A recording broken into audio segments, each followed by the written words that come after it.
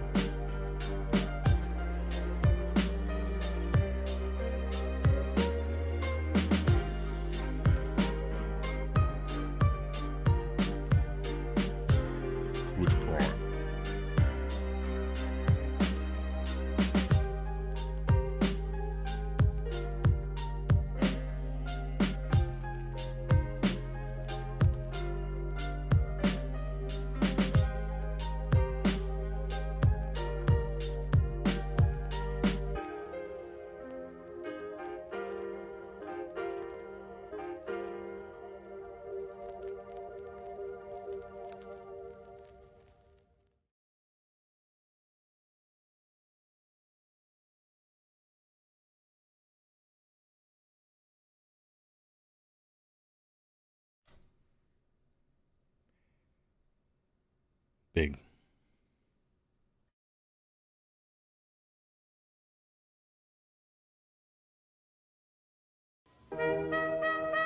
Right now, you could be savoring the rich, creamy flavor of angel food ice cream. It's the extra cream in angel food that blends all of your favorite flavors so they're always smooth and creamy, never pointy. How about some rich and creamy angel food ice cream right now?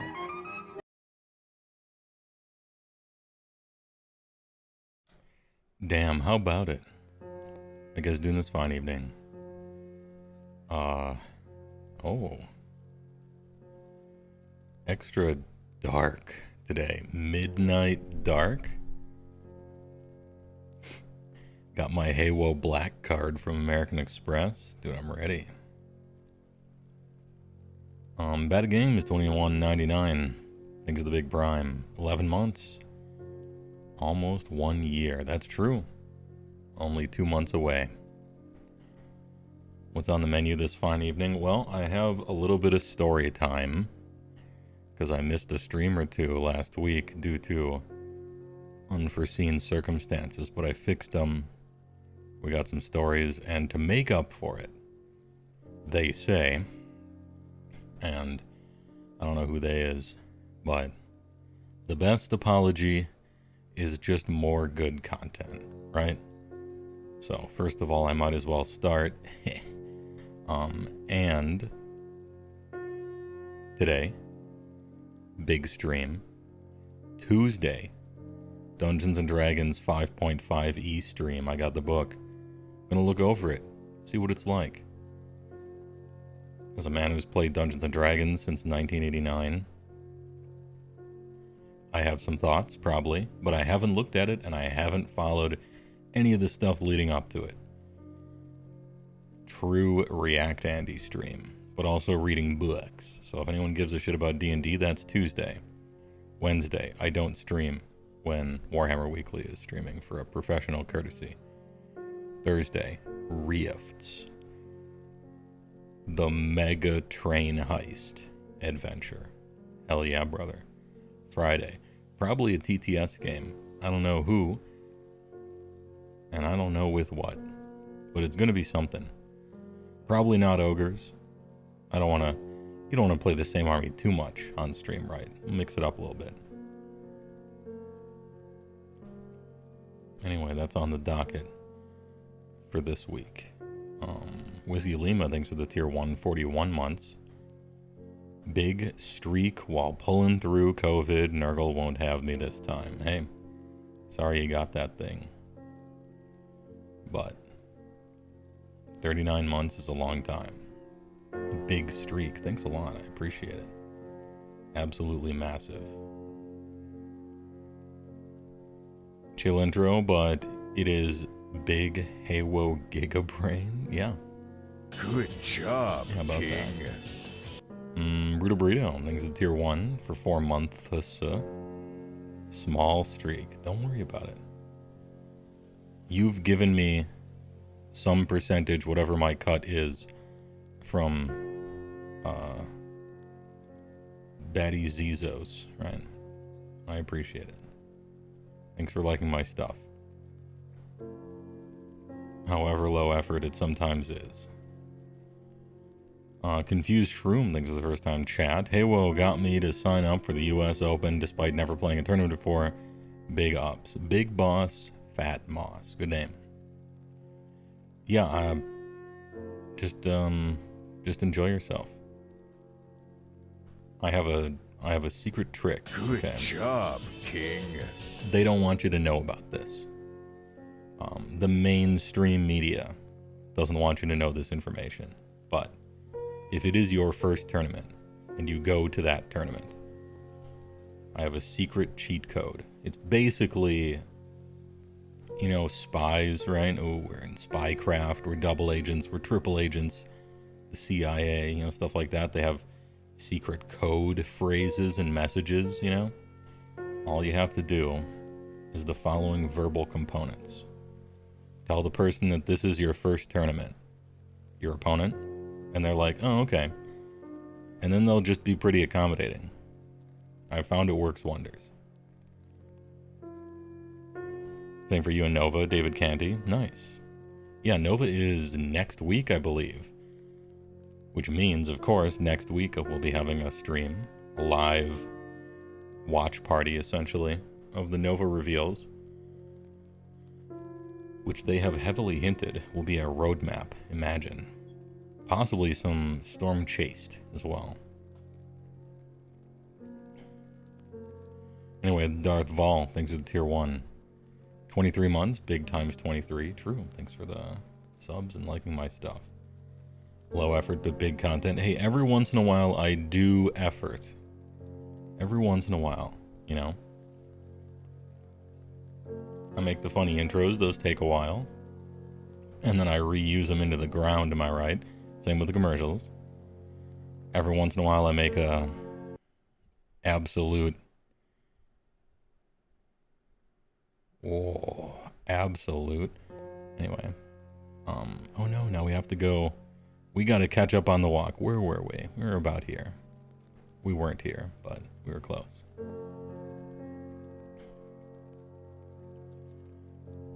Next Warcry box, you hope. You've been collecting all the Gnarlwood boxes. This isn't mainstream media? No, I would say the mainstream media is still the TV and the huge media companies. Where's the mainstream at? You're gonna have to get a channel changer. A remote, if you will. And turn on a television. I don't know too much about that myself. I don't have one. I don't got a TV. Don't have a couch. Because there's sort of no point in having a couch if you don't have a TV. At least as far as I can figure, But it's in there somewhere. It's in that box. You enjoy tournaments by slamming a beer before a match and then speed running losing. really just there to chill and have a good time. Yeah, it's basically what most people are there for. 80% plus, possibly even 90, are just there to play 5 games because they don't get to play a lot and talk to people that give a shit about the hobby they like. I mean, they're trying to go 3-2. You don't want a winning record, right? But very few people are taking it very seriously, which is how you should approach it. That Games Workshop is trying as hard as they can to let you know that's how you kind of should approach the game. And I think for once they're right. The most tournaments sell booze in the Midwest area of the United States. I've never been to a tournament that did not have alcohol sales on the premises in my life. And I've been going to tournaments for 8 years. I don't know how Brit-bongers do it. I don't know how Southerners do it. I don't know how the coastal people do it. So maybe it's a regional thing, I'm not sure. But the thing that there always is, and there are 2 at Midwestern tournaments, is a bar that you can buy booze at, and a charity raffle, usually for some school or cancer kid thing. And you can win more at the raffle than you can getting first place at the tournament.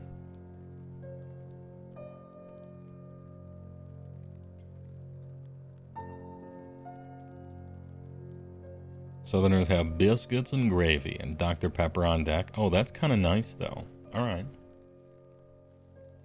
All right, that's kind of nice, though. I mean, don't get rowdy, right? You still want to observe proper etiquette for being in a public place. And don't get tipsy enough so that, you know, you're a slow, annoying opponent, but... Happy Big Monday, yeah. Big tech problems fixed. Yeah, fixed the big tech. I managed to do it. The problem was my router. Too old. I don't replace stuff very often, as you might imagine. And so I got a brand new router. It was the most expensive router I've ever bought in my life, but it came recommended from 2 very tech knowledgeable people I know. And so I'm like, you know what? Fuck it. I'll get it. And that fixed exactly half of my problems. The internet was no longer just flickering on and off at all times. And it was happening to both computers, which troubleshooting-wise made me think, oh, okay, so it's probably not something on the computer. It's probably something else, right? And so I plugged it straight into the modem. Worked fine. Aha. Okay. Aha. And then it just worked. The other problem, though, as you know, I am old as fuck and set in my ways and a weirdo who never goes outside. I make no secret of any of these. And also, you know, an ogre magi who lives in a wizard tower, you know, log cabin. And the internet browser that I like to use is absolute boomer ass Opera, which was a hip, cool new browser, fastest among all the browsers in 2006 maybe. But I had been using it well past its prime, and I knew that, you know, and I knew that someday I would have to switch browsers because website after website was overtly not supporting anything but whatever the fuck Internet Explorer trash is right now, or Chrome things, right? So Alright, and then Twitch.tv changed their thing once again to overtly break every part of Opera trying to watch it because they're obsessed with stopping people from using ad blockers, of which I was not using any for their site. I pay to watch Twitch ad-free, fair and square. They give me 1 million hours of free content. Well, not free, but it could be 1 million hours of free content. I rather like a lot of streamers and stuff. I pay for Twitch Turbo. Thou shalt not suffer an ad to be watched. And if I like the thing, alright, you get your money. Fine. But they still broke the damn thing because of other people trying to do it. So I'm like, alright, fine. Alright. It's finally time.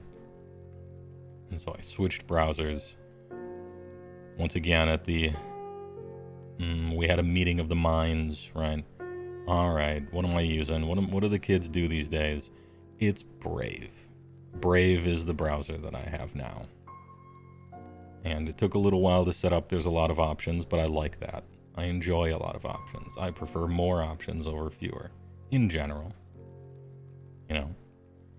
Anyways, we got Brave up and running on all the comps. And Opera is no more.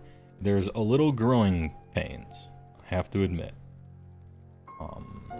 The dashboard speed dial thing no longer looks like a spaceship interface. A little sad about that. You know, the speed dial is kind of small. You can only fit 12 things on it. But what, you know, I'll deal with that. That's fine. It's a Chromium-based browser, so it's not quite Chrome, but it's close enough that everything works for it. And it's Brave is the browser that kind of gives a shit about your privacy in certain ways.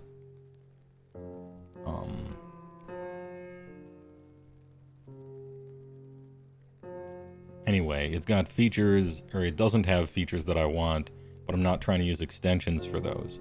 Imagine using an extension for your speed dial. Necessarily then, whoever the fuck non-government entity wrote the extension now knows literally all of your, like, most used links and stuff and are selling that to whoever. No thanks, none of your fucking business. Cordially. And so on, you know, like there's no auto dark mode like Opera had. So some websites, well, the websites that don't show up in dark mode or don't have an option for it, disgusting caveman shit, I gotta say. But a lot of them don't. One of those is Warhammer Community. The trash keeps getting trashier. And my mouse gestures are gone. And I understand that this is a... Oh man, I have never been more your aunt, who used to be a librarian and is now retired and still uses one of those mice that has the ball roller thing on the thumb. I've never been more her than when I'm complaining on Discord to the other mods about how Brave doesn't have mouse gestures and all the extensions for it are trash and don't work. And they're like, who would ever use mouse gesture? What is mouse gestures? I'm like, bro, I'm surfing the web. I want to open a new tab or close a tab or cycle through them. First of all, story time. Peter Molyneux. You may have heard of him.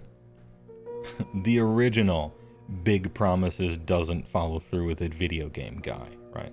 Lionhead Studios. He made a game called Black and White. And you were a god in this game. Your mouse cursor was a hand, right? And you had a creature, a avatar creature that represented you in the physical world, and your little subjects. It was sort of like a isometric 3/4 kind of top-down thing. And they worshipped you, and you could, you know, raise the creature and have it would change based on how good or evil you were.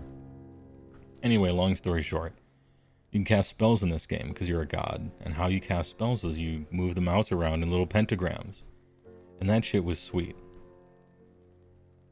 And so, for 18 years, I've been browsing the web by casting spells and shit with my mouse. moving it all over the place, making designs, pentagrams, whatever, right? And it was sweet, and now I don't have it, and I'm so sad. Mouse gestures, do you want that shit to have an SCSI port? Yeah, I know.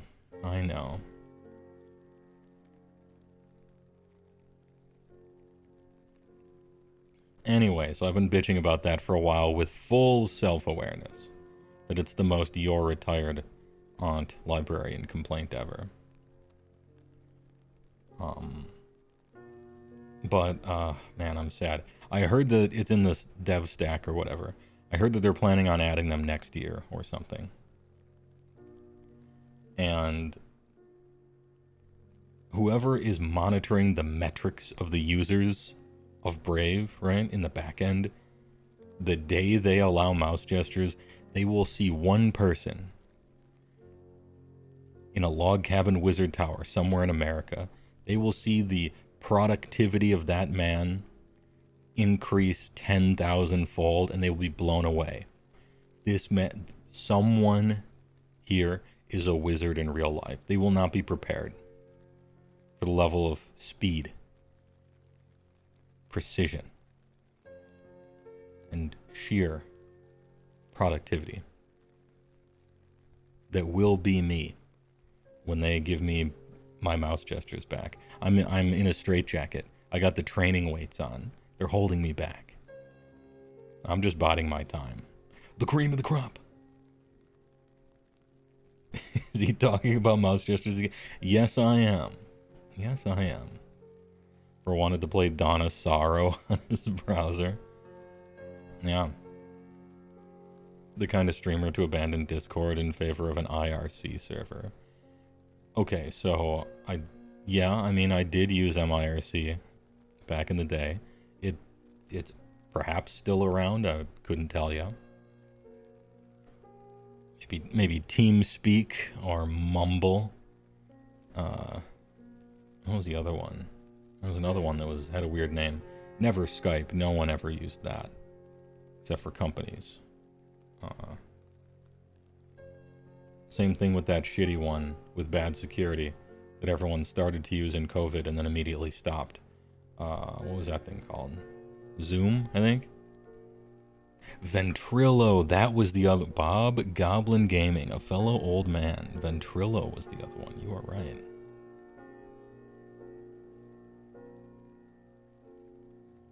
You wonder why older people type with one finger on keyboard? Because they never learned how to type. A person of a certain age didn't learn how to type in school because they used to teach you. They had a typing class, right? And there is a 1 generation gap in typing because you used to have typing class in school for typewriters.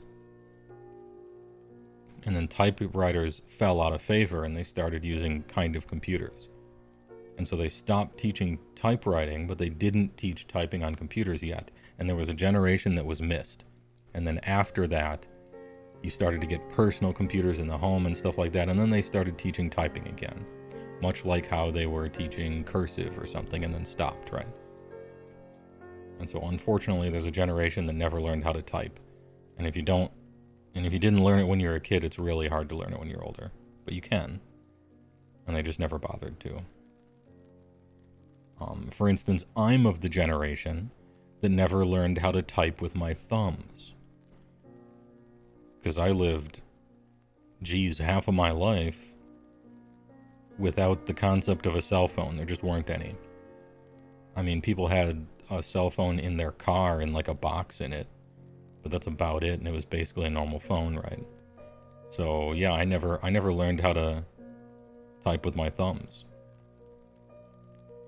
Turns out it hasn't affected me too much, but it could have. I don't know. A lot of people, and then like I noticed younger generations, right? Unbelievable speed and quickness with just their 2 thumbs texting away, right?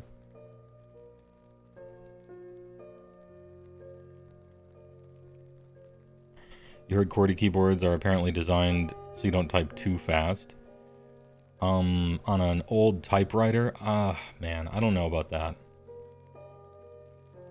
there were a lot of different typewriter designs like that, but typewriter technology quickly solved those problems. And so I think that might be an urban legend. It turns out it really doesn't too much matter what the layout of a keyboard is. If you learn it when you're a kid, you get really good at it, at about the same speed. QWERTY or the other one, or even if it was just A through Z all the way through, it doesn't really matter. It just matters that you learn it when you're young. At least according to what I briefly looked up. Who here learned to dial on rotary phones? Me. I remember when I was a little kid, I took one apart to see if I could put it back together again. It was a brown rotary phone. The hammers.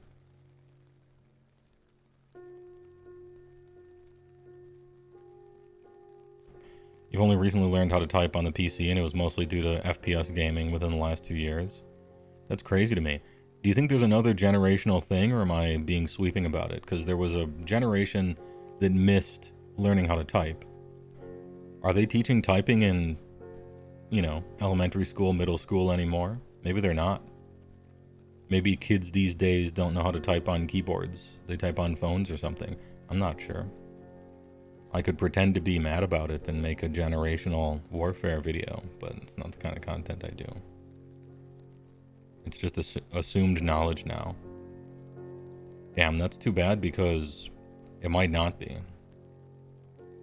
Computer literacy might even be down. Because so many programs and user interfaces and everything like that are half built to hide things from you rather than allow you to interact with them.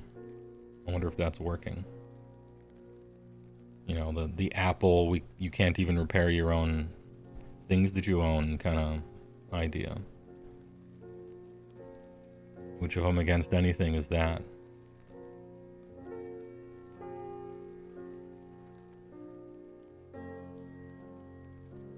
I bet kids figure stuff out if they care to. Just like always, though.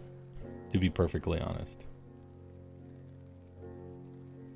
You get a kid interested in something, which is often the hard part and sometimes uncontrollable.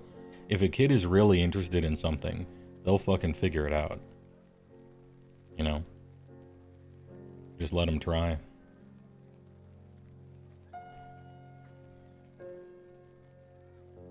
QWERTY was arranged so the bars holding the letters didn't get jammed up. Yeah, it was, but then typewriters quickly fixed that. Like they, you know. And anyway, it's all water under the bridge.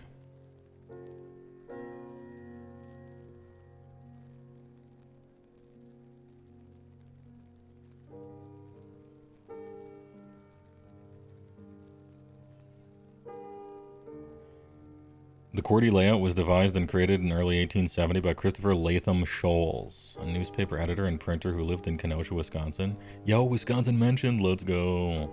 Damn, we got it. Wisconsin mentioned the power of Westconsin.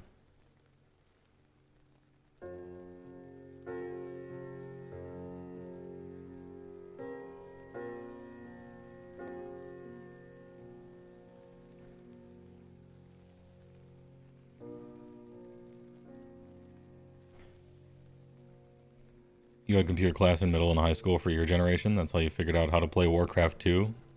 That's how you learned that your sound card works perfectly. Backside of the TV, thanks for the Prime for 5 months. Thanks for the streak. Nice thumbnail. I found it. I didn't make it. Ahem. You should have taken computer lab seriously in elementary school. Your typing speed is pretty slow. That's just, I think, practice. As in, like, dedicated practice. You can still do it. My computer lab in middle school was... We learned Visual Basic, the programming language. We learned that. The class I took to learn Visual Basic was the last year it was offered at that school. Or anywhere. Because after that one school year, It was officially an obsolete language that would be used for nothing, ever. And so that was my first taste of learning something that I knew would never matter again. But it didn't, I mean, it wasn't really a big deal. The teacher went out for smoke breaks all the time, and we just played Doom that we installed on all the computers anyway, so I didn't learn anything regardless.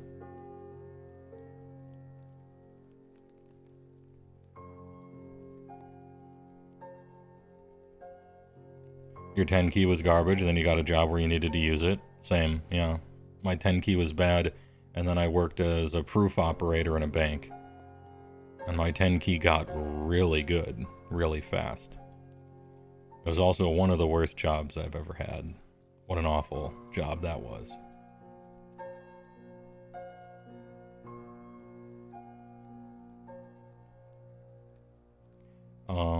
Stray AOS question. Who's going to be more fun to start with, Stormcast or Cruel Boys? You have both, but you have limited hobby time, so you don't know which to go first. How much do you care about playing optimally? And self-improvement and trying to get good and puzzling out, ooh, what's the best way to play in this situation? How much does that matter to you? This isn't like a derogatory question.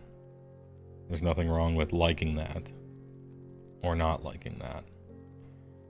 But the more gameplay is a puzzle to be solved side of things you're on, I think the more you might like Cruel Boys.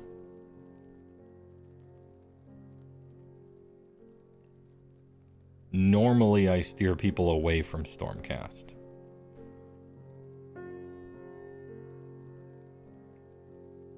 Although they're fun this edition, and cool, but the churn gets you.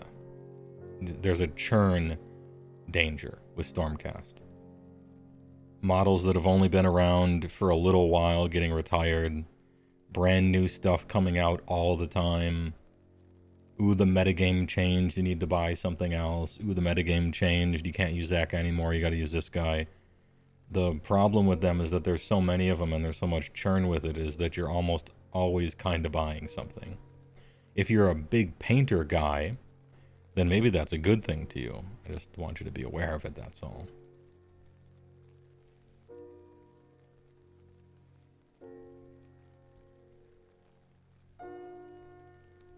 But both armies kind of fun right now.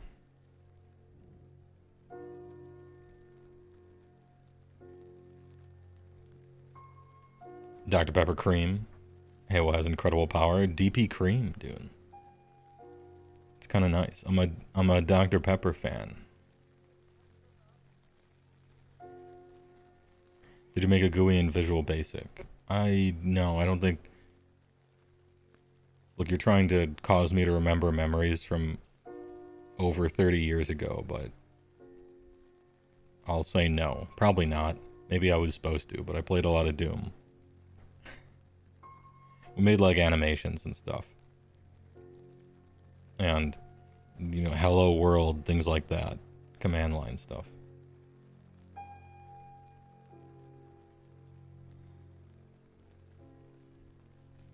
Which army do you think is the most complex to master?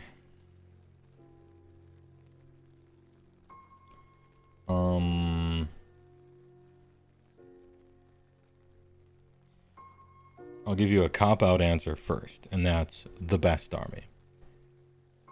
Whatever the best army is right now, which is Nighthaunt, by the way, is the one that is the most complex to master.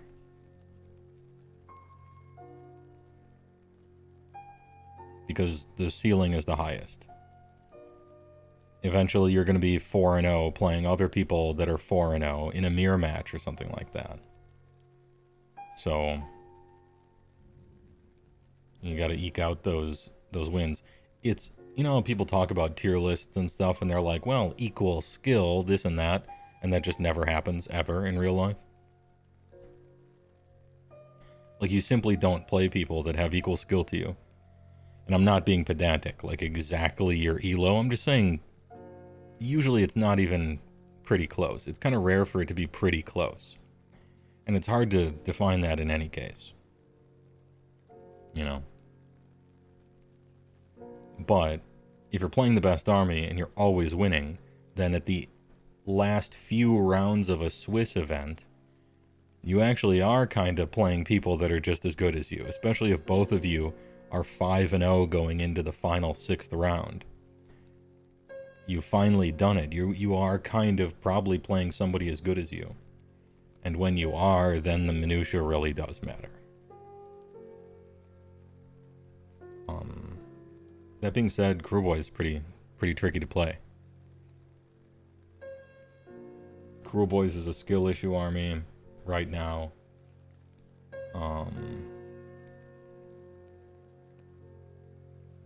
Skaven a little bit as well.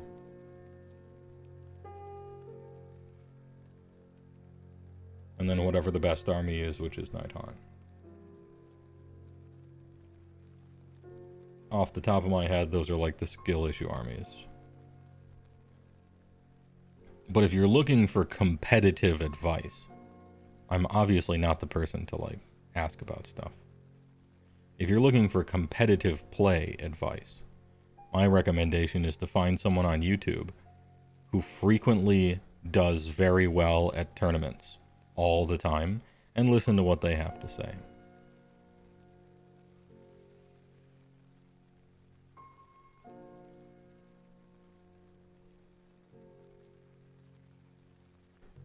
I'm here for color commentary,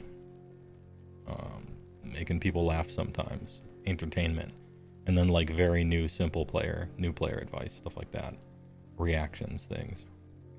Walking around in Japan and talking about mouse gestures, and telling people, hey, maybe don't buy the Start Collecting if it only features half of the models in there that you'll ever use. And then someone's mind is like blown by that. Do you think Sylvaneth will get a fix in the next update? It should. Or it's a practical joke of a company.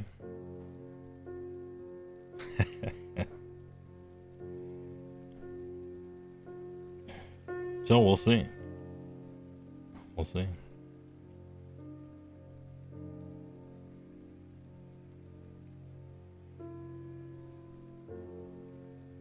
You haven't had a chance to play Mod Tribes in 10th? Your local game store isn't ready for it yet, since everyone is gathering their armies still. Oh, nice. Yeah, ogres are fun and cool in this edition. Fun and cool. It's never been a better time to be a Gutbusters player, for sure.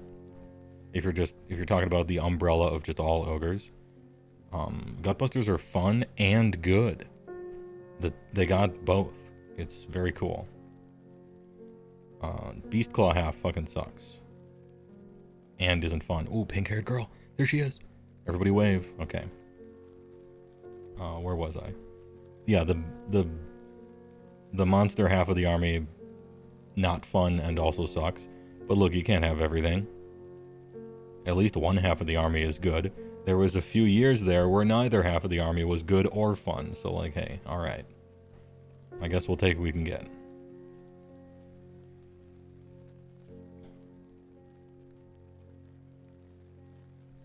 Just got in AOS like 2 months before 4th edition, have less than 10 games, ran away from 40k competitive. How big is narrative style games in AOS? It is a meme. It is a marketing word. People say narrative to trick people into thinking like narrative exists. It doesn't. It's not a thing. Sorry you had to hear it from me.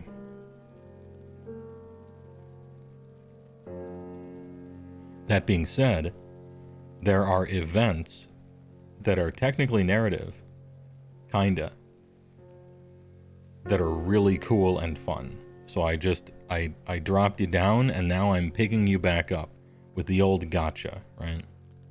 Good job, King. There are narrative tournaments at some of the big, like Adepticon. Yeah, Nova, I think, has one. Steve Herner runs excellent narrative, actually, cutthroat narrative events. What is it called? Holy Wars and Holy Havoc, both. He put more effort into designing the entire table and hobbying up the whole ass table You put more effort into that than you put into your whole army. And he made a bunch of tables like that. They look like terrariums filled with all sorts of stuff. And the table is essentially like a third opponent, or a second opponent, I guess. And people are you get the impression like, oh, narrative, it's, you know, it's not as serious. Well, sometimes the most cutthroat tournament I've ever been in was a narrative tournament. People brought the hardest lists I've ever seen. Starting from round 1 of the tournament, they were just spike gaming. You know, thinking for a long time, perfect tactics. Ooh, we got to eke this out, do this, do that, right?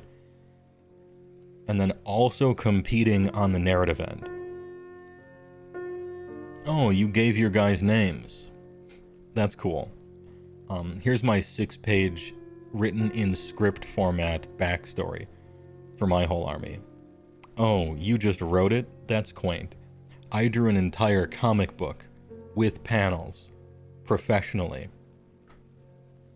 and made a comic book for the backstory of my army. Ooh, it's like the card scene from American Psycho, except the narrative like stories and stuff for the people's armies. I thought it was wonderful.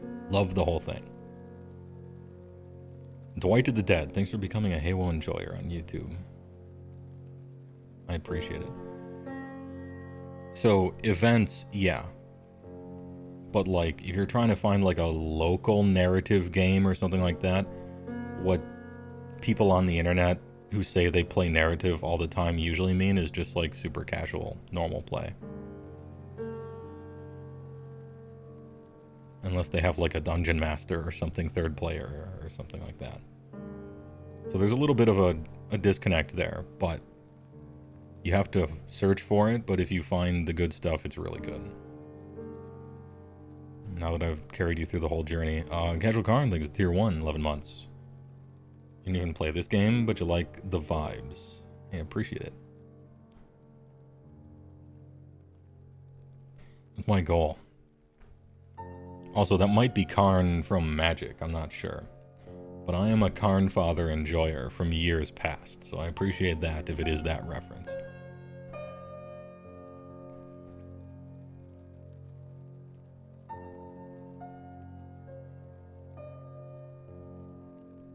And yeah, the goal is to be like, if somebody doesn't know anything about Warhammer, they would at least possibly stick around for the stream and like it. So it's nice to hear. Do you think any of the army's psychographic profiles have changed? Yeah, a lot. But that's already been covered pretty thoroughly, and I think very correctly by Vince. What was it, last week? Perhaps 2 weeks ago, they did a tier list for all the armies, and one of the tier lists was a tier list of the psychographic profiles that the armies go into. And I mostly agreed with what they said. And so, if anyone has a question about psychographic profiles, usually they're looking for a long answer. I would point you towards that video to watch. I watched it myself and enjoyed it, and mostly agreed. It was kind of a cool one. I think that was the third. If you're trying to scrub through the video, I believe it was the final tier list on that thing.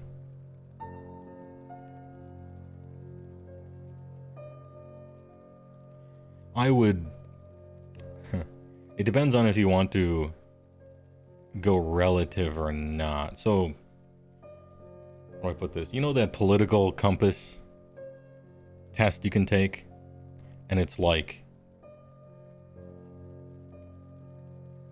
What's a word for totally nonsense and not useful without seeming too critical? What's a good word for that? Well, pretend I used that word, right? And then at the end they put your dot on somewhere and they're like, here's all the, you know, places. This is where Mao Zedong was, and this is where Genghis Khan was, and this is where Hitler was, and all this other stuff, right? And they put it like among the possible political positions to hold theoretically, you know, even though basically no one does on the fringes at all. It's kind of like that. So for the libertarian think tank, PSYOP is the term you're looking for. Yeah, something like that. With just retarded questions, you know, they're like so obvious when you're reading them. You go through the questionnaires on those things, and it's like, "Are you a proud racist?" Question mark. Like, I wonder what this one is for. Like, so stupid. Yeah. Anyway, what was I saying that about? Oh yeah. So the reason I mentioned that was the psychographic profile tier list that Vince did. It's adjusted for inflation. Okay. It's grading on a curve. He put like people all the way at the corner of Johnny and stuff like that, and I would make a kind of pointless but possibly valid comment that Age of Sigmar itself is like really, really not a Johnny game at all. And the most Johnny you can possibly be in this game doesn't even shave one layer of wood with the planer off of a 2x4 as it pertains to like magic or Path of Exile or something like that. Like real Johnny shit. So I would just say that it's grading on a curve a little bit. And it's the same thing for Spike. The single most winningest, most serious, sweatiest tournament player on Earth for Age of Sigmar is less competitive than basically everyone at a day 2 of any GP for Magic or, you know, whatever. It's just not, it's not that much of a spiky game because it's really not, and there's no reason to be. So I would just say that. And saying that I think is useful to somebody who doesn't know anything about the game at all. GPs exist. They did when I was playing the game before I quit, because they got rid of them. But yeah, I guess whatever, GPs don't exist anymore, and now they're called Commander Fests or whatever the fuck. Or maybe they're online on Arena only, I'm not sure. I haven't paid attention to it since well before COVID, so even my reference is dated here.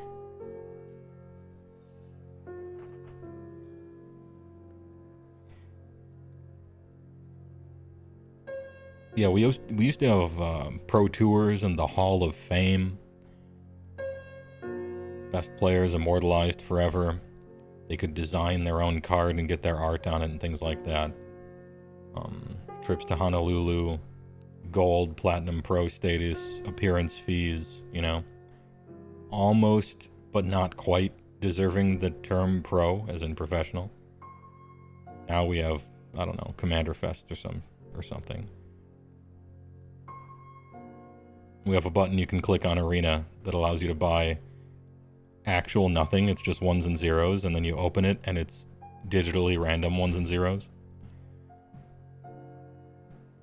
that you can't exchange for anything, and so they're just worthless and you have to dust stuff. Anyway, no more boomer complaining about Magic.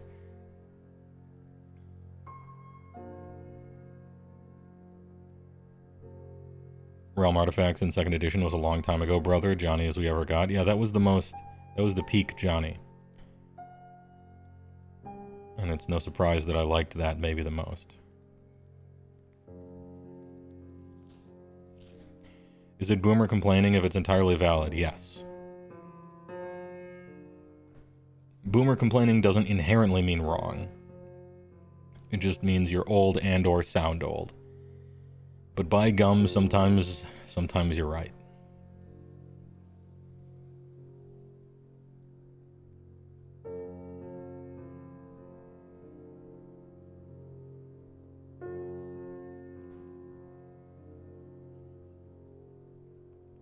Ahem.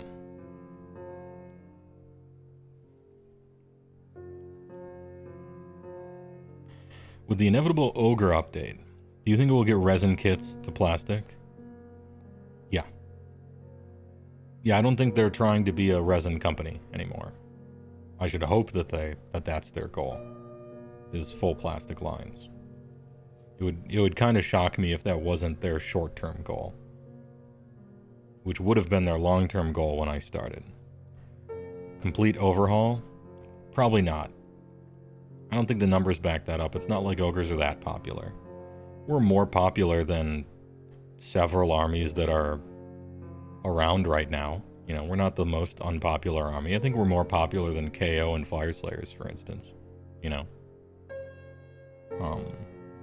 But I don't think we're popular enough for a complete overhaul. I would love to be wrong. If they did a complete overhaul, I'd probably buy all the shit. Gutbusters, Beastclaw, who cares? If it looks cool, I'll play it, you know? I'm just waiting for that. What kits do you expect to go away? All the Finecast. And what kits to be remade? The Gutbuster half of all the Finecast. Complete Ogre Haul, yeah. I expect Slaughtermaster and Butcher Finecast to be retired and replaced with plastic. That one, to me, I think that's like a guarantee. If they're doing it at all. Is those two.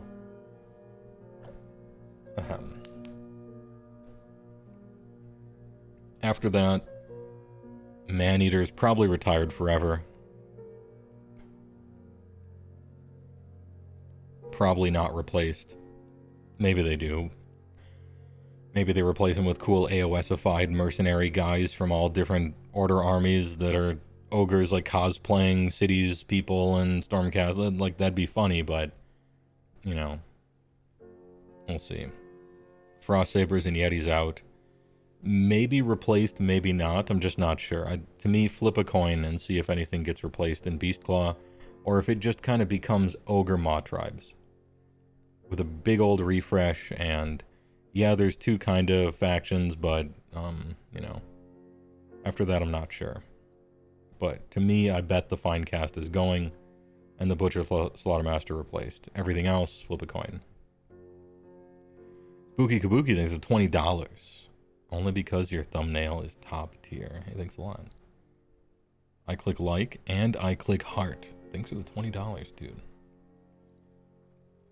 It was a good thing I saved that thumbnail. My thumbnails have, for the live streams anyway, I just search for a meme I have on my computer. And so that's... And if it has something to do with the stream, good. If it kind of doesn't, then alright. So I appreciate it. Big super chat. Anyway, thanks for liking my stuff, even though I didn't make the thumbnail. I did not, by the way. You played in a 3-round 1K intro tourney last week with Cruel Boys, enjoying 4th even if balance is a little off. Yeah, I have mostly good things to say about 4th edition, and my complaints, I think, are easily fixed. So I'm mostly pretty positive on 4th edition. The two hunters feel weird, like a hunter can't hunt for both sides. Yeah, for a while we had 3 hunters. It's weird that we have so many hunters and they're all bad. Strange.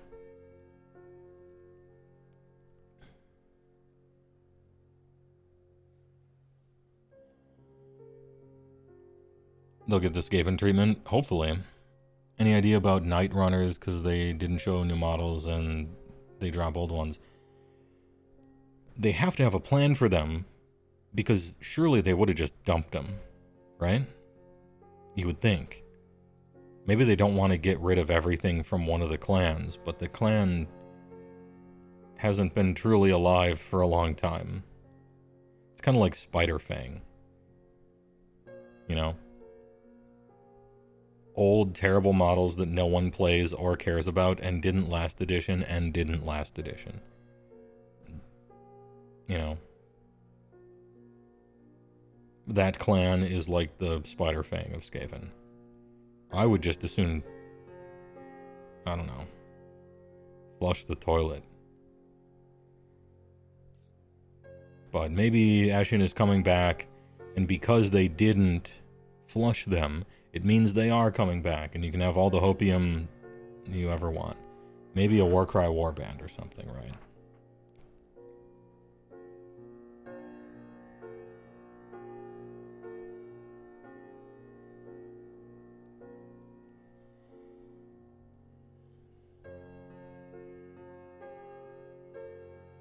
What if the next edition is ogres as the next big bad with a whole range refresh? Then I would be happy, and I would spend a bunch of money and buy it. Yeah. That'll show them. That'll teach them. They do a big range refresh, and they're like, you know what? We're going to Age of Sigmarify the fuck out of these ogres. It's not two halves. It's not Beast Claw and Gutbusters. It's just ogres. But they're all new and different and very AOS, right? Instead of just kind of leftover fantasy stuff. And it's all wrapped up into one thing with new models that were all done by the big Oosh and the huge new rat guy. That sculptor did all the ogres and made them look horrifying and really cool. Hey, alright, I'll buy it all. I'll buy it and play it. I'm just not going to buy their current stuff because it's crap. I'll wait.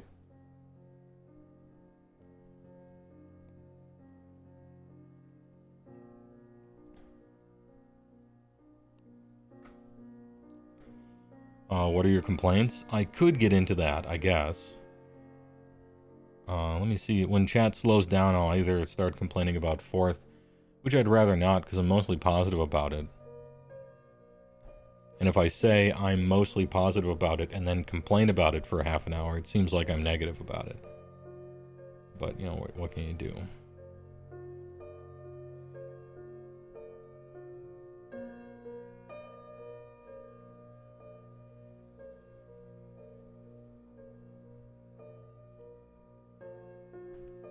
Easiest way seems to make all of ogres do the Everwinter thing. Yeah, I think so too. If they have to choose one theme, I think the whole Everwinter thing as a concept is cool. And I wouldn't mind that being everything. Obviously, I would say that. It's my half of the army. But, I don't know. Don't feel burdened by the past. Come up with something new and cool. If it's cool, I'll buy it.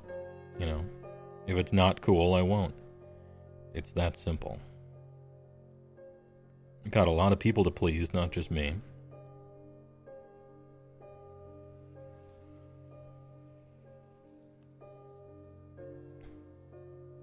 In your playtesting, are there other factions you're particularly excited for? Every army I've played against, I've been excited for. I've played against Skaven. I'm really excited for Skaven. They seemed awesome and fun. Skaven, the army, it seems great. All your dudes, most of your guys look cool now. You just got a new bunch of stuff. The playstyle seems fun. And yeah, Skaven seemed pretty hype. I played against Slaves to Darkness a few times. They seem great and cool and fun. Yeah, I like Slaves. Ahem. Yeah, I played against Skaven. They seemed cool. I played against Slaves to Darkness. They seemed cool. Very fun as well for both of those. Played against Khorne a few times. Super fun, cool. They do shitloads of damage now. I feel like probably they're going to do something to Murderlust. But even if they do, it doesn't matter. Like, I think Khorne's cool and fun. Yeah, I'm pretty excited for them. I played against... what else? I'm scrolling through my... Oh, I played against Soulblade Gravelords a few times. They seem cool and fun. Kind of hyped for them.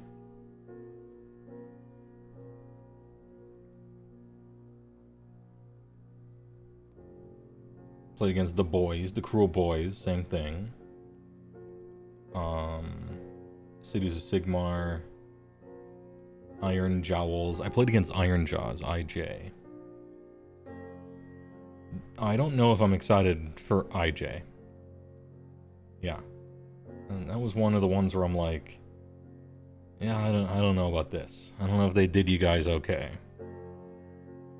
I mean, they do a bunch of damage, but only sometimes kinda on a coin flip, and they're really slow and weird. And they just die.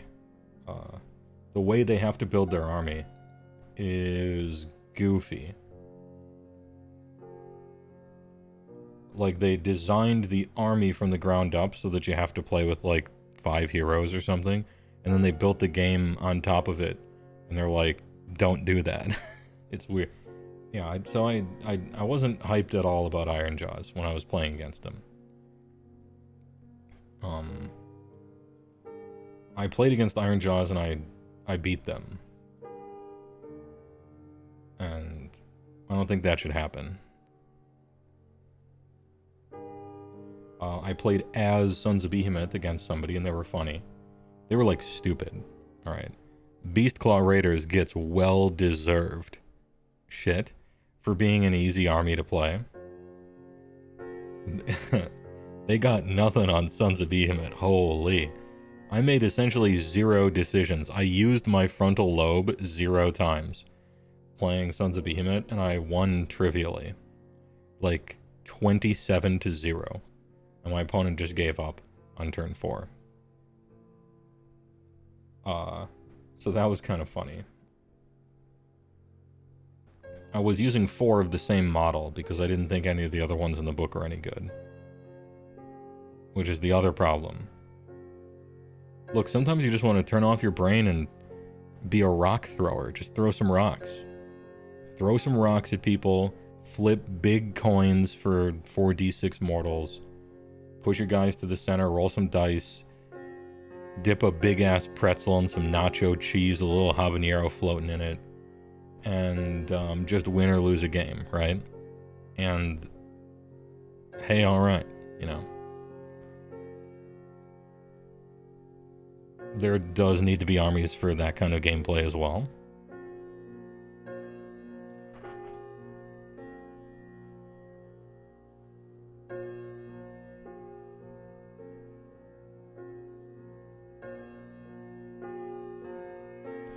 You think Everwinter is boring, but that's because it's not your half of the army. Ogre Mercs feed paths through the realms seem really cool to you. Yeah, I mean, that's what happens when you put 2 armies together in a sandwich, right? Half of the people think their half is cool, and the other half of the people think the other half is cool. I don't care too much which side wins if they plan on souping us all up and refreshing all the models for a consistent theme across all of it and redoing all the lore. If it looks cool, alright. Like, if it looks cool, and it's fun to play, and the new lore is cool, then I don't really care. I'll be happy about it. If it fucking sucks, then I don't know, fuck you.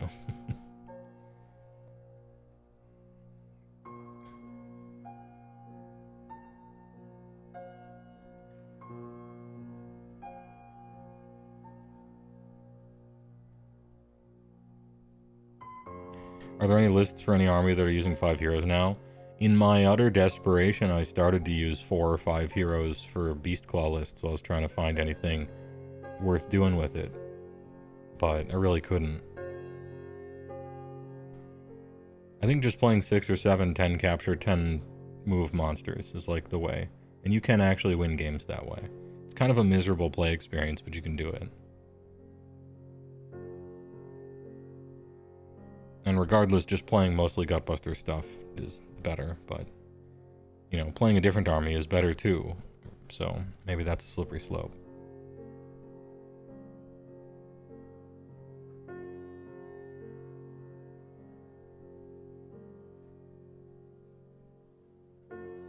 Do armies have 1-drops? As far as I know, only 1. There's like an Archaon list that's 1-drop. That people are playing legitimately and not as just a meme.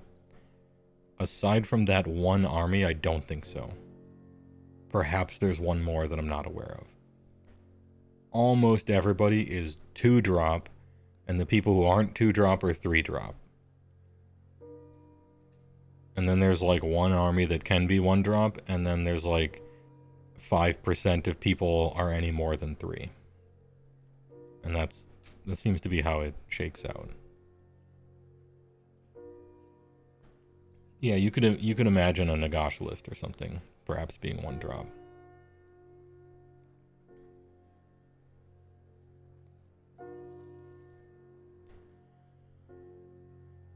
Just take 18 Mournfang. I won't be. They don't do enough. They're not good enough. They're either too expensive or not good enough on the War Scroll. One of the two. Pick one. And they don't get a lot of synergies. They're like Varangard for the same cost that come in 2-man units, except with no synergy. That are a lot worse. It's like, would you play those? No. You can play them in units of 2 maybe to run up the side wall of the battle plan and kill somebody's 100-point Fury unit maybe. Like, that's kind of what Mornfang are good for. But you're still overpaying. You could do it.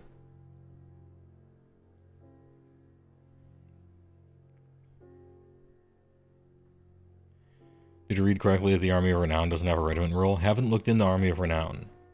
I had purposely ignored all the Armies of Renown because I thought they were going away. And then they suddenly weren't going away, and it shocked me. And now I don't know what any of them do.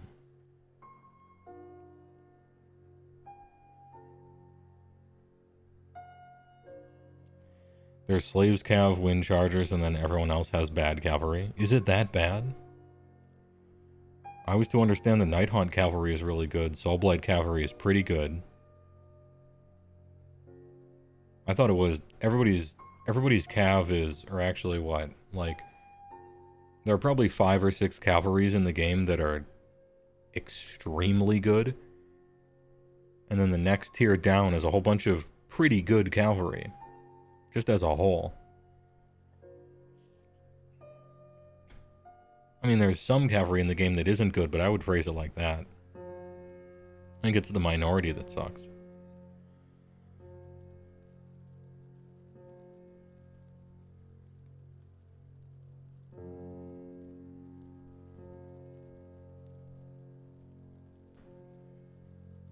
Were the 5 really good cav? First place, Nighthaunt cav. Then Slaves, Dawn Riders,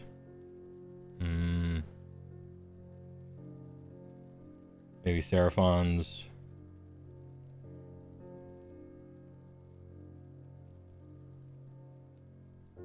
Oh, I forgot about Dread Harrow. Does that count? To me, Dread Harrows don't count because they're... I mean, technically they are on a horse, but they're like a totally different type of job. And if you want to count them, sure, because they're super good. But we don't have a name for that. I wish we had a name for that. The fast thing that can score battle tactics without interacting with the opponent. Like, what's that? What's the name for that thing? Action Monkey? Lone Ops, Score Seeker. In 2nd edition, when Lumineth came out, there was a guy called the Lore Seeker. And people called him the Score Seeker. Because he could just, like, collect victory points. Maybe they're Score Seekers, I don't know. A Taker unit. Maybe a Taker unit.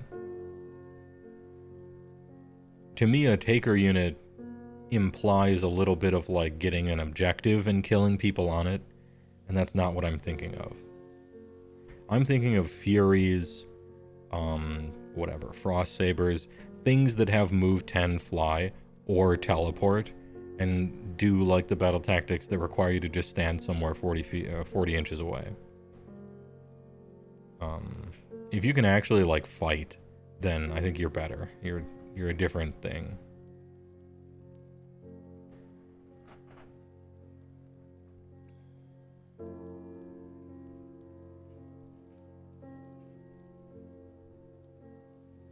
Warhammer Weekly called them prospectors.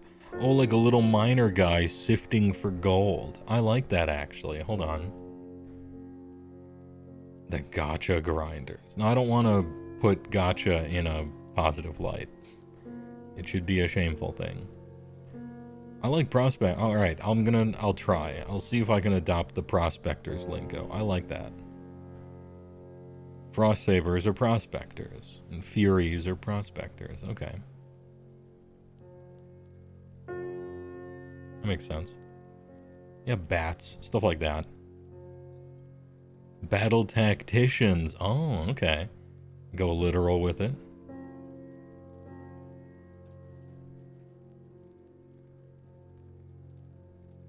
prospectors, huh? Just Seeker would also work, Rosie Rocks. Just Seekers? That's nice and simple. That could work too.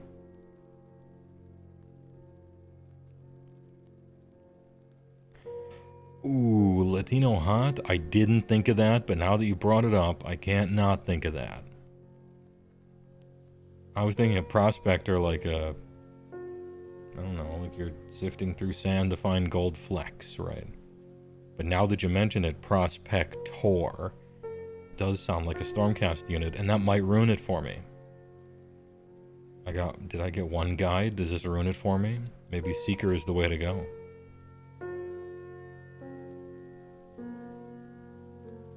Maybe if I pronounce it a certain way, right? Prospector. If I do that, it's fine.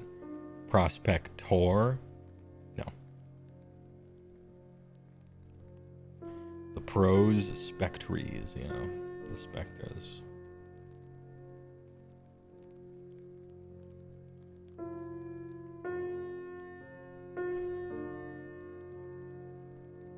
Or spectators. Because they just watch the fight. They don't participate in any fights. They just watch them. They're the spectators. Little spectator tots on the sidelines.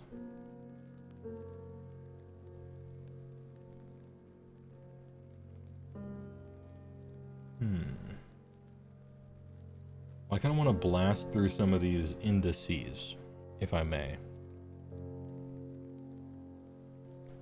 So I might start doing that pretty soon. I don't want to alarm anyone. House flippers.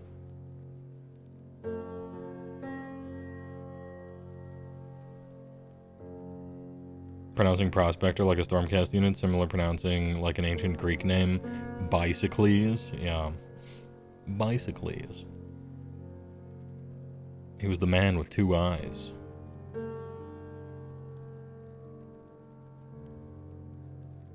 Oh, I have another story time as well. My now 96-year-old grandfather sent me a text. First of all, maybe that's a headline already. My 96-year-old grandfather sent me a text with his cell phone, which, alright, kind of nice. He was like, "Are you busy?" And I'm like, "My internet is down and I'm buying a new router, so I am busy." And he responded with a capital L.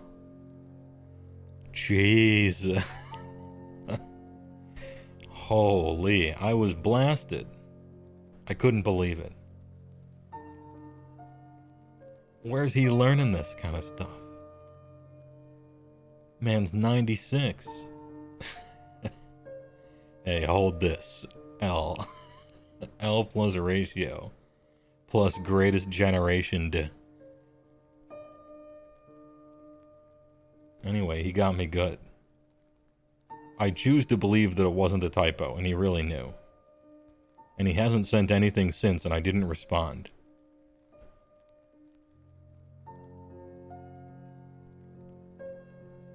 He's got another 20 years easy. Holy, yeah. Anyway, good shit. I'll accept it. Yeah, my internet's down and I couldn't stream today and I'm buying a new router. L.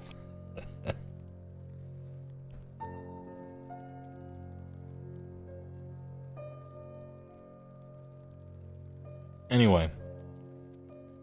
He got over COVID, by the way. He had it for a little while and we were concerned, but he's still kicking.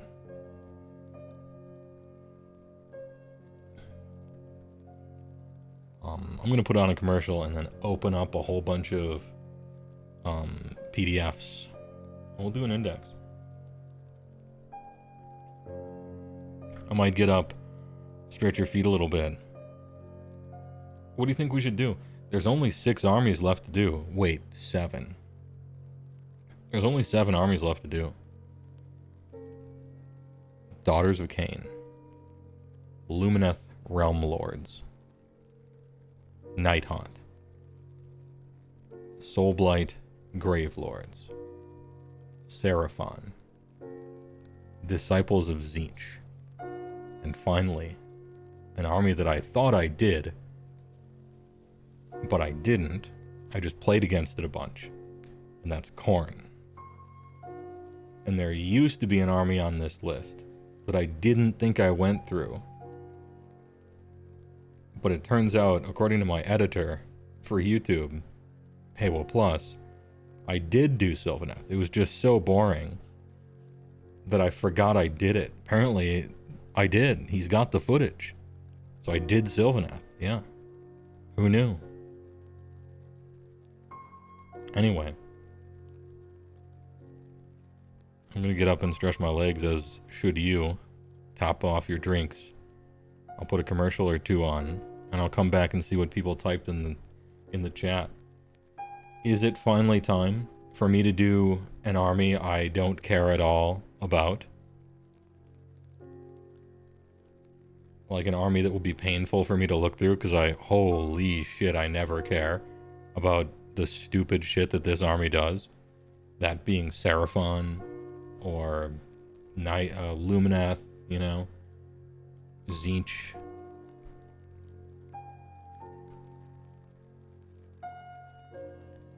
Who knows, maybe I'll like it.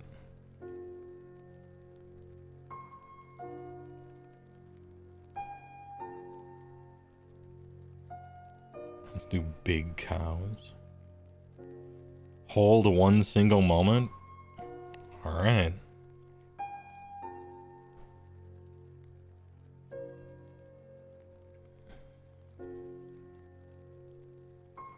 Tzeentch, Soulblight, Doc, Trees, I Sleep, Doc. Big cows. He cares about Doc Pog.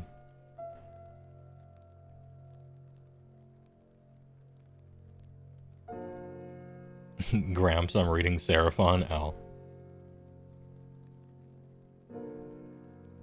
Offer tribute in exchange for a Khorne focus. Khorne. Dylan! You son of a bitch. Oh. A Plibby raid? Damn, I thought you would be going forever without stopping. Amazing Plibbit. The big raid of 49 viewers. An unobtainium in my unobcranium. Damn. The Plib raid is real. A Plibby raid. Let the raiders decide. I guess doing this fine evening. I was just about to cut the commercial. We still have 694 hours left. Yeah.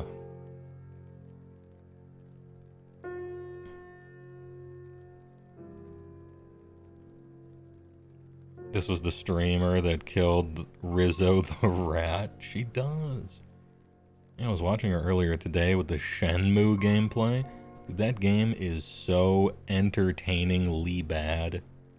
Holy, we're on the second game now, I think. I actually don't know. I'm gonna be honest. I don't know if she's playing the second Shenmue or the third one.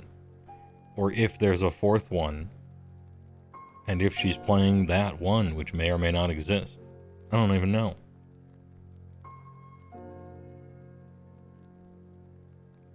But it's great. It doesn't matter. They blend together. Somehow game 2 is worse. Is this 2? Okay. Yu Suzuki is a hack. Dude, the game is so bad. It's so bad. But it hits the sweet spot. It's the perfect type of bad. It's excellently bad. It's entertainingly bad. Pigeon Scruffling's a tier 1 in 3 months. Big. It's in the hay. Wasn't it heralded as the must-buy console seller back in the day? That's what they probably wanted you to think. I don't know, maybe it was right. I'm not sure. I had a Dreamcast back in the day, and I had a lot of cool games on it, and Shenmue was not one of them. But I didn't play it back in the day either, so... Anyway, welcome Avatar enjoyers and lore experts. Deep Avatar lore enjoyers and spelunkers to the HeyWoah stream. We're walking in place, Japan. Parenthetical precipitation. And just kind of talking. I was about to do some content, but you have saved everyone from the throws and crutches that would be doing actual content instead of talking. So everyone needs to thank you, I guess. Are there any remaining index reviews left? Yes, there are. There's 8. Because apparently I've played against Slaves of Darkness a whole bunch, but I didn't go through their index. So that one is up as well. Happy Amazing Plibbit Day. Oh yeah, Amazing Plibbit. If you guys are VTuber enjoyers. She does some crazy shit. And it's like a subathon week, or a plibothon week. Check her out if you give a shit. You were apparently the most expensive game ever at the time. And it did not make back its money. Wait, it was the most expensive game to produce?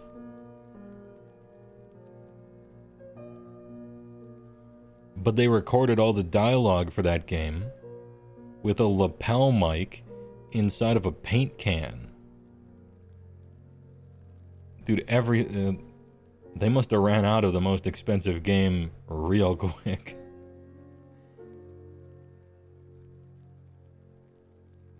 You had a Dreamcast that one day people would judge Shenmue by the content of its cartridge and not the quality of its voice acting. Actually. Actually. The Dreamcast used CD-ROMs. Thank you. Not cartridges. And it was a little Windows box.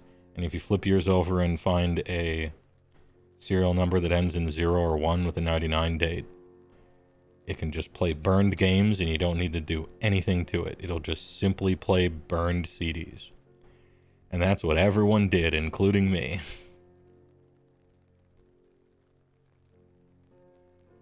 It was the shit.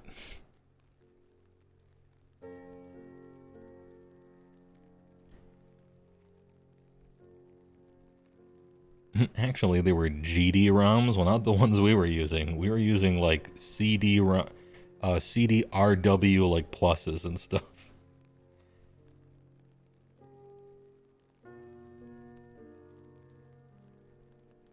Y'all got more of that Project Justice?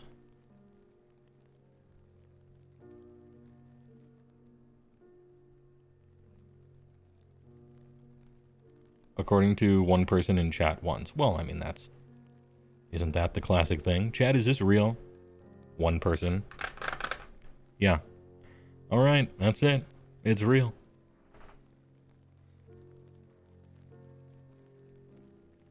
You were just out of town.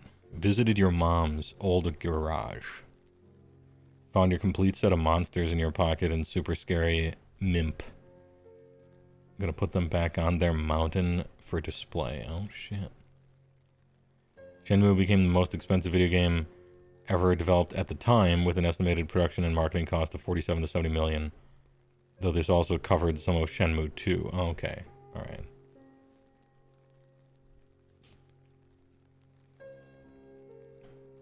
Adjusted for inflation, that's $70 gorillion.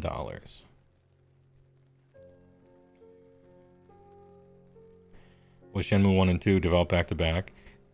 You know, if they were, I think some of them were kind of developed at the same time. Because we're looking at Shenmue 2, there's a lot of reused, well, I wouldn't say reused assets, but, because that's fairly typical for games, actually. But Shenmue looks real bad. And I'm thankful for it. Yeah, Virtua Fighter was sick, though. I think Shenmue 2 uses some Virtua Fighter models. The chick on the bike looks like a Virtua Fighter character. Actually, she looks more like a DOA. Looks like a Dead or Arrival character. Or Dead on Arrival character. Shen who? Yeah. 70 million yen is like $5. Actually, she looks like my new wife. Okay, alright. No love triangles here.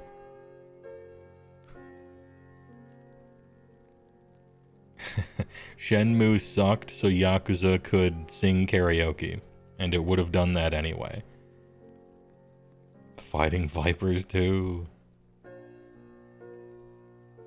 Slay's Darkness looks stupid strong. They're alright. And by that I mean great. They're fun. Their rules are fun and they're good. What more do you want?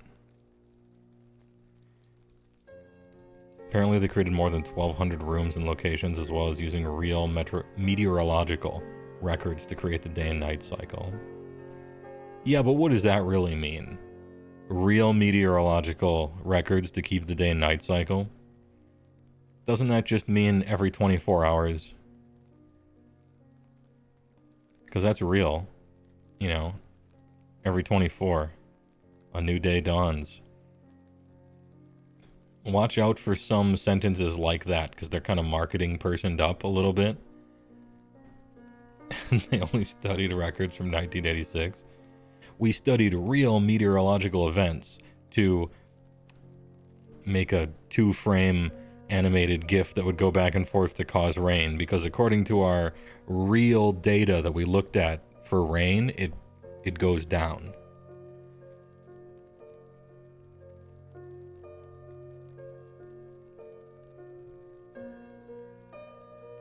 It rained in real life on January 19, 1986 or whatever. Yeah, okay. Just in case anyone playing it would throw down the controller in disgust and be like, I remember I was in Hong Kong, China in 1986, and I was on those docks right next to the guy who was a really questionable Rasta looking guy.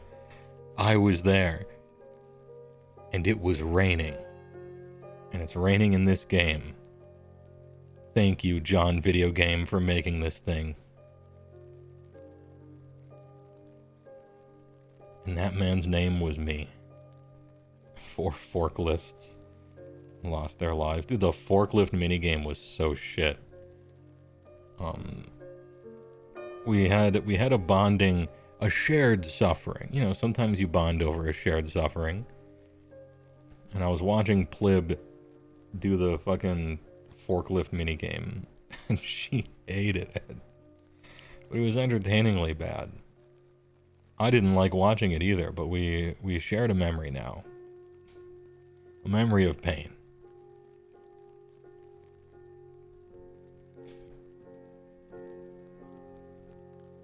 I should get another. Getting in real weather is so Japanese. Perhaps, yeah, I guess so.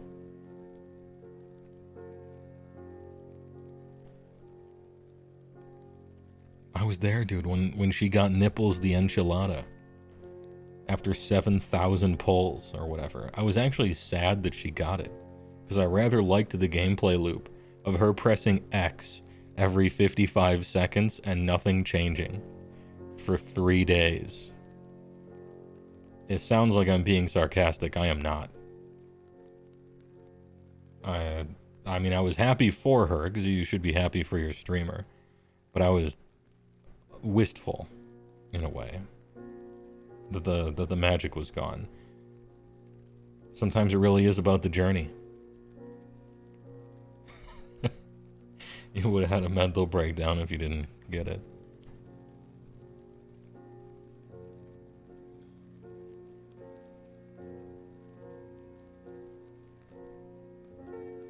Damn. Chat, did you know the Shenmue started development as Virtua Fighter RPG? I didn't know that. But the way that you type that makes me think that it's a meme. Much like the Final Fantasy XIV starter set that you can play for free up to whatever, Stormblood or something. What were the odds of getting that? Like 1 in 1,000. She spent several entire days streaming. Mostly just doing that. And she got it. And I was there.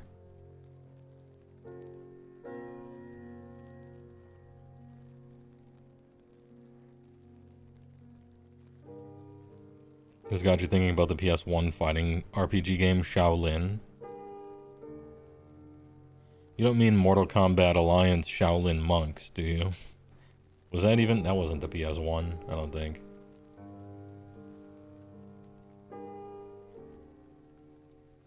Isn't it weird? I can't remember even what console that awful Mortal Kombat game was on.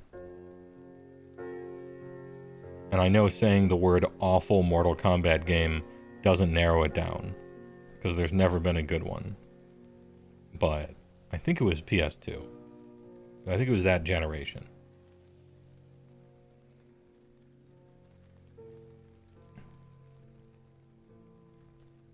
Shaolin is way different. You pick a style, and then you run around and be an asshole. Oh, okay. Alright.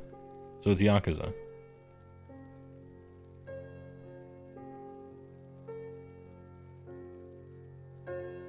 "30 hours in. MKX is pretty good. No. You can choose to not pay for food and you become unvirtuous and get the bad end. Oh shit. Your choices matter. I love games that tell you that your choices matter, and then the only choices they ever give you is like, put the shopping cart back or run over a child.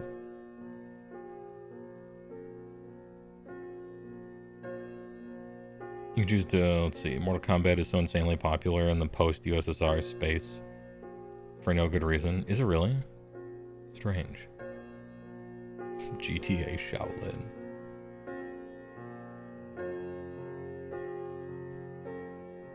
Just like Shaolin the Hedgehog. Lord of Fist, dude.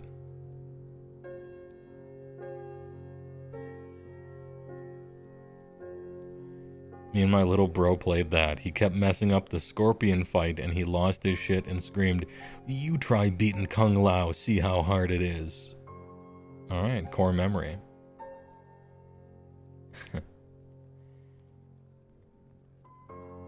Dude, why do you keep picking Raiden? Do you like to lose?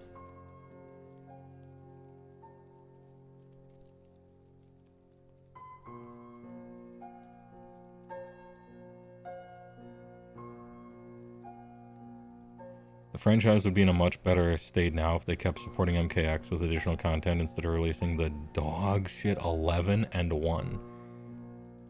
I don't need to bring this up, but let's all just take one moment to be like, numbered series that restart over with 1, stop.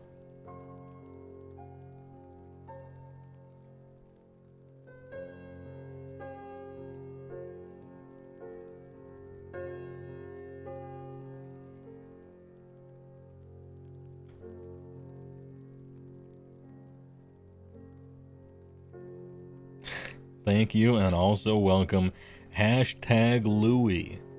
I don't know if that's a Riffs reference, funny Twitch name, and I kinda hope that it is. Don't tell me. Let me enjoy this. Because this is very enjoyable to me. You might not know what I'm talking about, but I hope you know enough to let me enjoy this. Dude, because of the restaurant in my Rifts game last week or 2 weeks ago, there was a Chi-Italian restaurant called Wonton Louie's. And I thought for sure the party would go to it, but they didn't. They went to Irene and Irma's. And chat really wanted them to go to Grub's Grub, which I also thought they might go to. Or maybe, what was the Chex-Mex place? The Chinese Tex-Mex? What did I call that? Chimichong Was.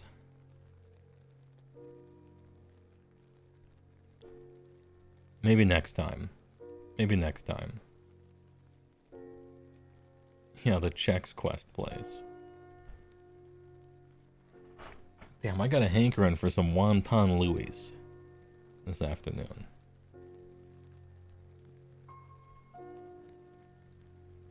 Bloody Roar was sick, true. Hashtag Louis is just thinking about it. Alright, oh, cute little anime character.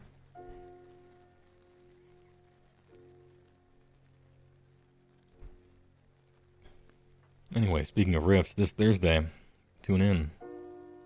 They're staying in the same town for the first time ever.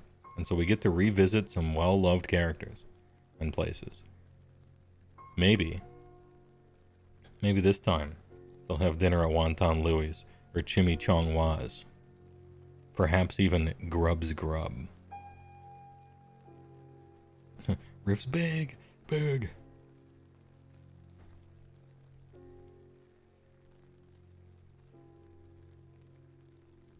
Let's go to a Rift's VOD. You can listen to at work. I'm editing one right now. Yeah, Rift mentioned, let's go. Rifts, plural, not Rift the MMO. Rifts, the ancient, goofy-ass tabletop RPG.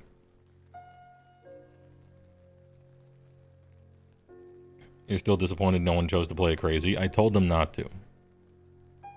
Crazies make excellent villains. They make so entertaining villains. But as a player character, they are so annoying. The person who really wants to play a Crazy is the psychographic profile you don't want in your game. The person looking for any excuse to be the most annoying human being ever. And fuck with the party constantly. Maybe this isn't true, but it is my lived experience, having played Rifts in high school and college. So I'm not saying it's not possible, it's just a red flag, that's all. Did the gang ever find a boat? They did. So you see, the solution to that puzzle was, the town, Repeater Town July, is a big old oasis, gas station kind of pit stop area, right? And so they just waited around, and then some dude with an RV called like the Canyon Arrow Destroyer or something shows up pulling a boat behind it, and they just paid him for his boat, and they gave him an offer he couldn't refuse, and so they got a boat. They just had to find some camper guy. So they found a boat parenthetical real. Rift's vehicle, yeah. Yeah, the chaotic neutral D&D group guy who just plays it as chaotic, evil, annoying, right? Anyway, I have PTSD from it, so.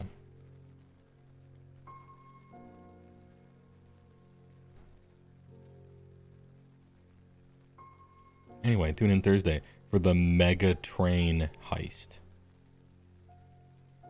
What was I saying? Oh yeah, speaking of VODs, I'm editing the first episode right now. And so I'm trying to edit the whole thing down to like a watchable chunk, and I'll put it on the main YouTube channel. Cut out all the ums and ahs and explaining rules, and no, actually what I meant was this. Oh, okay. Well, what are the crash rules? Hold on, we'll look them up while this other thing happens. I'm just like cutting all that out, so it's kind of chunked, kind of watchable. And I'll upload it on the main channel so that can get no views. Because who knows what Riffs is, right? It doesn't have a lot of name recognition, but fuck you. I like it.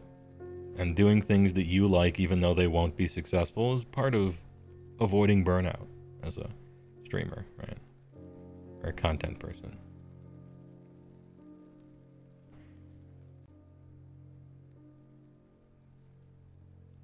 Mega train heist? It's a mega train.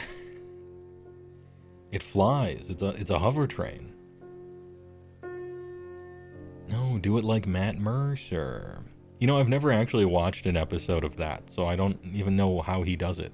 I don't know how the man DMs.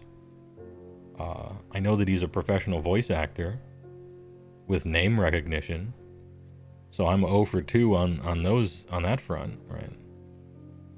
But I don't know how he runs his games.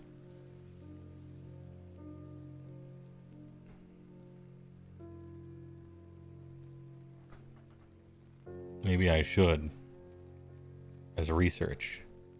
And then I'll know, okay, alright. All I need is millions of dollars in budget and an entire crew behind me.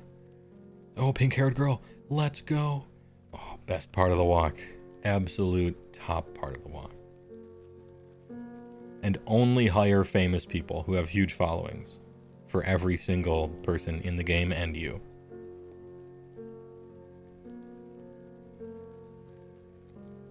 It's good, but you think a lot of people try hard to replicate his style? Maybe I should watch it.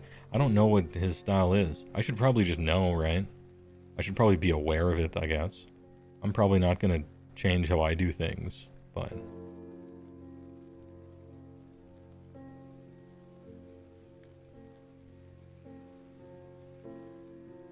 The explanation is only making it better. Also, Mercer just varies voices as well as you'd expect a Pro VA to do. Yeah, it's kind of cheating, right?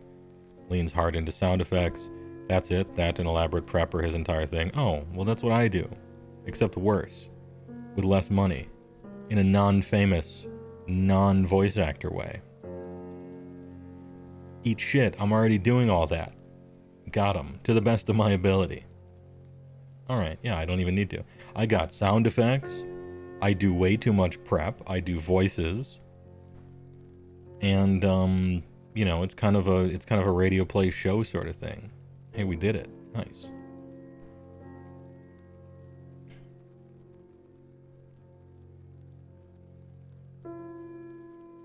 Vince is famous, so you do have some... True, Vince is famous.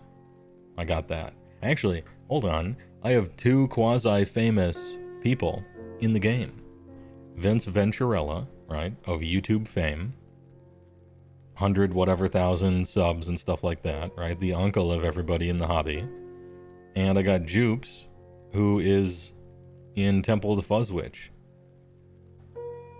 which is a famous band. I got 2 celebrities. And 1 niche quasi internet micro celebrity, me. Who peaked like 3 years ago. And then I got CJ, who really likes Locovi and can eat a lot of hot dogs and knows a lot about Morrowind, let me tell you. So basically, star-studded, you know?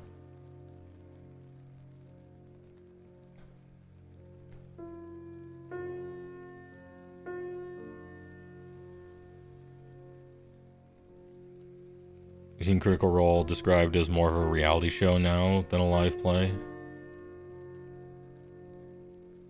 Alright, I mean, I don't... How do I put this? Having never watched it, or ever cared about it, I don't know if I'm in a place to, like, make fun of it or talk down about it, you know? I think it's, like, hugely popular and has helped thrust it, you know, D&D back into the limelight a little bit. But it's, you know, everybody runs their games so differently. It's kind of like whatever. Hort dogs. Hort dorgs. Okay.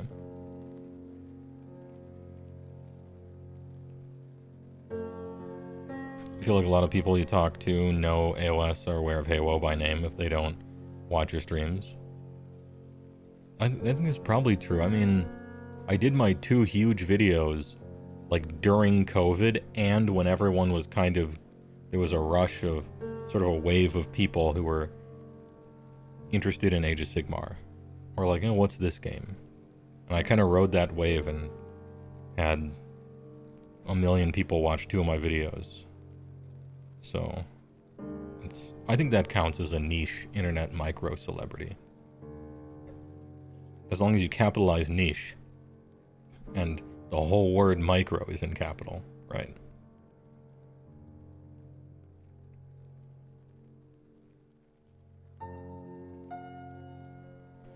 Go full Tarantino and dig up some floundering actors who have slipped off the A-list.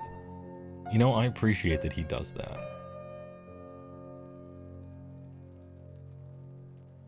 If Matt Rose has seen your shoops, your AOS fame, he has. I have it on good info that he has, because he told me, and then somebody else that handles the AOS FAQ stuff, and then a playtester. They're like, no, he looks at them. He has them saved. And he looks at them too often. I'm like, oh, word, okay. So then I made 2 more. Don't denigrate yourself. Your TTRPG prep is worth it. I appreciate that. But it's good not to get a big head about things. So, you know, just always round down. It's good for the realism.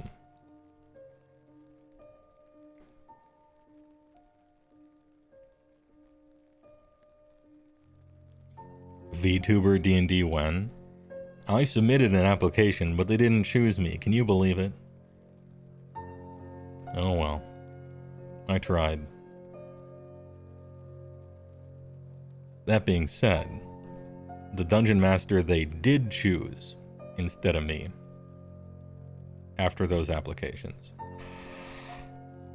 We don't talk about that guy anymore, and they don't work with him anymore, and nobody works with him anymore. Oof. Just saying, can't have any allegations if you never leave your house. Easy. It's just that easy.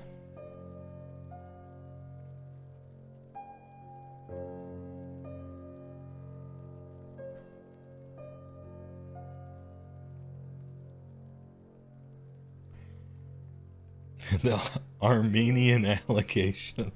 Oh no. That being said, even, you know, back when I did leave my house in the young HeyWoah era, I didn't find it very difficult not to have allegations back then either. But for some types, I guess it's really strenuous.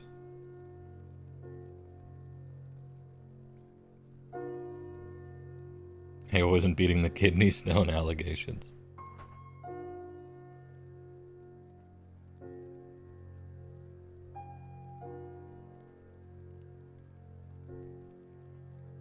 Sounds like a Minecraft YouTuber. I mean, or a Smash Brothers player. You know, these stereotypes exist, right? Roll D3 on a 2-up, get that many allegations, sure.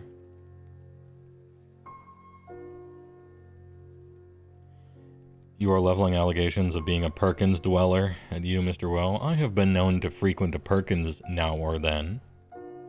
I like their breakfasts. They taste nice and shitty.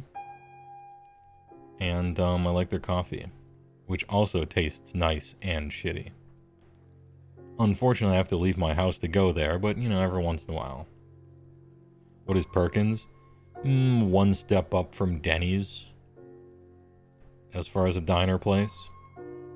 It's got a quote-unquote bakery attached to it. Do you have a Waffle House near you? Sadly, no. No. They're a little more east than south.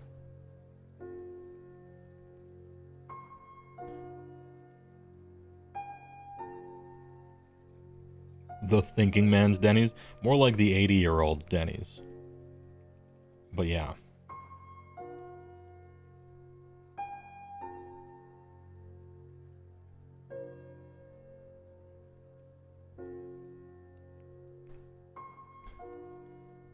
The Shenmue to Rift's pipeline, yeah.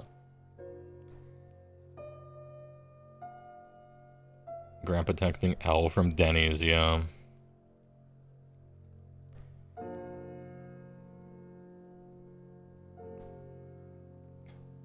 Damn, can you believe Plibbit rated me after I told the Grandpa L story? She would have loved that. You could fuck up a fribble right now. Diners have got it figured out though, man. Scrambled eggs and sausage link, bottomless coffee, unbeatable. Yeah, unbeatable combo. And breakfast is a fine food to have any hour of the day. It gets more, you know, appropriate in the morning or way late at night, but I've had breakfast for dinner before. Shit was great. Would recommend.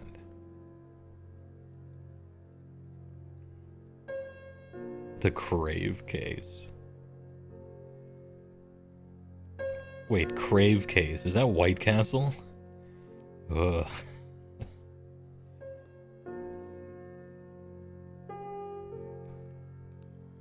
Like the Village Inn. I've probably only been to 1 or 2 Village Inns in my day, and they were, I don't know, at a truck stop or something. Hey, they were alright. They're what I needed them to be, which was a shitty diner. That were possibly a front.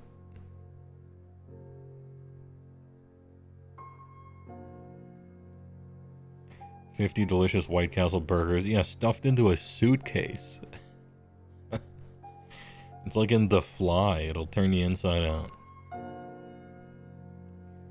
If you want to smell horrible for a very long time, curry or White Castle. Eat some curry or eat White Castle, and you will smell terrible for a crazy long time.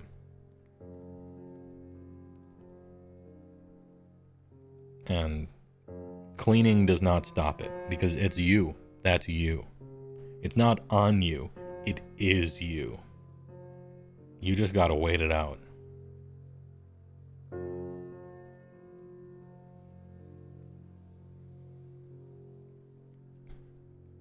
Brundlefly maxing.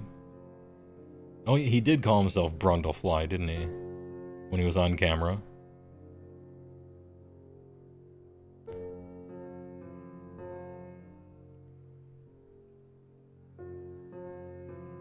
It's the damn onions. Yeah, they taste great though.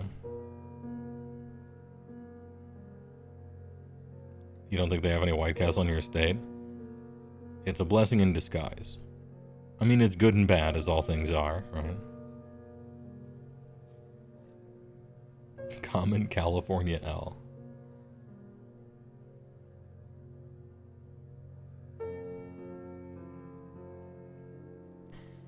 Anyway, hey, good talk, and I appreciated it. But it's time to do content. I gotta get through these indexes so that I can be done going through these indexes. And then once we're done going through all the indexes, we can finally go on walks forever without having to go do indexes. You can see my dilemma.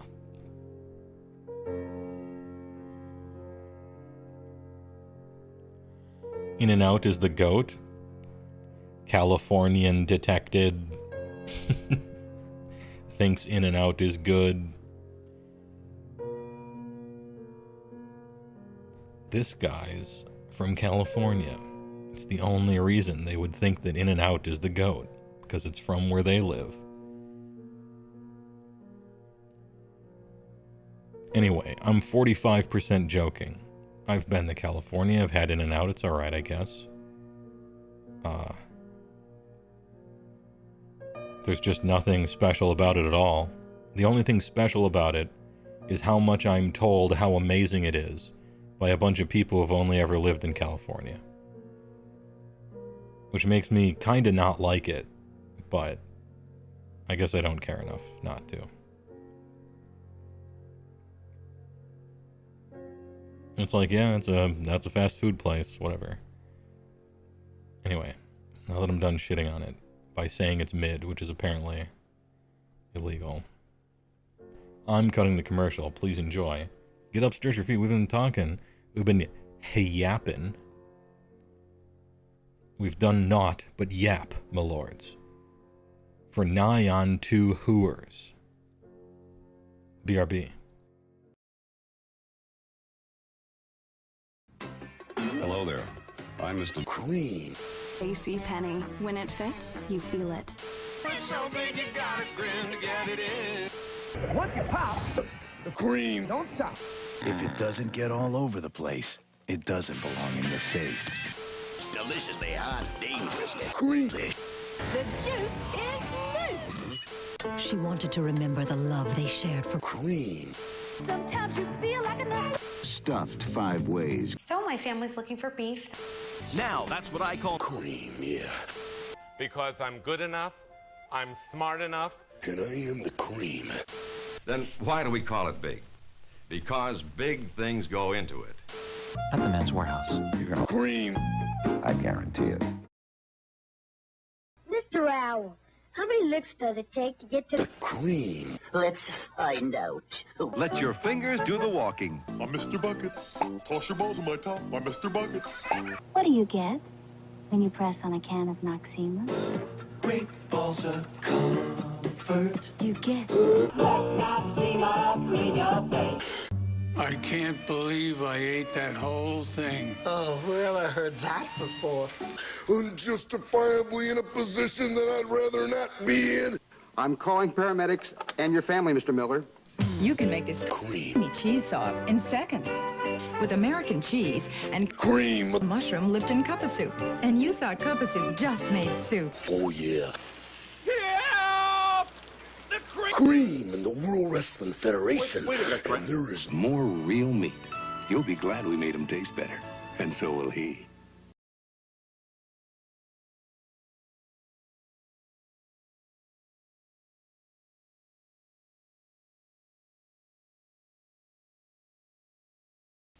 With Klondike ice cream bars, you get big servings, big taste, big cream. Imagine 5 big, moist, delicious ounces of big, hot ice cream and a coating made with beautiful milk, chocolate, so you can pour big cream like I've never had it.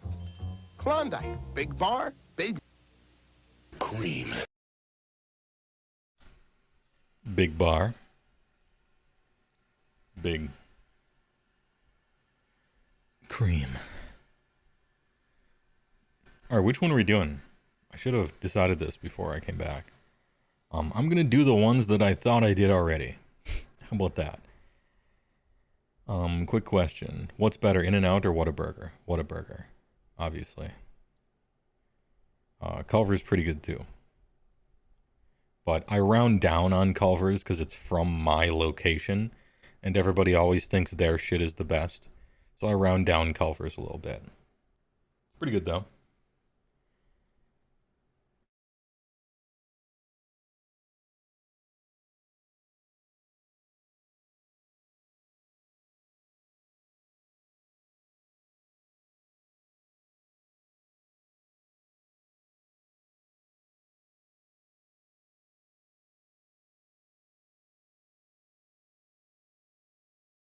All right, opening files. Opening aisles. You're not from my area and you fuck with Culver's? Well, all right. No, I thought we did Corn, and I thought we did Slaves to Darkness.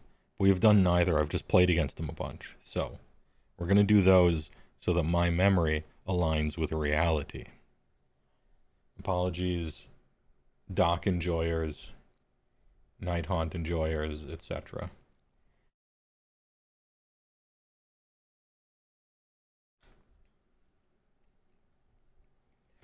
Oh, I could switch the scene, couldn't I? Anyway, we back. Culver's has Friday fish fry, let's go. Yeah, and fried cheese curds and some decent ice cream.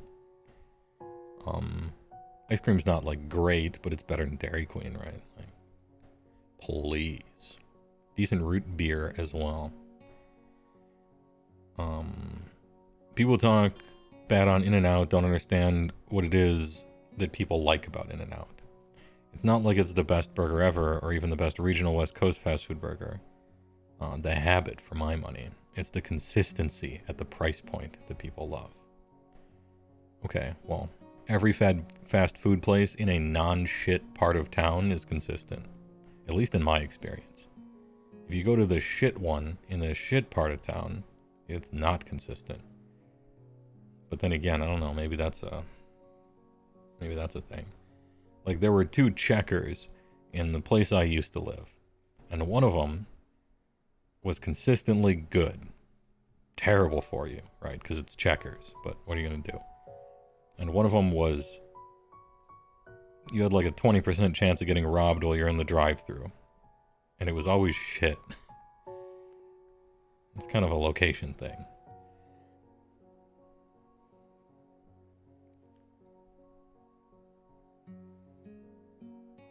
Checkers, now that's a good spot. Dude, their fries? Let go. A&W burgers are too sloppy.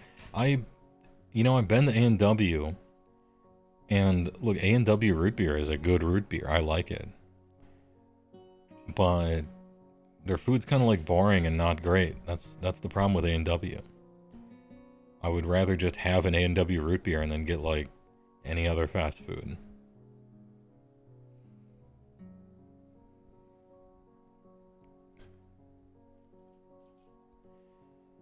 Fast food tier list when? I mean, look, I'm fat enough to do that. Everyone knows it. You know it, I know it. Checkers is called Rallies here in Kentucky. Yeah, sometimes it's called Rallies, and it's in the same way that like Carl's Jr. is also called Hardee's elsewhere, right? Like it was Carl's Jr. when I lived in Tempe, and then it was Hardee's when I lived in Wisconsin.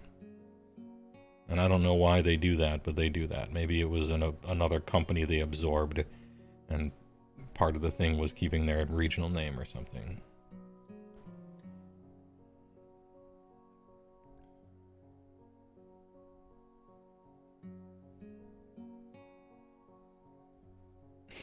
A&W needs only two things, root beer and curds, dude.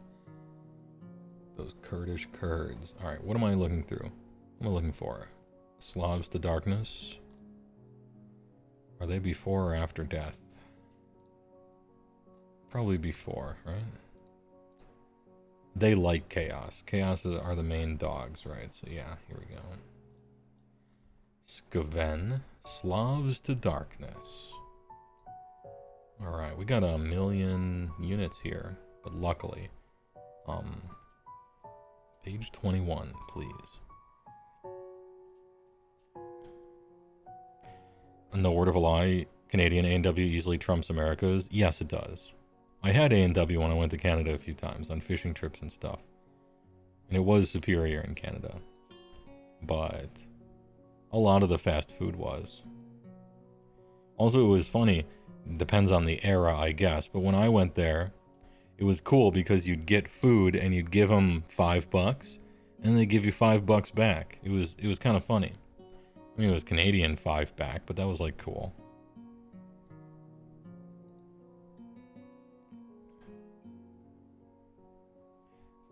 Timmy Hortons is better than Dunkin'. Yeah, but nobody would claim the opposite. I don't think anyone's going to bat for Dunkin'. Dunkin' Donuts are... I don't know if they have changed or if I have changed. Perhaps it's both. I recall them fondly from 25 years ago.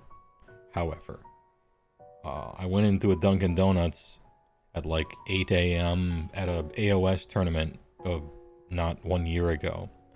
And their donuts were very dry.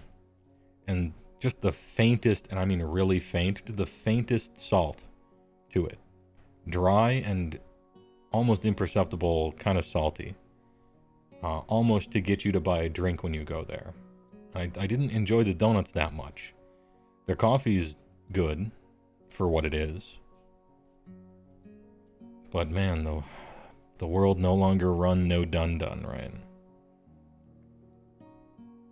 Krispy Kreme are both kind of trash. I would go to Dunkin' 10 times before I went to Krispy Kreme once. They're not even donuts. They're like spongy, soggy. I don't like Krispy Kreme donuts. No, sir, don't like them. And you can't hold them. It gets your hands gooey. I ain't trying to do that. It's goop.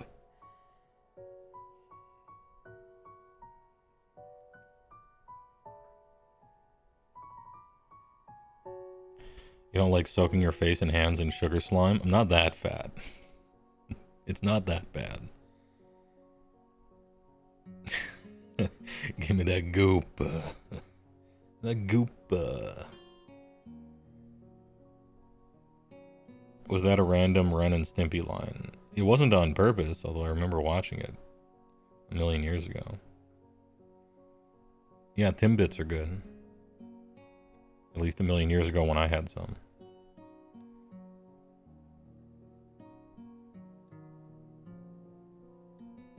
Like Cinnabon? Yeah, like Cinnabon. Now, Cinnabon is a place that you go into a Cinnabon, and you turn into a cam girl. I don't give a shit. They lay you down on one of those chiropractor beds, you know, face up towards the ceiling and just roll you underneath a machine.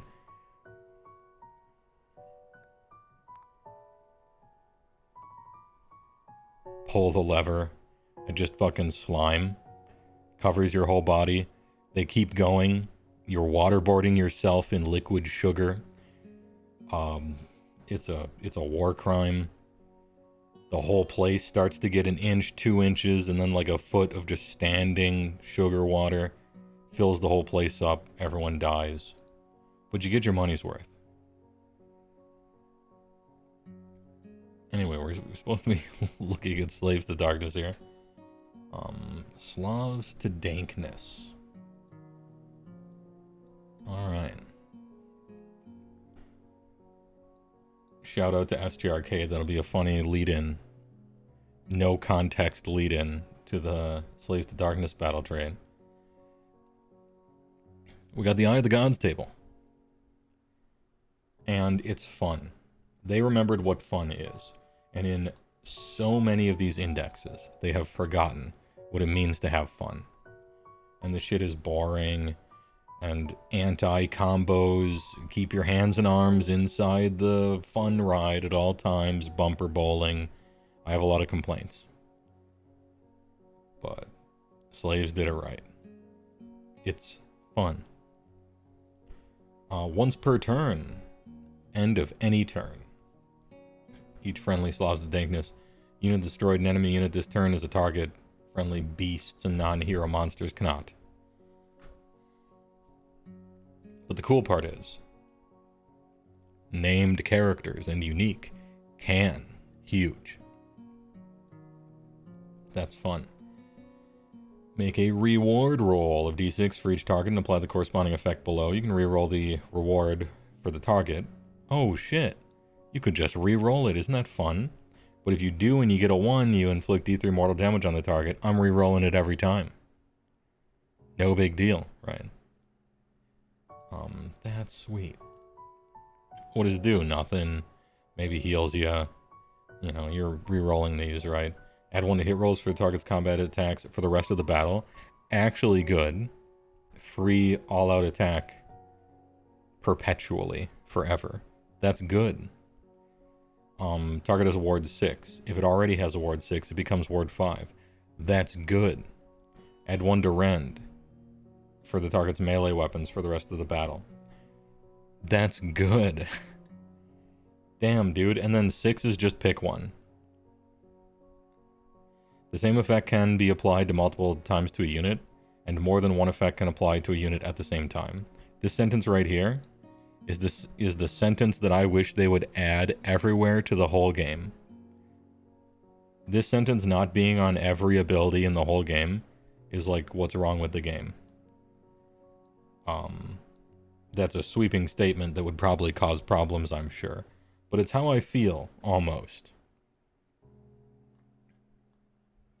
Like, you can't have anti-infantry twice. You can't have 2 instances of anti-infantry. Why?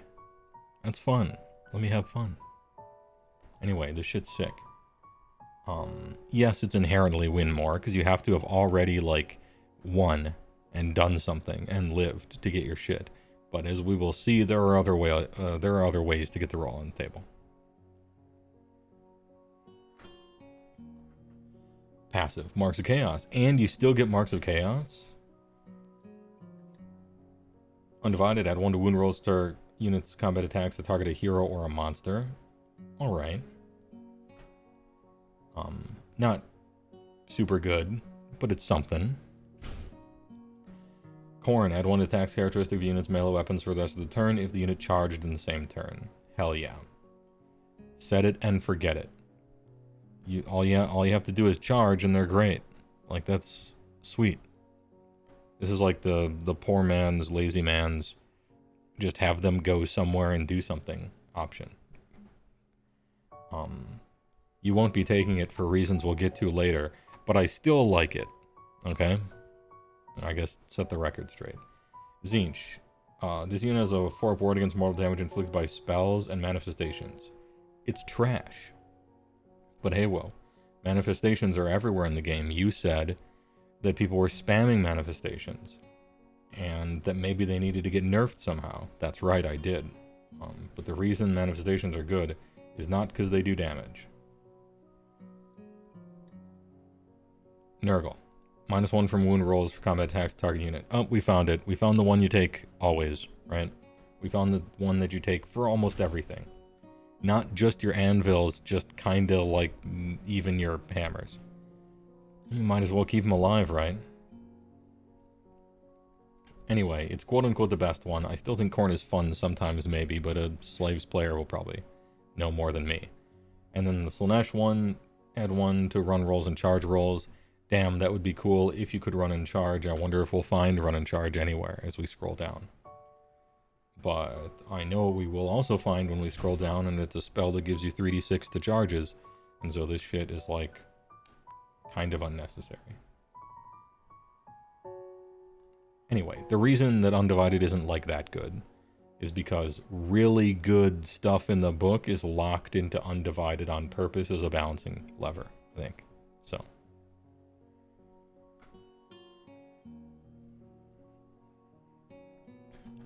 Your battle traits. If we're grading on a curve, S tier. For, like, hype level and fun. Some of the most fun, cool, you are allowed to have fun battle traits in the game. Which you can take as a positive or a negative, depending.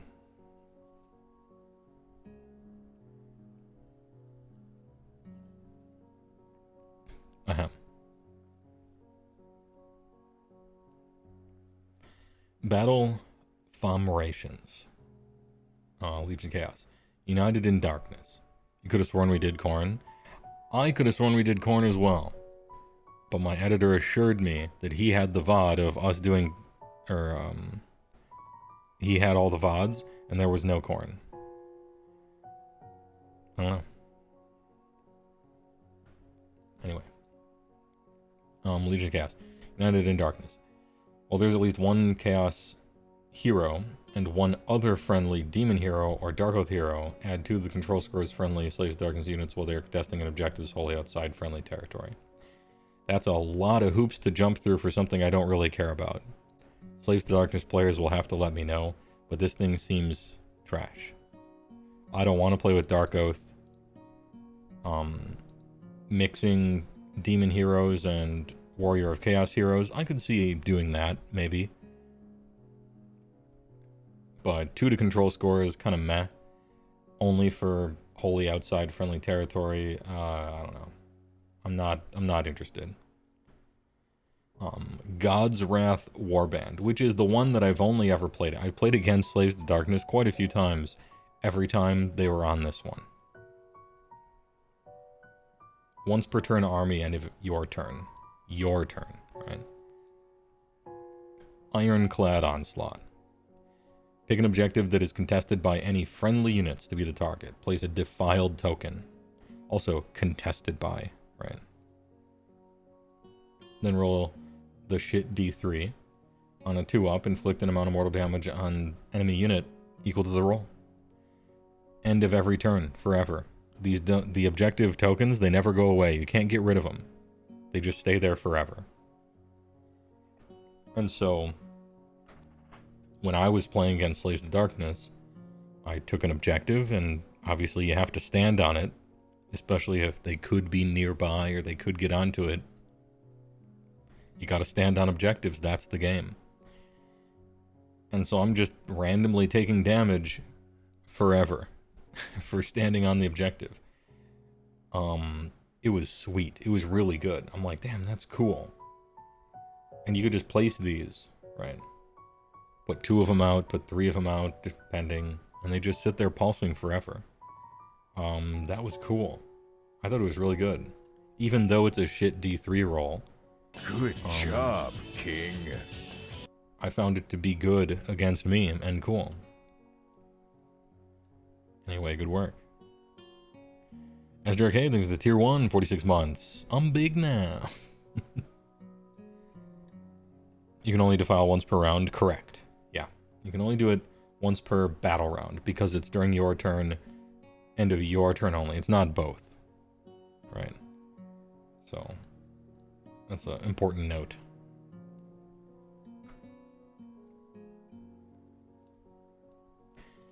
Despoilers. Once per turn army reaction, you declare a fight ability for a friendly Daemon Prince unit. Pick friendly non-hero slaves monster or beast unit that has not... Anyway. Dark Oath Horde. Rally the tribes. If there's a friendly Dark Oath hero on the battlefield. Probably not. Pick a non-hero, non-unique Dark Oath unit that has been destroyed. Oh, okay. And then 3-up, you get it back with half the number. Okay. 3-up's pretty decent. Once per turn. A lot of the your movement phase, roll a die, and they come back to life stuff, I have found, are like 5-ups and 4-ups. So being a 3-up is better than the alternatives. I bet you could make a pretty decent, like, carpet of just a billion guys and keep bringing them back to life. You could, I've never read this one before, but, I don't know, this thing, you could play with this, I bet. Depending on how good the Dark Oath guys are. I don't think they're good, because I haven't seen anyone play them, but maybe they just are.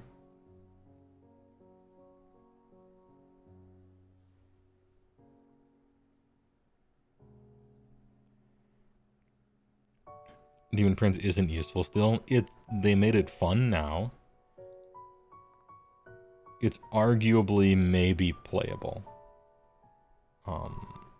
But it at least, like, does something and it's fun and cool. It's just maybe overpriced. And then this Despoilers thing.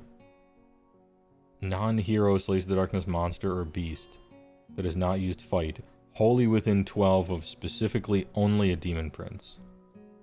And then they can fight immediately after, and they don't even get the good fight after. They get the nothing fight after. The fight after that doesn't even give them a bonus. So this shit sucks. You can only choose between, like, kind of bad creatures. And they have to be holy.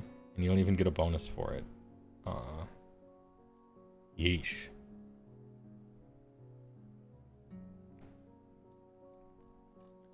Anyway, God's Wrath Warband is cool. Dark Oath Horde is probably good, but I'm not trying to play Dark Oath if I was playing slaves. It's like you picked the only thing that doesn't look cool in the entire book. But, you know, personal opinions, I guess. It's weird that 2 of them are based on Dark Oath. I guess this isn't based on Dark Oath. This is a mixture of everything. Just roll 6s, yeah. Rogue traits. Favoward of the Pantheon. This unit can use Eye of the Gods as if it were the end of the turn, and it had destroyed an enemy unit this turn. Deployment phase. Fun. So this is the fun one. You get to roll on Eye of the Gods right away. That's fun. I love rolling on Eye of the Gods for free. Let's go. Maybe the 6-up ward will turn into a 5-up right away or something. Cool. The fact that it only works once and you're still rolling, if there's like anything else, you probably take that, but it's a fun one. Once per battle, any combat phase. Death Mongoler. This unit can use 2 fight abilities this phase. After this first is used, it has Strike Last for the rest of the turn. Okay. I don't think you have any fighty heroes that you want to take that are able to take traits, but we'll look. Probably not. Radiance of the Dank Glory. Pick each damage friendly unit wholly within 12. Roll a die. 3-up, heal 1. Heal 3 if it's a monster. Every hero phase.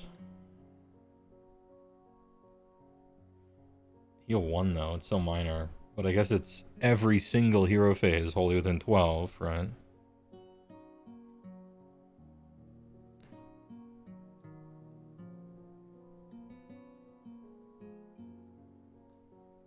I don't know. It seems like we have a maybe. So Deathmonger is like maybe there's a combo that we'll find later. Radiance is minor, but it's constantly happening. And then Favored is fun.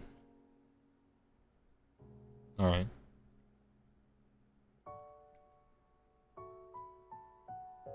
Like Bellicor and Abraxia. Well, yeah, but they can't take traits, right? For the fight twice.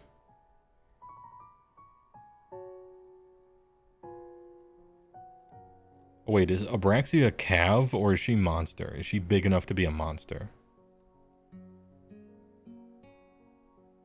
I guess I'll just find out as we scroll.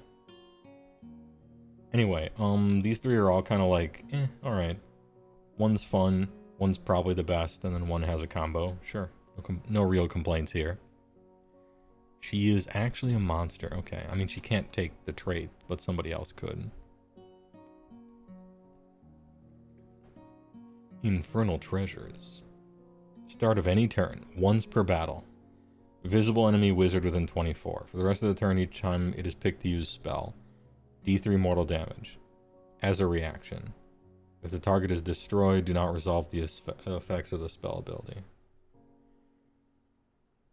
So this is one of the, like...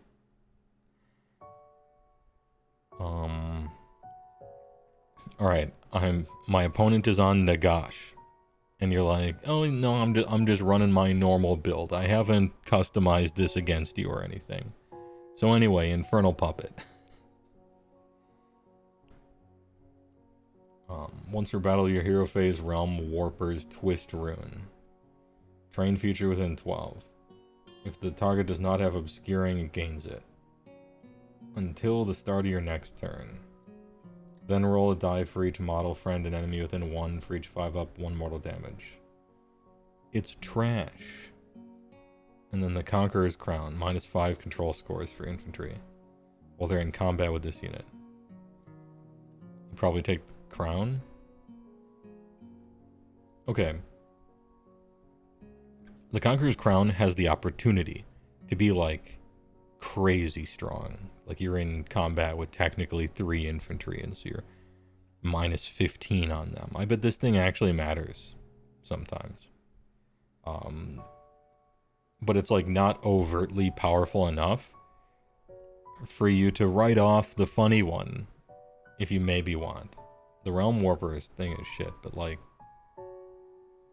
I don't know. I could see playing either of these. Crown is probably the better choice, I bet. But... yeah. Alright, neat. Eater to Witness, thanks to the Big Prime for 28 months. Forgetting to sub before the ad. Big mistake, kid. Use your spell lore good.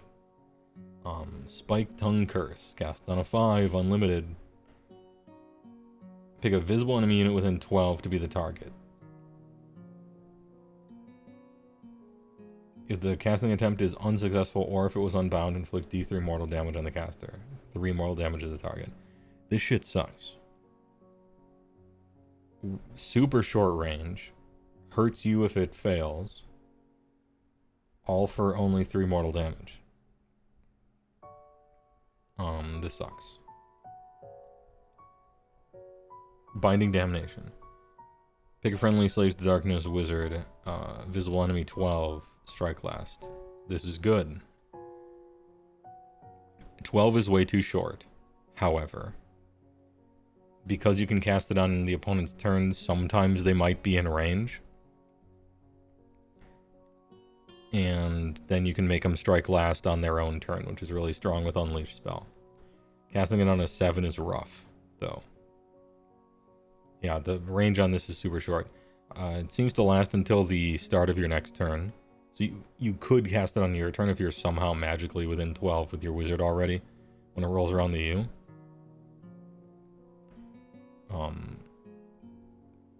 But, I don't know.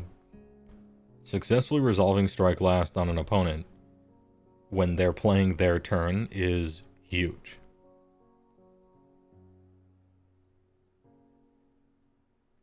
Demonic Speed, 7.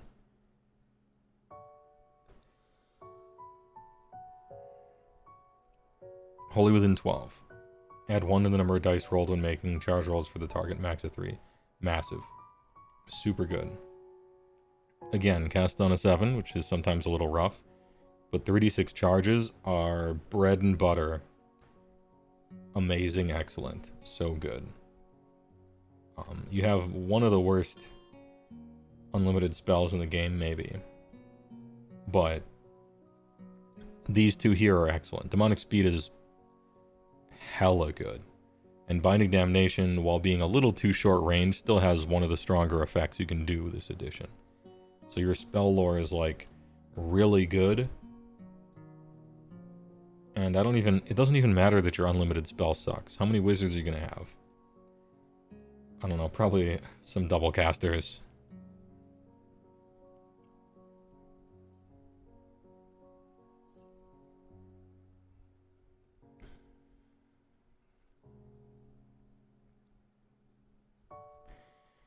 There's a fun Matryoshka Gaunt Summoner list. Oh, like the dolls that, okay, yeah. That spam Spike Tongue? Sure. Yeah. Yeah, when I say the worst, I mean it's bad. There's possibly a universe where you cast this spell and you're in range and it's not unbound and it's successful and you deal 3 mortal damage to a target and 2 would not have done it, 1 wouldn't have done it, it had to be 3, and you exactly kill some guy and win the entire game, right? And yet I still say this spell is bad. And I'd say that because the situations where it's good are very, very rare. And so in general, that's what I mean. And I notice a lot of people, and I'm not singling you out because you're actually talking about a list built around something, which is different than this. But a lot of times I'll say something is bad, and then they're like, well, but this one time I rolled 17 6s in a row and my opponent rolled all 1s in a row, and I was playing a unit that normally I wouldn't have, and they were in this thing, and then it was a Tuesday and their name was Jim, and then the thing did something and it was good, so it's good. And I'm like, no. We judge whether something is good based on how often it's good, in general, you know. Buying lottery tickets is brilliant, right? Because somebody won it, yeah. Somebody has to win, but...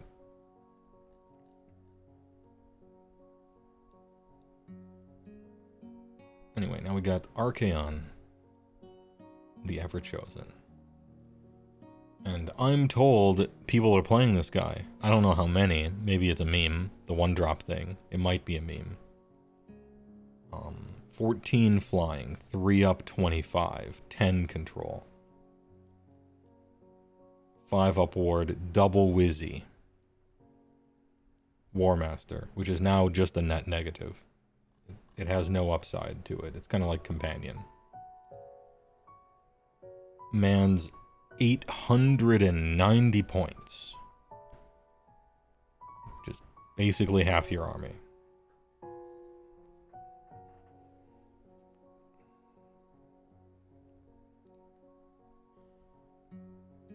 He's got the Slayer of Kangs.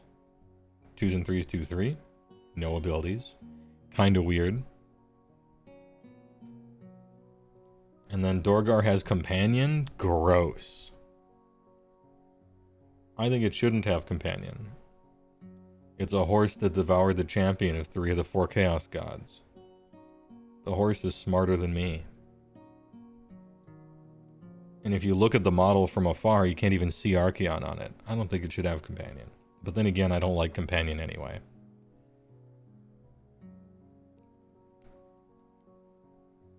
Pick one of the following keywords, and it just has that, in addition to Undivided. Cool. My suggestion is Nurgle, because you're paying 890 points for him. It'd be a shame if he died. But you can do what you want. Once per battle of your hero phase, the Eye of Ed Sheeran. Roll a die. It replaces the priority roll for the next battle round. On a 1 to 3, your opponent must take the first turn. On a 4 to 6, you must take the first turn. This ability cannot be used if there is an enemy Archaon on the battlefield. Funny. Yeah, he's 2s and 2s against heroes and monsters. On account of being undivided.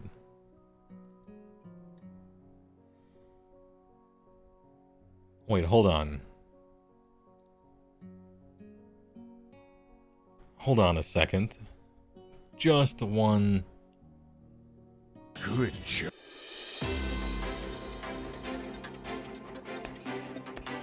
We take a look at the tail of the tape. Some of them may be involved with exotic stuff, like dark matter. An ABC News Brief brought to you by Michelob Light Beer. Now from Washington, Sander Van Oker.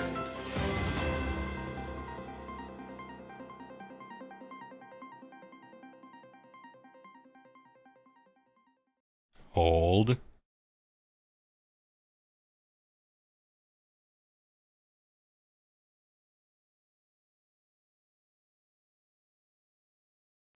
Okay, Ordmandius, get fucking parried, by the way. I didn't even see that in the preview thing. Get parried. Thanks for the tier 1 for 4 months. Big streams, you got parried by the checking of the tapes. Priority roll, core rules 12, okay. Core rules 12. I want to see the text.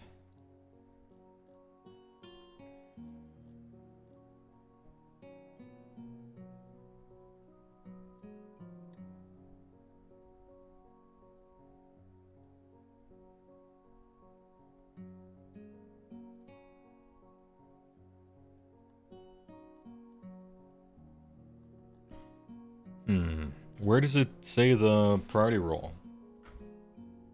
For double turns can't score. Where's that thing written?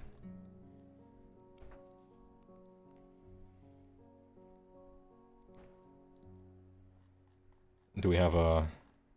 No, of course. No, yeah, we do. Glossary. Alright,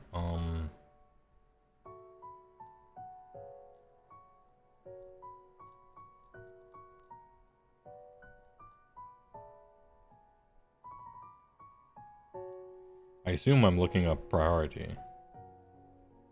No, I'm not, I guess. Tactical Gambit is what I'm looking up? Okay.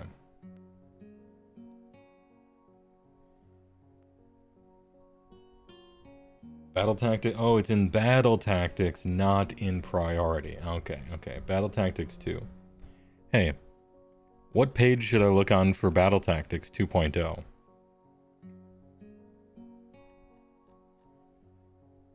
Where could those be? Somewhere after core, I guess. I just have to keep clicking. Border War 1.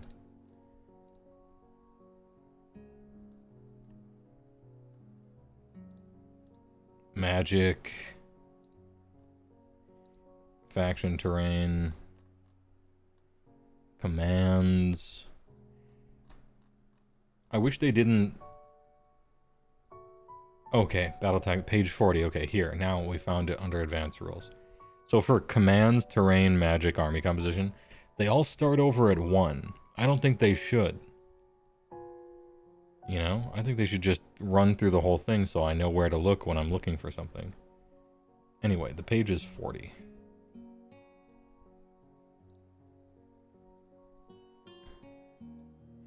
Can I use the ability if you went second in the previous battle round and choose to go first in the current? Chose to go first. Must take the first turn, not choose. Okay, I wanted to see if... Because I know how they... I know they wrote it like you take it. I wanted to see if they said take or if they said choose. And they said... choose, so we're safe. I'm pretty sure they didn't intend for it to work that way, but I just wanted to see.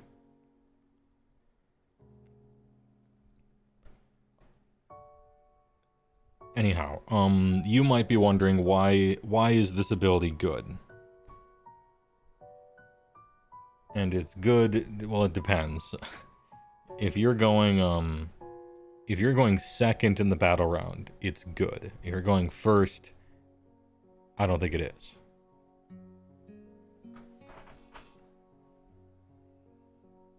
So if you're going first in the battle round, I don't think it's good. because then your opponent gets to play their whole turn knowing who goes next, just like you do. But if you're going second in a battle round, and you use the Eye of Ed Sheeran, you know who's going to definitely go after here, right? And so, you can play your whole turn knowing that, and then the next battle round happens, and you just go into it. So if you know that you are getting a double, you can play into it. And then if you know you're definitely not, you can play away from it anyway. So that's why this is good half the time sometimes.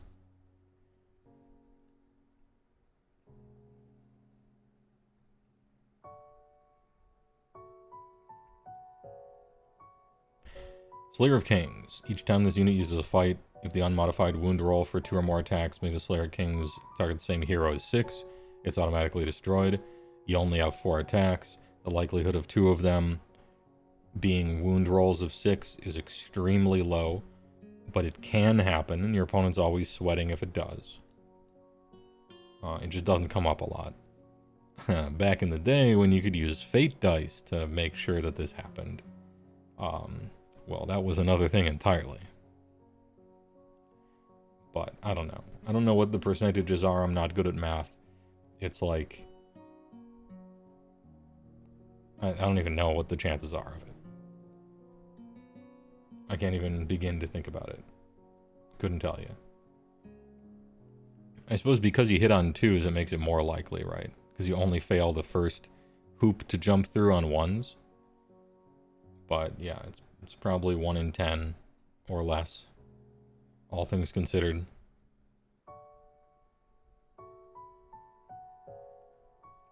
The Favored Warlord. Oh yeah, we read that already. You did the math on it, assuming you got all 4 hits through. No, I don't want that. I appreciate you doing the math, Leon Duvall. But what I want to know is not assuming you got the first 4 through. I want the whole thing. I want, like, I have an Archeon on the table, and there's a hero over there. And I want to know, like, alright, what are the chances? What are the odds, you know? From T equals rolling all 4 of these in the hits. Not all 4 of them already over here, because I'm wondering how often it'll actually happen. So probably less than 13. By however much chance it is of you rolling a 1 here, you know, however many times. Maybe my 10% was closer to right than I thought, but I think maybe it's under that, I'm not sure.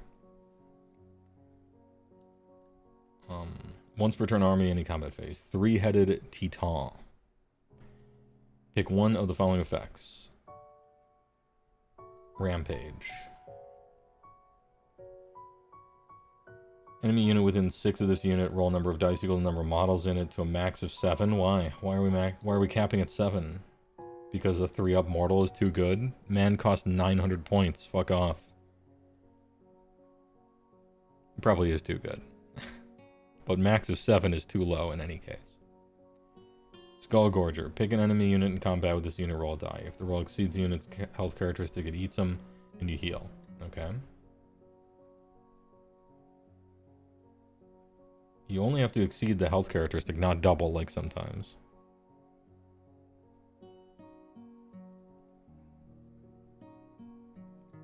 Spell Eater. Pick a manifestation within 12, 2 up, it's banished. And D3 mortals to the wizard that summoned it, and the wizard that summoned you too. It's 7 because Nurgle. Okay, well, having it be the funny number is nice flavor, but not at the expense of gameplay. Maybe that's where me and GW just differ, though. Because I know they go out of their way a lot, historically, to make the funny number like a gameplay thing in a way that just sucks. Anyway, you'll get a decent chunk of mortals from this. It's like fine, I guess. The fact that he's a wizard too is really good. He doesn't have a spell still, which is unfortunate.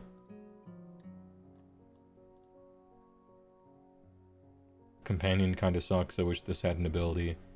You know, it's Archeon. It's the same as Archeon always has been. Ludicrously expensive, doesn't do as much damage as you want, and you kind of suffer for having so many points in one spot.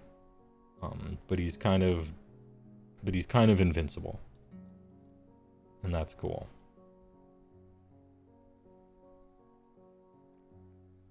Also, yeah, this edition you might be eating some spells here and there.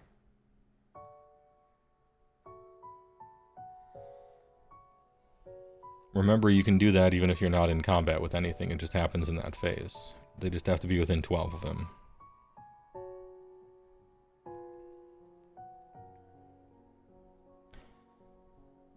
Demon Prince. This guy got a huge glow up because he used to be trash. Like, embarrassingly bad.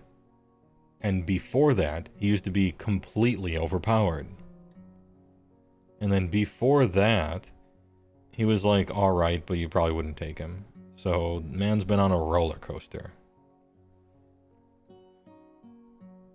What are we on? 6 up ward.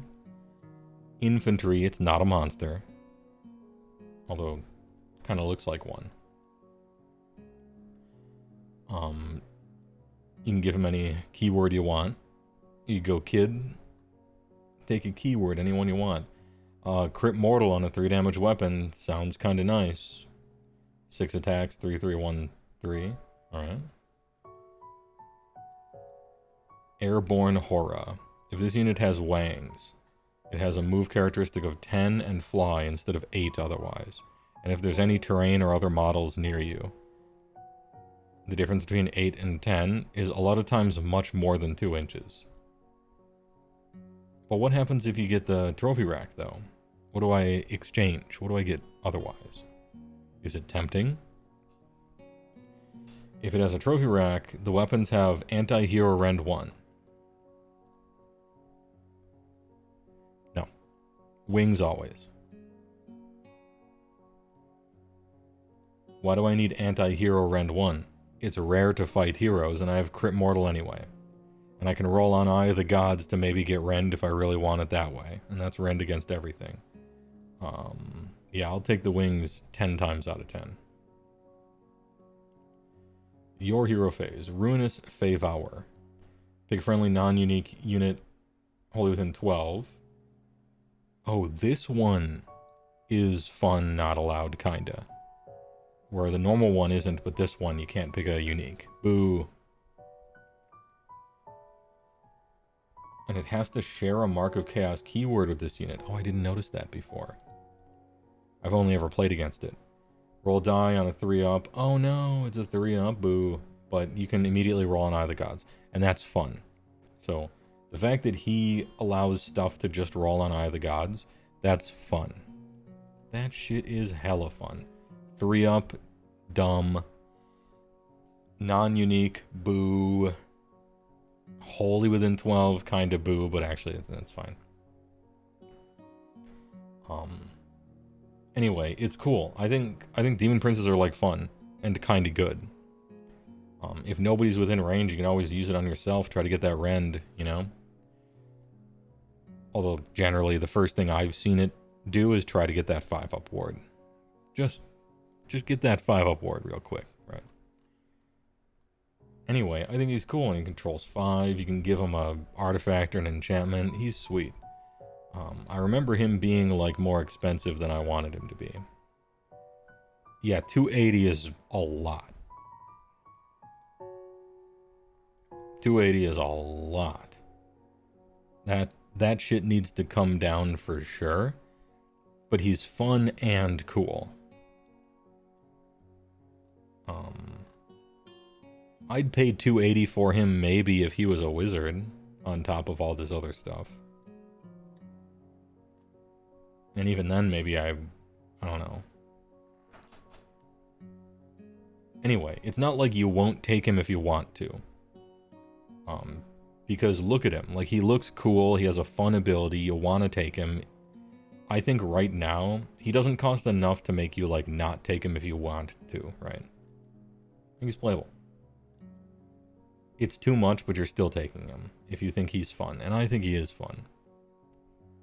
So that's my long speech on the Demon Prince that used to be hella fucking trash, and they fixed him and now he's fun. Maybe a little expensive. Maybe more than a little expensive. But he's fun.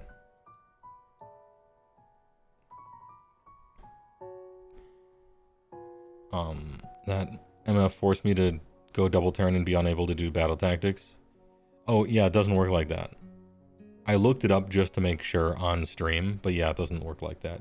You have to choose to take a double to not be able to do battle tactics. And if you're given the turn, it doesn't count, which we knew already, but I wanted to see if the specific language was choose or take.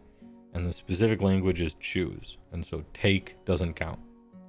So if you're given a double with normally winning prio, or if you're given a double with Archeon, neither of them prevent you from scoring battle tactics. Only if you win the roll and then choose it. Specifically.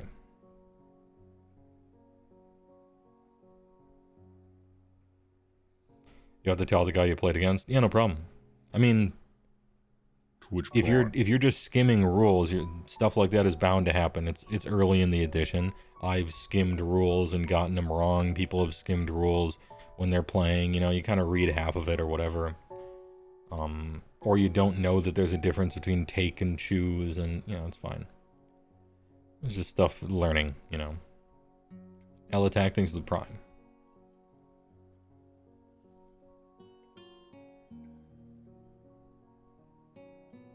For 8 months, big boys, yeah. You played many games, sometimes mirror matches, and no one knew you could reroll Eye of the Gods. Oh, damn. Yeah, that was one of the things I managed to read right away. I'm like, hell yeah, you get to reroll it. Let's go. So good. And the punishment for re-rolling it is pretty minor as well. So, totally worth. You only get punished for it on a follow-up one, which is whatever. Just go for the thing you want. Here we get to Vanguard. These guys are cavalry. They are the Lords of Trim.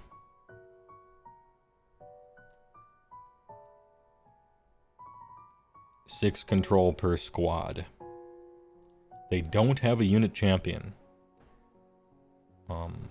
Because technically they're all Lords of Chaos. They're champions in their own right. Now I think it would be fluffy and cool, since they're all Lords of Chaos, risen up to be Vanguards. I think it should say champion 3 out of 3. So for every 3 guys, you get 3 champions to reflect the lore of it. I think that's how that should work. And if you wanted to balance it so they only had 2 attacks, plus 1 from champion on each guy, so that it didn't actually change anything, it was just like cool. Anyway, I would do that. I think it'd be cool. Give them a mark. I've seen Nurgle, I've seen Khorne. I've never seen anything else, but I've seen Nurgle and Khorne. I like how you don't have to pick their weapons anymore. You just get fucking everything. You just get everything. 3 attacks, 3s and 3s, Ren 2, damage 3 on the charge, crit mortal, let's go. And then your steeds have some stuff. This unit can use 2 fight abilities this phase, once per battle. After the first, the unit has strike last unless you're running Cthulhu, or not Cthulhu. Atraxia?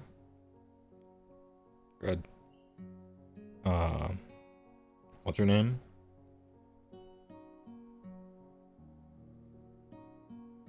Abraxia, I think? Abraxia, yeah, that's it. I kept thinking Atraxa, like the fucking magic card. It's Abraxia, that's it. Anyway, she has some combo with this. They don't have a rune ward anymore, which is a little sad, but nothing does, so fair enough. They're big and kind of fast for your army. And they have a good save and a decent amount of health, and they even have control too. And you can give them a ward with Eye of the Gods if you want.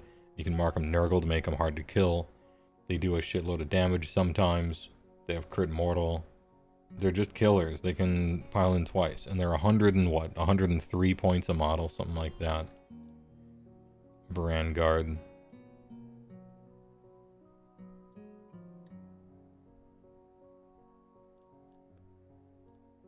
Oh, it continued on the next page. I'm like, it should be here. No, okay, continuing.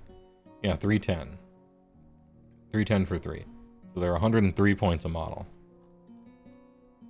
And you can put basically every synergy in the whole army on them if you want. These guys fuck. They're good. They're good, they're cool, and they're fun. And they have some combos with them, and they slap shit. And if you like trim, then they look cool.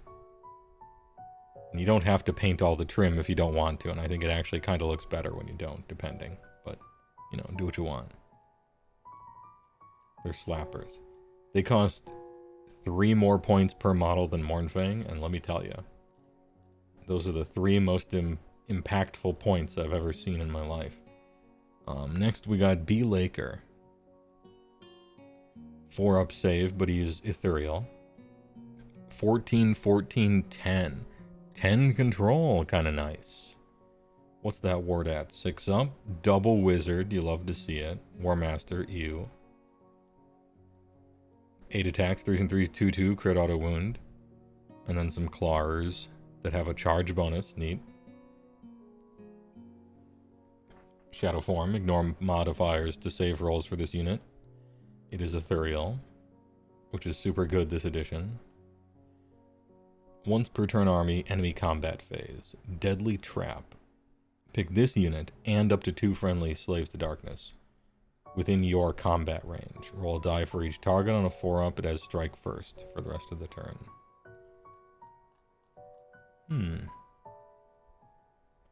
Strike first plus strike last equals strike normal, right? Is that how that works?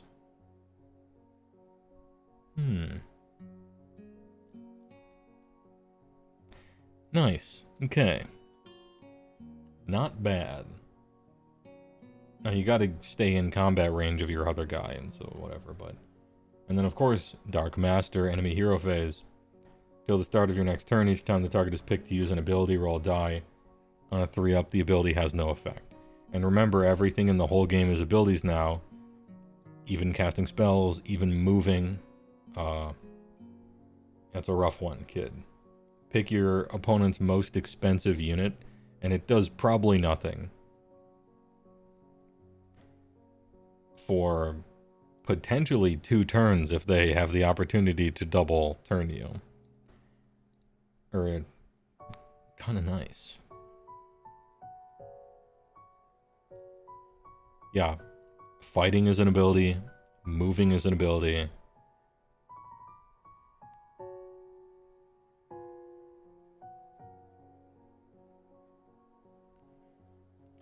Your hero phase, Enfeeble Foe, cast on a 6, one of the 2 spells it's got. Pick a visible enemy unit within 18, then make a casting roll 2d6. Until the start of your next turn. 18's kind of nice. -1 from hit rolls for the target's combat attacks, really good. And the target's combat attacks cannot score crits. Cool. Enfeeble Foe's good.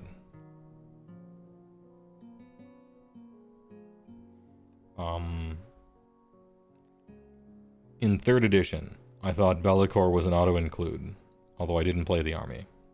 In 4th edition, I think Bellicor is an auto-include, although I don't play the army.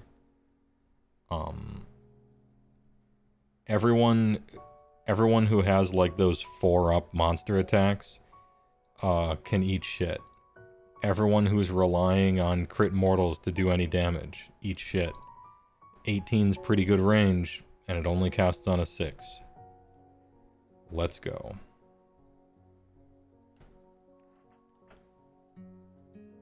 Yeah, he's great, but what does he cost? What does Bellicor cost? 410, he cost a little more than 1 turtle unit. Alright, yeah, fine. Whatever. Fantastic, give me 1 right now. Really? Yeah, sure. But you don't even know what's in it. I don't care, don't tell me. 410. Alright, my army's 1590. No big deal.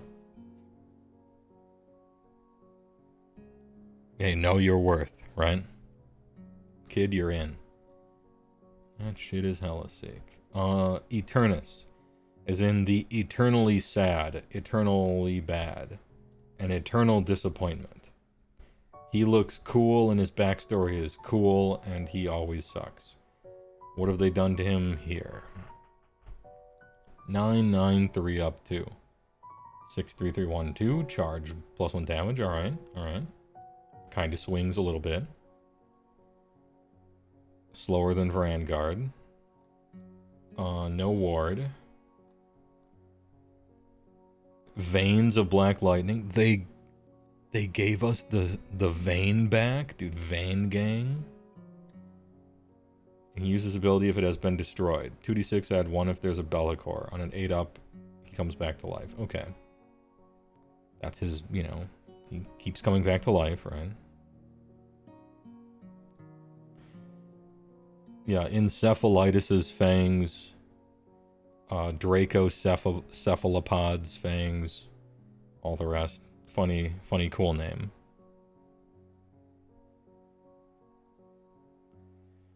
Please pronounce mount name. Drac Os Phallus. Drake my OC's Phallus's fangs. So he comes back to life, so you want to just like run him out there to die so he maybe comes back. Opponent declared a command, 5 up. Add 1 if you have Legionnaires or Furies. Yeah, no. He doesn't do anything. He's bad. It doesn't matter what he costs. He's bad. What does he cost? 230. No. Yeah, he doesn't do anything. You gotta make this guy cool. He is cool. He looks cool. And he has a cool backstory. But damn, he always sucks. That's too bad. Do you want to pay 200 points for chaff? Not if it's also a drop. Yeah. Chaos Lord on Demonic Mount. Damn, look at how sick this guy looks. Everything in Slaves to Darkness looks awesome. Jesus. Alright, what do you do? 8-10-3-2. Cursed Weapons. 5-3-3-2-2. Charge 3. Kind of swings. 5-3-3-2-3 is kind of a nasty profile. The hooves are not a nasty profile.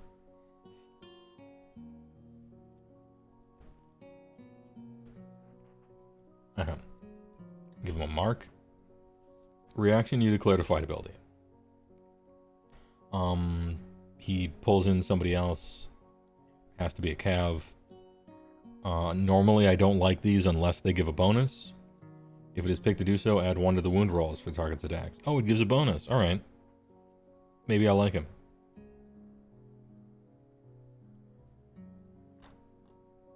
What do you wound on if you're a Vanguard? Man, you're over here wounding on 3s. Wouldn't it be nice if you were wounding on 2s?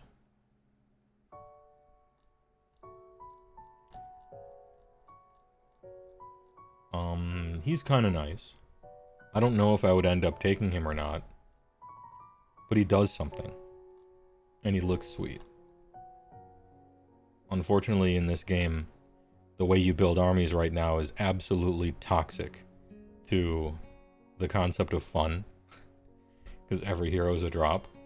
And there's no warlord battalion to take if you don't want to care about drops to get something instead, like free artifacts or whatever, like there used to be. Now it's just everyone has to play the drop game. Which is dumb. But what do you cost, Chaos Lord on mount? 180, okay.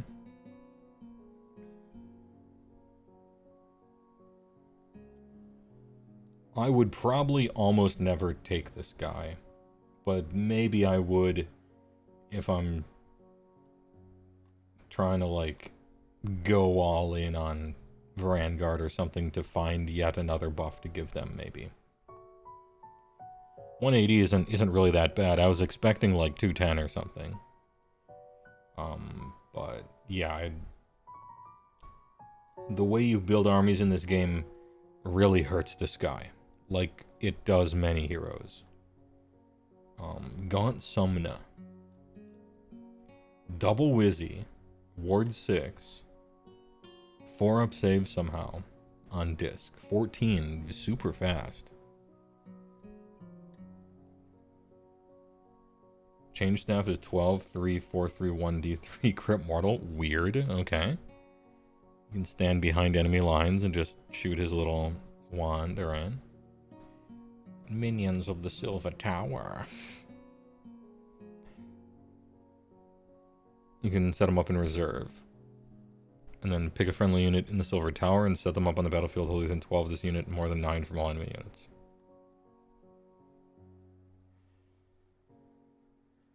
And so we can do Russian dolls with this, right?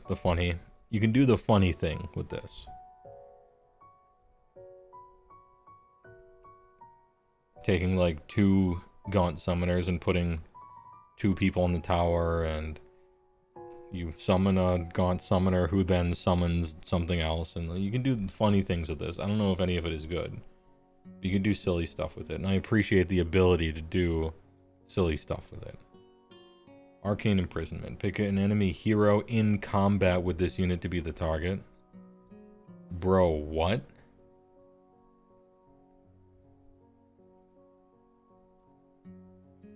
What kind of an enemy hero is ever in combat with a Gaunt Summoner for every reason, and then it rolls around to your turn, and that hero and your Gaunt Summoner are still alive somehow? How'd that happen?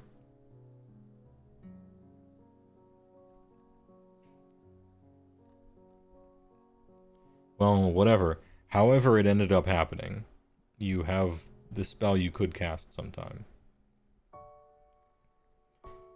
Unmodified casting roll exceeds the target's health characteristic.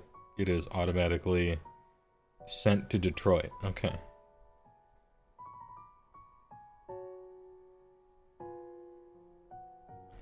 And it cannot be replaced.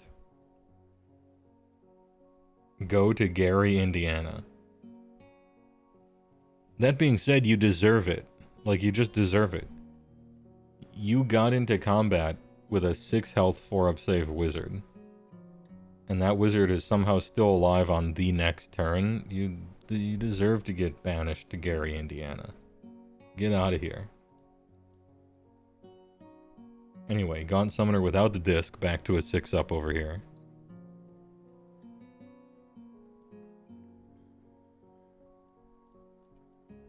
He looks so cool, doesn't he? If this was all of Tzeentch's aesthetic and sculpt quality, I would love Tzeentch, the army. It would be a great looking army. If only it was all Pan's Labyrinth ripoffs with a blue and purple color scheme. I would be here for it. Unfortunately, it's like 2 models. Still double wizard though. Wait, how much is the other Gaunt Summoner? 250 is a lot for that guy. I don't want him. Maybe he's good because you can deep strike something, but that's too much for me. This guy's very killable. He does technically have a ward. Well, you can still do the Silver Tower thing. Okay, you don't have the speedy disc. Divert Realm Gate. Casting roll 2d6. Unit set up this turn using this unit's Book of Profane Secrets can be set up wholly within 18 and more than 7. Oh, okay. Cool. Now you need to roll a 7-inch charge. That's kind of cool. When do you do the setup though? Movement, okay.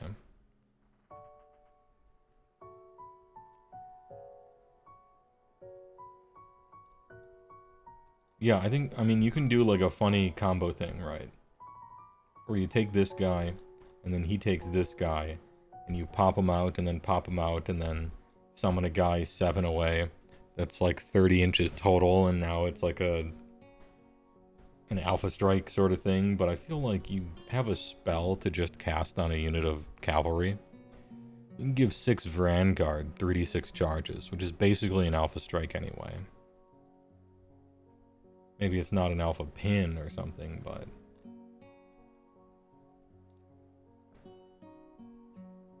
$170 for a double caster who wants to die is alright.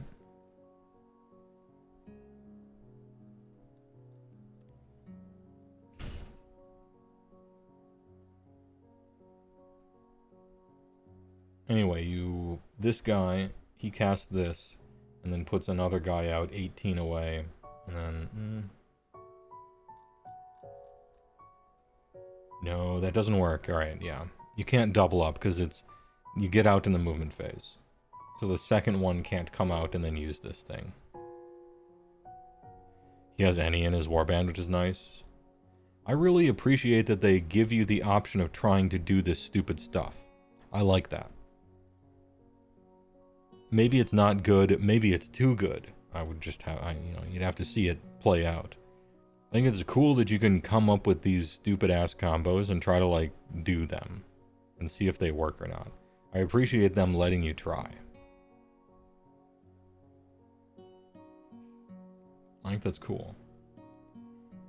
Ogroid Therodons. These guys used to be basically never played, but sometimes they were played and they made for a strong, like, counterpunch unit. Pretty easy to kill, but they did a shitload of damage, and they were your second wave of counter charges, and they look sick. They look kind of dope.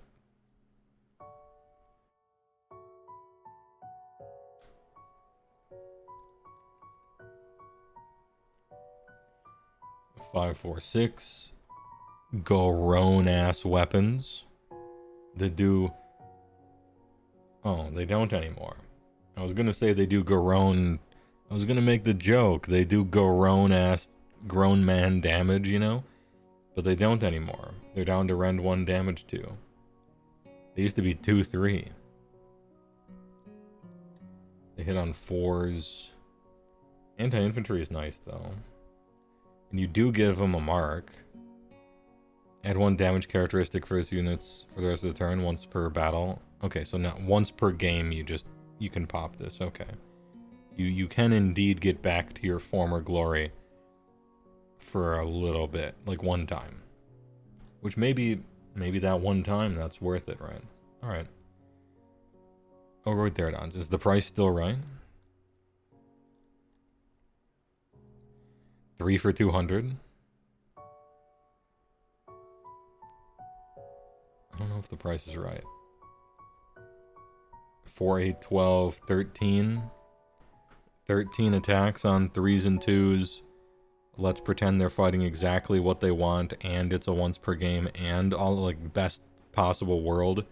They're Khorne, they're fighting infantry, you spent a command point, used your once per game. So we're on 15, 16 attacks, 3s and 2s, 2, 3. And maybe... okay.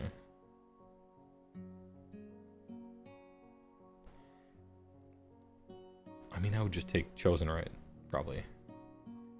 At 200 for 3, how much are Chosen? 250 for 5?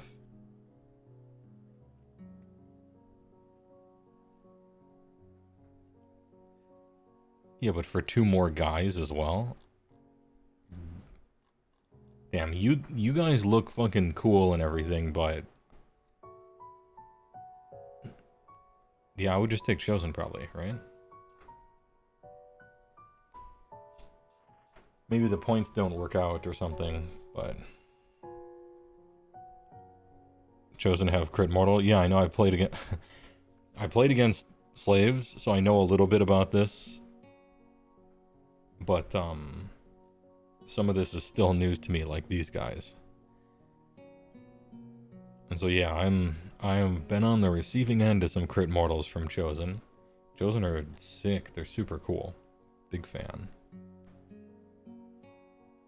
That they should be in the Dark Oath half. Yeah, maybe they should have the Dark Oath keyword, you know?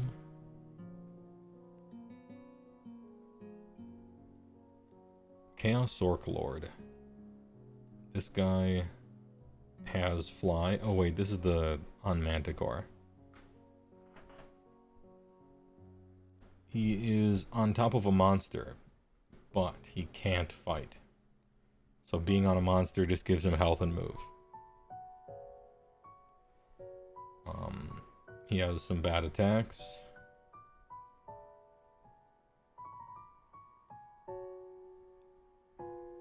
You cannot give him corn. I like that they remembered and made sure that corn's not on the list because he's a wizard, right? Once per turn army, your hero phrase, Oracular Visions. It must be a warrior chaos unit within 12. 3 up gets a 5 up ward. Oh, that's really good. It's a pity it's a 3 up. But a 5 up ward is good. Venomous Tail Strike. Pick an enemy monster in combat with it. 3 up strike last. Whatever.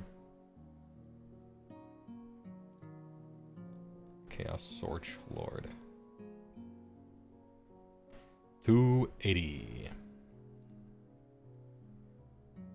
Foot Guy has the same thing.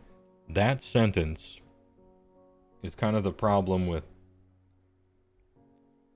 Chaos Lord on anything for most of Slaves to Darkness's history.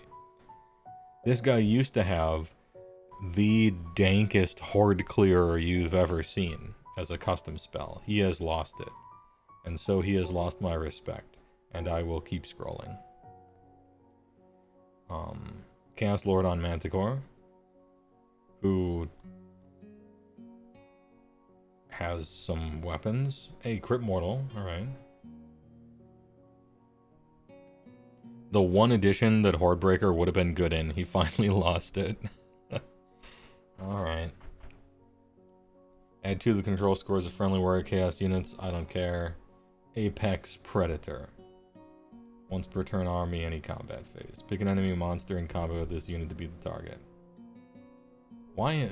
How come an enemy monster? How come? Add 1 to hit rolls. And it also affects companion. Oh, let's go.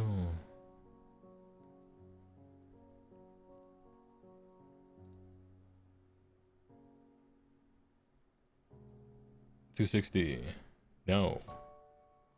I don't know. Can anyone defend this guy? He looks awful to me. Maybe I don't know. Then we got normal ass Chaos Lord. Look at this dude. Old model, but still kinda holding up. This dude, what do you do? 6 3 up 5. The Reaper Blade gets stuff. You declare a fight ability. Add 1 to wound rolls. Okay.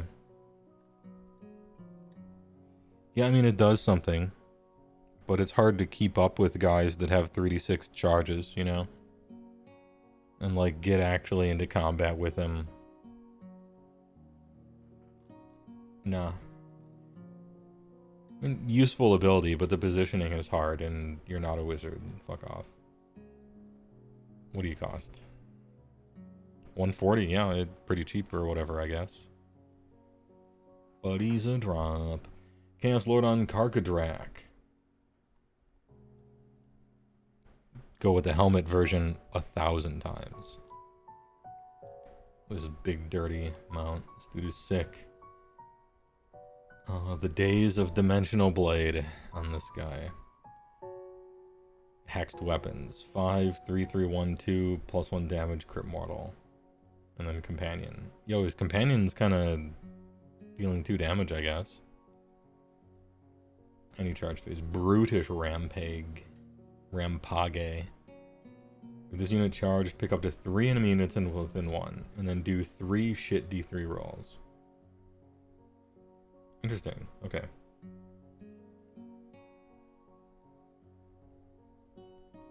That being said, 99% of the time you ever charge him, it's going to be against one guy, so. And then also once per battle in each charge phase. Pick this unit and up to 2 friendly non-hero Warriors of Chaos. Add 2 to charge rolls. I didn't think you needed more, but you need more. 3d6 charge plus 2, just in case.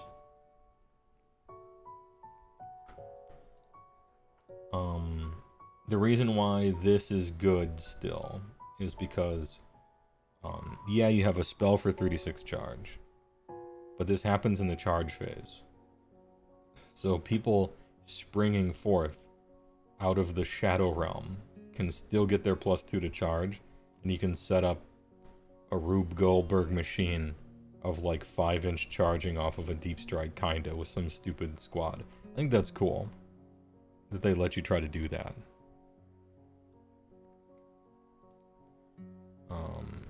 250 is a lot for that one trick, and I don't think anything else he does is worth anything.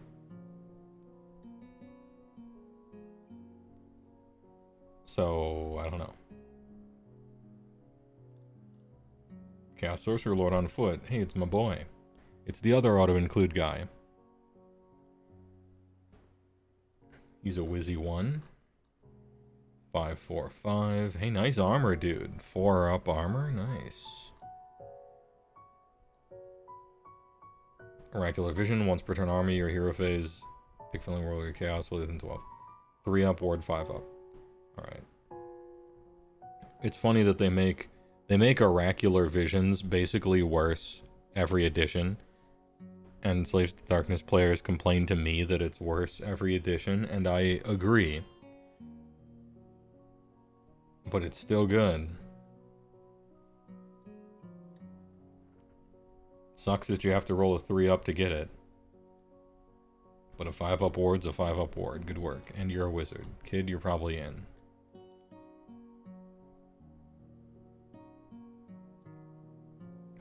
Exalted Hero Chaos. Blades of the Dark Champion. 5-3-3-1-2. Anti-hero and anti-monster. Damn, the 2 things I don't want him to anti. And 1 damage against heroes and monsters. Yeah, he's supposed to fuck up heroes and monsters.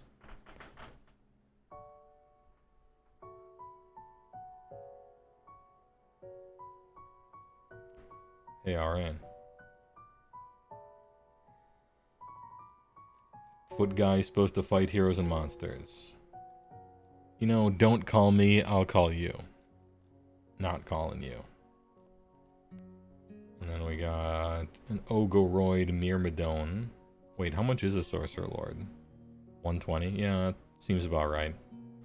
He's not like that great anymore.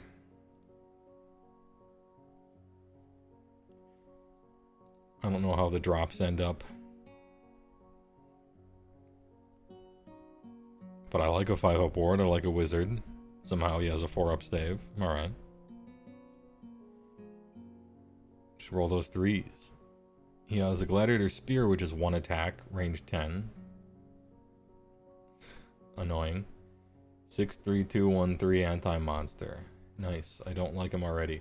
Ooh, he's a hero too. Okay. Well, this unit is damaged. Add 2 to the attack's characteristic. Okay.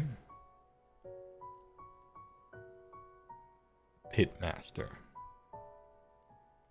He's a bonus hero. Oh, nice. Okay. So now I get to evaluate his war scroll based on what is written on it. Pick a friendly Ogoroid Therodon's unit that has not used a fight ability. Oh, it's that thing. And then add 1 to hit rolls. Okay. He is the Shitmaster. He gives free all-out attack to guys that you're not playing with. But he's a bonus hero. Nice. Chaos War Shrine. Sulcra. Am I looking at this awful thing? 14-4-8. Friendly warriors Chaos have 6 up ward while they're holy within 12 of it. It is a priest 1. Oh, hey, I guess we have a priest in this army. And you don't have any prayers, so it's got Favor of Chaos. Apply 1 of the following effects. Target uses the rally command, you can make 3 additional rally rolls of d6. Okay. Add 1 to hit rolls. Ward of 5 up. Oh, 5 up ward for Zinch. Add 1 to wound rolls for Nurgle. 1 number of dice rolled when making charge rolls. Hey, Slaanesh kind of kept run and charge. 3d6 charge is basically run and charge, right? Oh, it's a hero now. Okay, so it's dead, probably.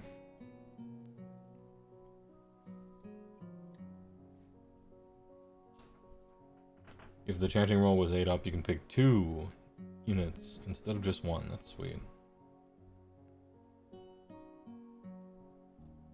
Nice.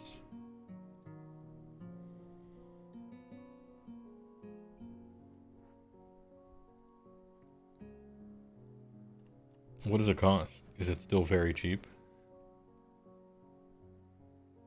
It's no longer very cheap.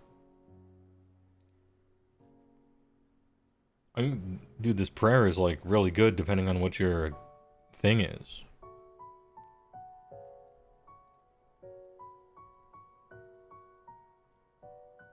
For $250, that's a lot though. And for a drop, that's a lot though. You know, if they ever fix army building, you'd start to see more stuff like this. Maybe get played, I think. Again, $250, I'm not in love with that.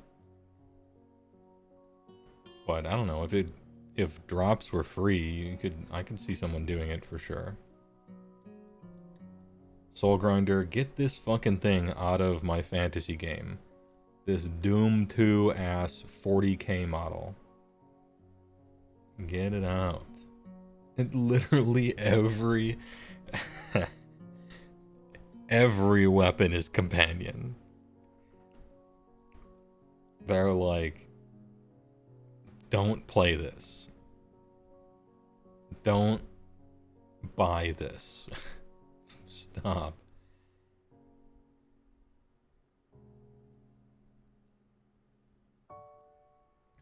You can run and charge.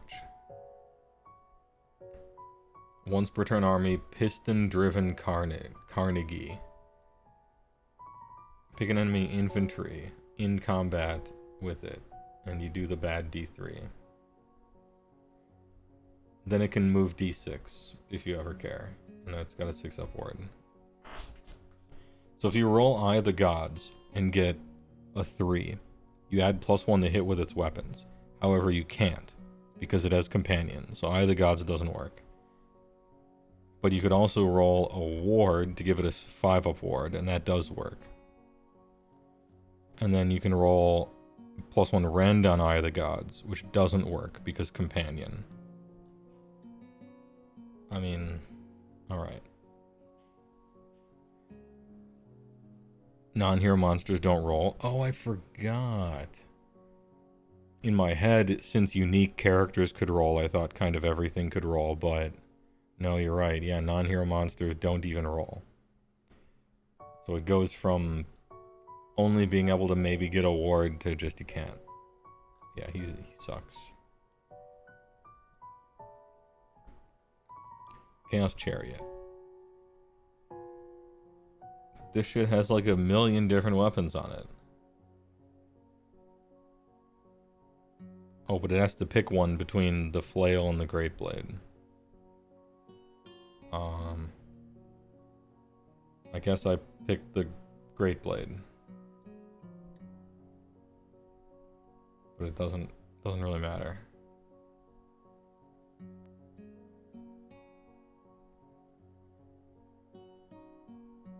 If this unit charged, pick an enemy within 1 and do a bad roll. No.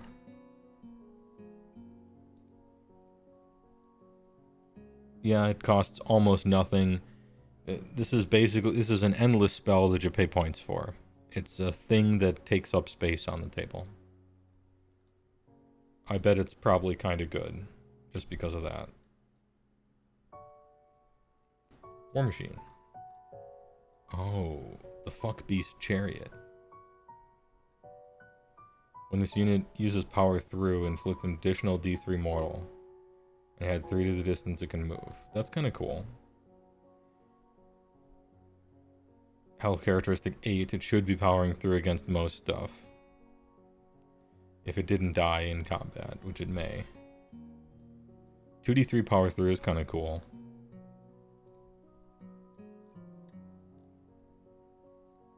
Good for job, 120. King.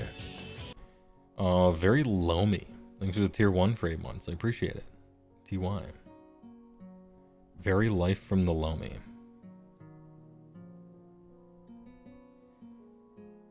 I think this unit is going to appeal to the type of person who can't stop adopting pets and saving them from like people who weren't taking care of them or the streets or whatever. They're like, damn, for 120 points, I get this dude and I could give him like a Nurgle mark and maybe he'll live through a combat. I could do like 2d3 power throughs and then be on an objective or something like that. Yeah, I mean, maybe. Dredge 3 baby, hell yeah. Love me some Life from the Loam. I played several Life from the Loam decks. Back in the days. Some of them weren't even awful. Some of them weren't even terrible. But a few of them were. But they won anyway.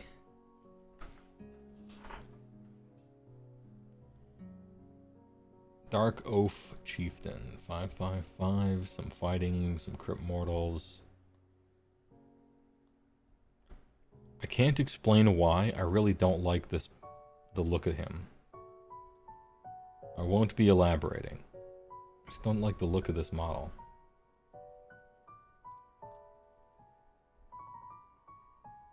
Oath of Murda. If this unit destroyed an enemy hero or monster, it has strike first for the rest of the battle. How the fuck did you do that? How did you pull that off? I mean, you can pull people in the fight with them and add 1 to attacks characteristic. Ooh, ooh. Now that's a damage. Okay. You still gotta waddle his 5-inch ass into combat next to a unit of yours. But +1 attacks characteristic is kind of nice with it. Alright. You have a cool ability.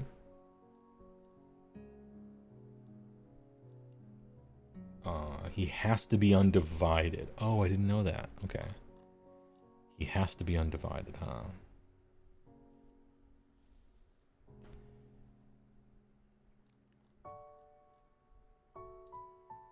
What does he cost? 12 points? Fuck is he even called? Dark Oath Chieftain. 120, yeah, probably.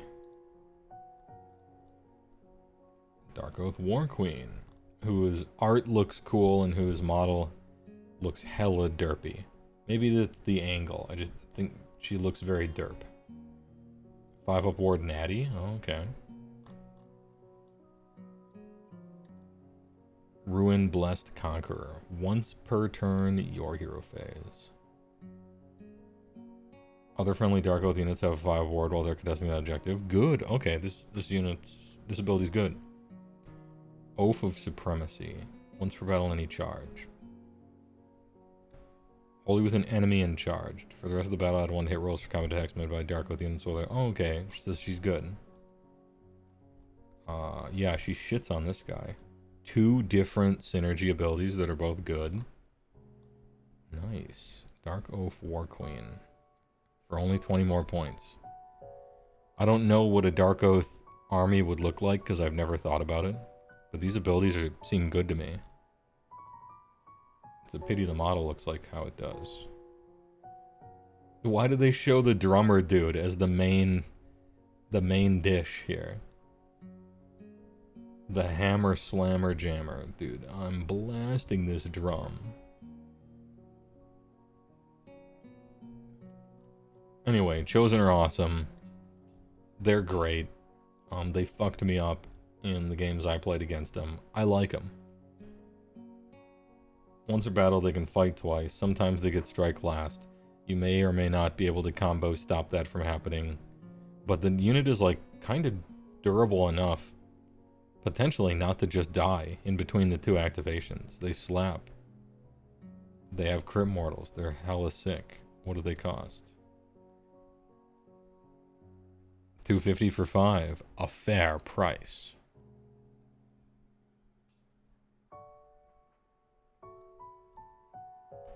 Yeah, Chosen are awesome. They look sick, they are sick, they do what they should, they cost the right amount. Don't ruin it, GW. You have so much shit wrong that needs fixing in these indexes. No need to fuck it up, right?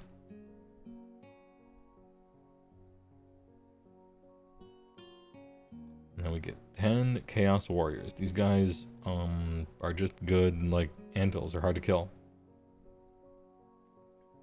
They get some like attack characteristic shit sometimes. I don't notice. They like fight.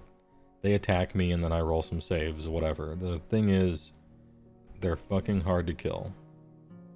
And that's good. That's what they should be. 200 points for 10. Alright.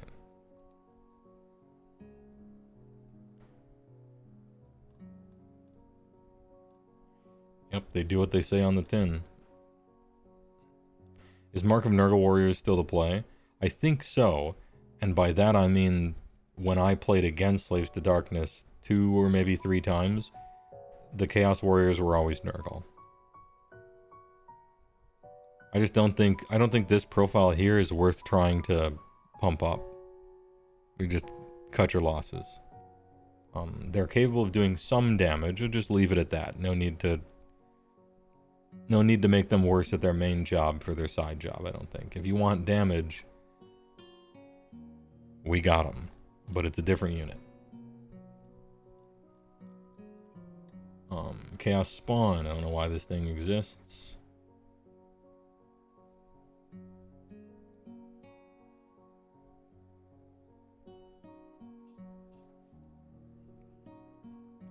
Anyway, yeah, it's an endless spell you pay points for.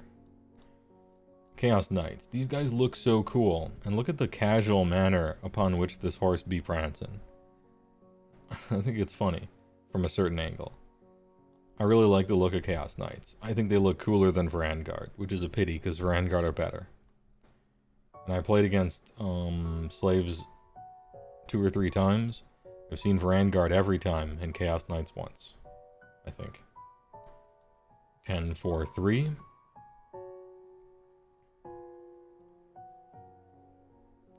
If it charged versus the turn, add +1 to rend from its cursed lances.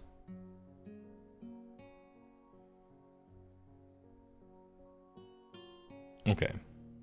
Can we talk about rules and formatting? Cursed Lance. 3 attacks, 3s and 3s. 1 rend, 1 damage. Ability, charge, +1 damage. What does that mean? That means if it charged, it's +1 damage on this weapon. And then down here we have a passive. If this unit charged this turn, for the rest of the turn add 1 to the rend characteristic of its cursed lances. Why couldn't you write charge parenthetical +1 rend?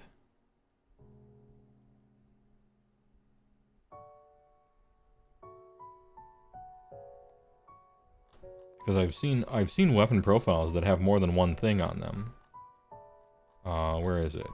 Anyway, we've seen it, right? Like, there are weapons that have more than one, like, thing on them. What's going on here?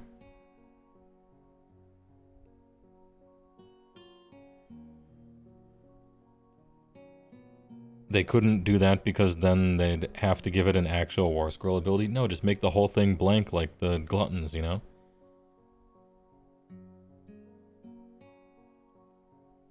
It gets around Alpha Cav that Mornfang has. Alpha Cav doesn't apply to rend. It's only applying to damage, so it already gets around that. Technically, is the charge +1 damage is a whole thing in the core rules. Oh, but But charge +1 rend is not an actual keyworded thing in the core rules. That's why. That's why. I thought it just was or could be. You could just infer it because it's so obvious. But I bet charge parenthetical +1 rend is not like written in the core rules somewhere. That's why they can't do that.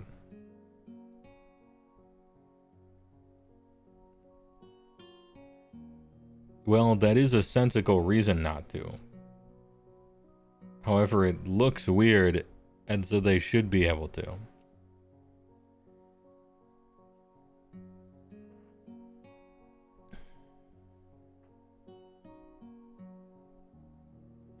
Does the hornblower just do nothing now?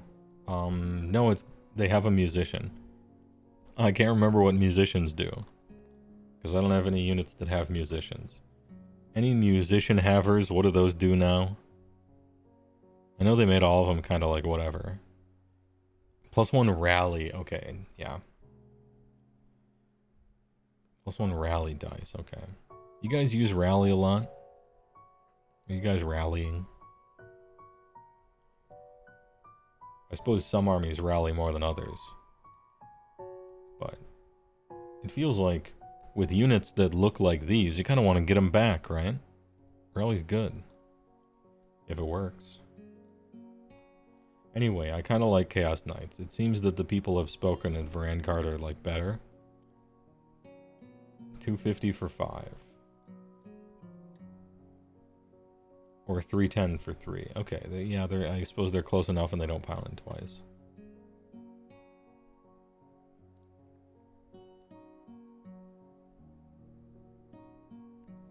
Four wounds is hard to get on 6 dice. The musician helps a lot. I suppose so, yeah. Now it makes it 7. You still have to get pretty lucky to hit 4.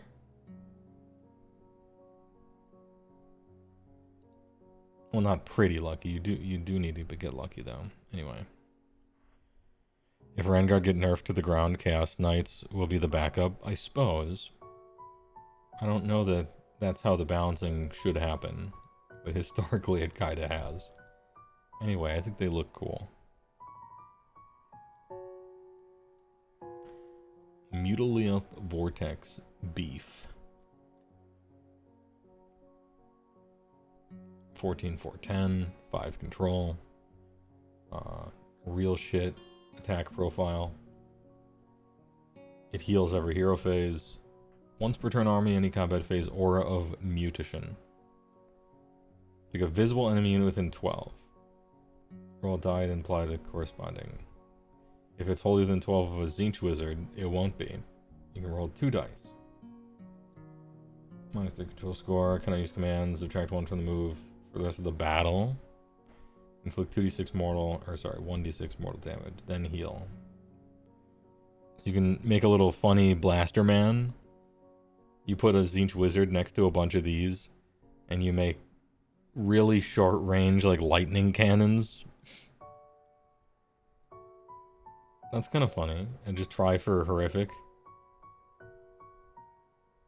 Try for horrific or gift over and over. Because this one, unlike many, doesn't have a minimum. Try to get something down to 1 inch just to produce a weird effect. No, it's funny. Probably not. Well, okay, definitely not, but it's funny. 190. Yeah, you can. Maybe that's what you're supposed to do. Maybe their intention is that your little Gaunt Summoner guys just always, each of them have their own pet Mutilith Vortex Beast Pokemon, and they just throw them out and try to get the D6 Mortal Wound Lightning Cannon. It's kind of silly.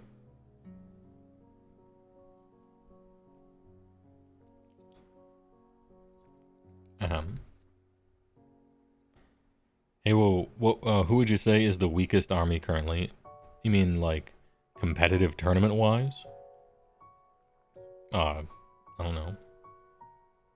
There's a bunch of, like, win percent stats up right now, even though there's been a small amount of play.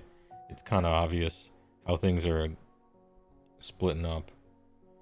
I think I have one of them in the Discord. I don't think it's the most recent, though. But the armies that suck right now are like Iron Jaws, KO, technically Cruel Boys, but it's a skill issue. Specifically Beast Claw Raiders, which like 30 people play specifically BCR, but they all live in the Midwest, and I'm one of them. And Ogres themselves are actually quite good, because Gutbusters are, so it doesn't count. If we're counting BCR, then we have to count like Spiderfang and shit like that, and that ain't a real army, so I won't be. Anyway, yeah, those are the armies off the top of my head that super suck right now. And KO, Iron Jaws, whoever. But I expect balancing to happen, and we'll see where things go from here.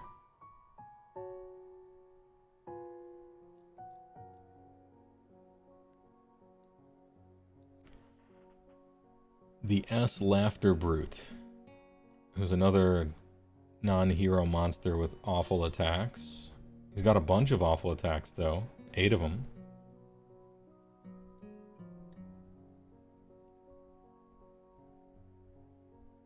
Alright, he fights infantry.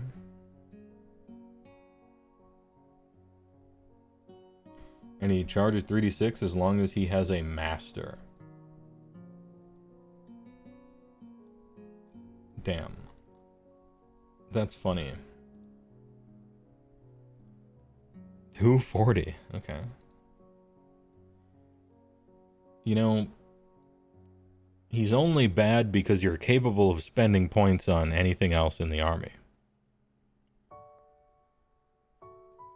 Like, you could all-out attack him and put him next to a guy and, like, do some stuff, but you could also just play some Vanguard and some Chaos Chosen and, you know, just, like, stuff in your army. You could also just do that. And then those guys could roll on Eye of the Gods, and they don't need a, you know, babysitter. Anyway. And then this guy, who used to have a really funny war scroll. The Centaurian Marshal. 6 attacks, 3 and 3 is 1, 2. Charge plus 1 dam. And he brings in non-hero undivided units to +1 to hit rolls fight with. Neat.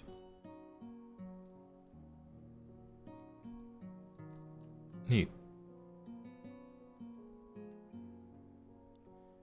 Oh, 180. Less than I thought it would be.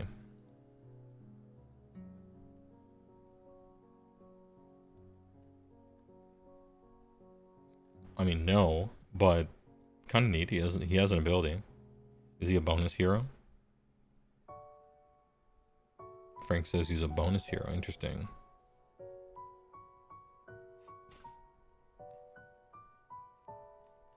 Neat.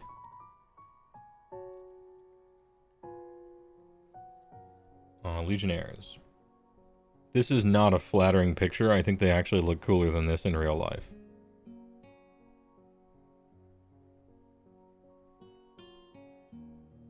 And it's not often we get to see Brigadine. You get 8 of them. Maybe it is just studded leather, never mind.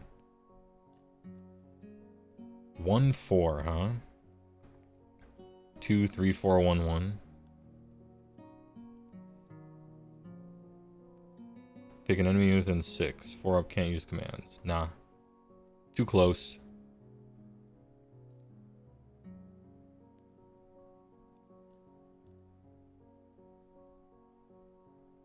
Oh, they're 90 points. Okay, they cost almost nothing for 8 of them.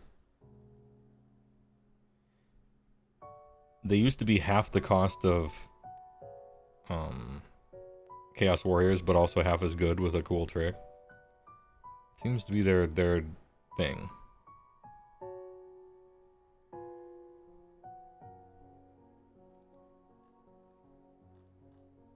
Nah. I think, like, their price is probably right. They're half as good as Chaos Warriors, and they're half off, so it's like, yeah, sure. But I'll probably take those instead.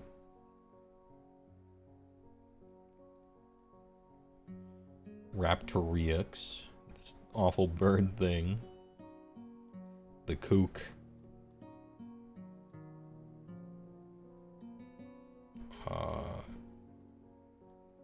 Wait, no flying. You look flying. You got wings in the art, wings here, but it is, I guess it is running. No flying, huh? So this thing, these 2 feet here, these 2 legs are moving this creature at 10 inches. These feet, these legs are exactly as fast as a stonehorn. Alright.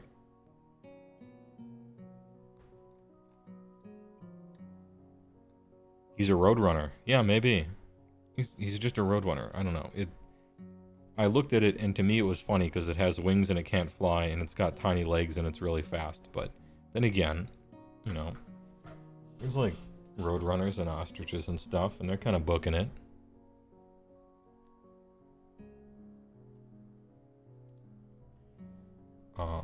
I assume you cost like nothing. Yeah, 90 points for 6. It's a battle tactic unit.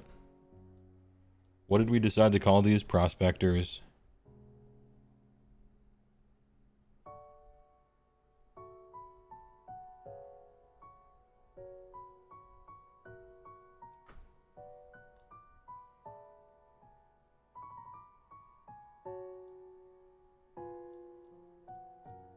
And then Chaos Furies, the ones that are just better than the other 2 we just looked at.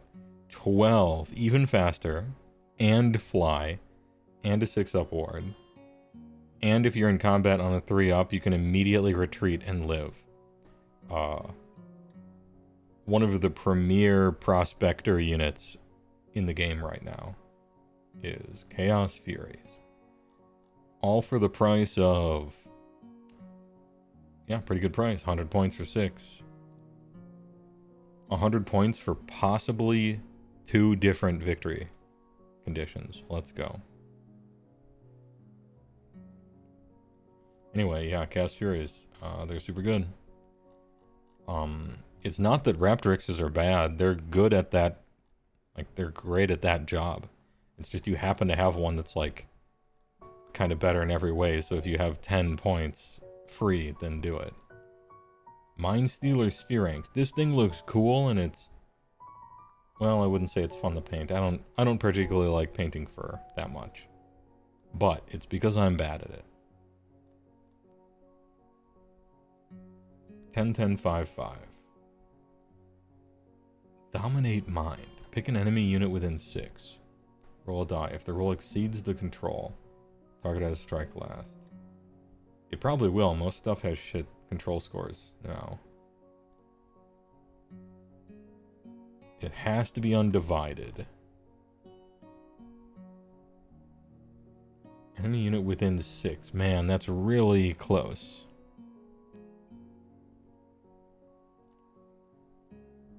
It's a shame that you can't choose a mark for it and you can't Eye of the Gods it.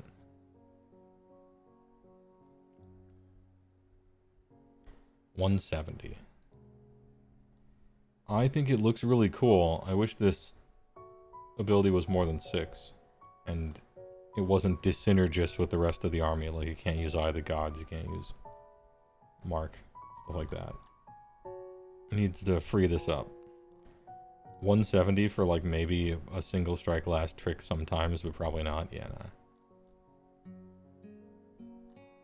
I mean, you could just, like, put it behind your guys, and then they have to pile in, right? So...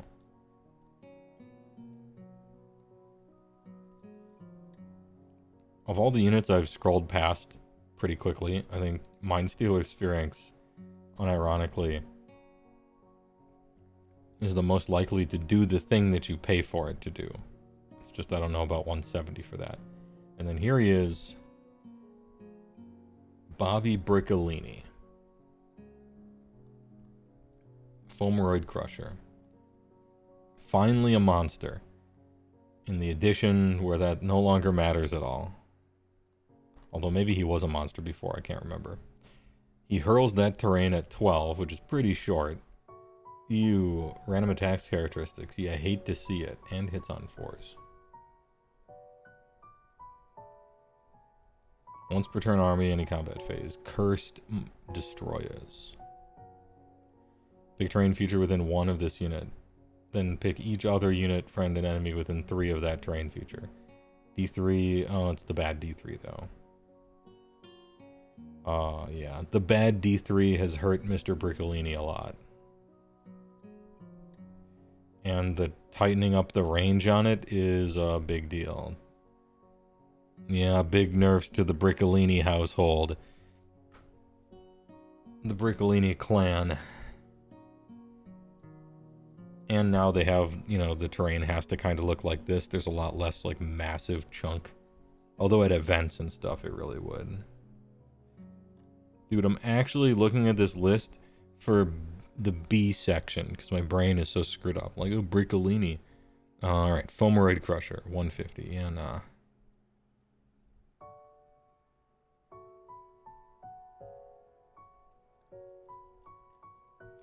Realm Skirt, and then we get to this stuff. I've only had my opponents complain about how shit the Nexus Chaotica is. The faction terrain. And it looks really cool. And all of my opponents are like, this shit sucks, and it never does anything. And then they roll a 5 or 6 every single battle round for the whole game. And it's constantly doing awesome stuff.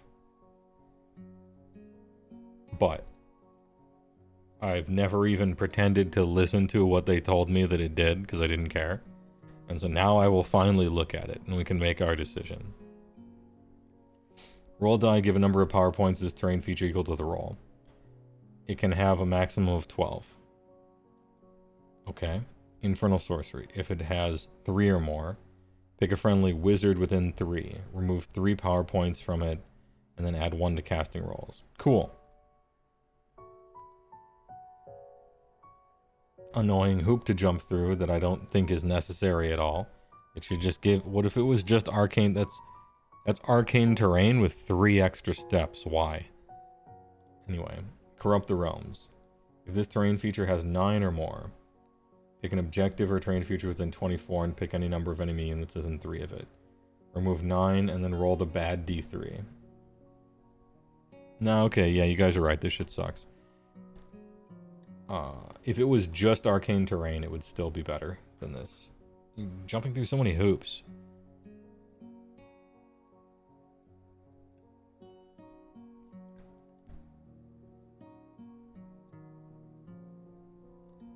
Sometimes you get a +1 to cast, is what this thing reads. Yeah, you guys are right. You are right to complain. Realm Shaper engine, but bad.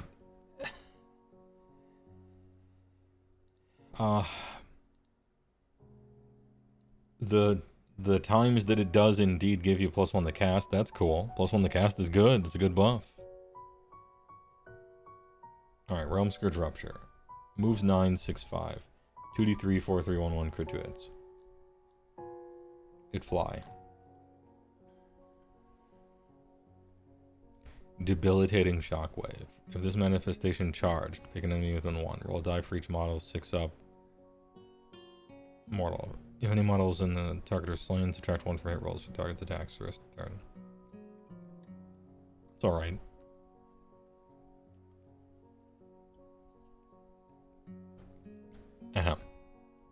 I mean, it's like, okay. You charge in, -1 to hit rolls. That's a good debuff. If you kill something with your Hordebreaker thing, I guess. The Eightfold Doom Sigil. Doesn't move. Empowered by Atrocity. If 2 or more units, friend or enemy, were destroyed this turn, for the rest of the turn add 1 to attack characteristic of melee weapons used by slaves.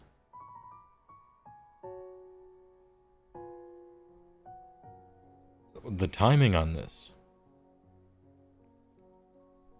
So, after combat, which is when units die, especially in this army with no shooting, you get +1 to attacks characteristics.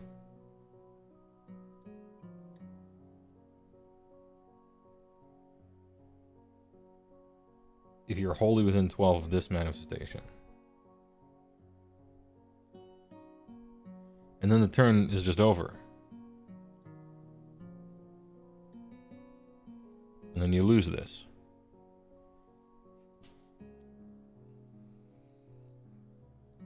Am I getting the timing right?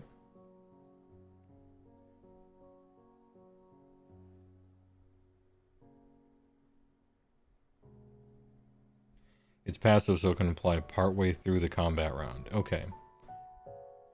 So if you're in a shitload of combats and they're near this thing, then 2 units can die. And then you're in, like, whatever. Everybody's in combat somehow. And then after that, sometimes, if you're wholly within 12 of this, maybe, you can get +1 attacks. Damn, this shit sucks. Yeah. This is like if the enemy fucks with your prospectors, and they're dead. So on the turn, you get totally wrecked. After you have gotten wrecked, you get +1 to attacks, which that you might be able to take advantage of.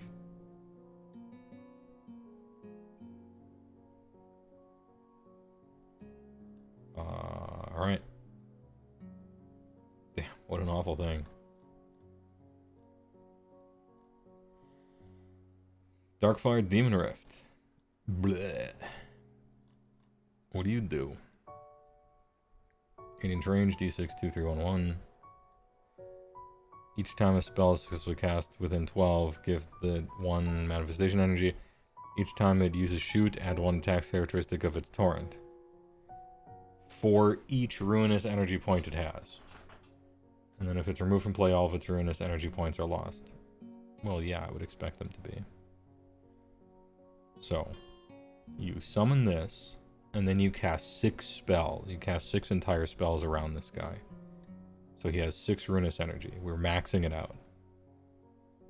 And then you're going to use your Darkfire Torrent because you're within 8 inches of somebody somehow. Add 1 to the attack's characteristic for each. Okay, so now instead of D6, it's 6 plus D6.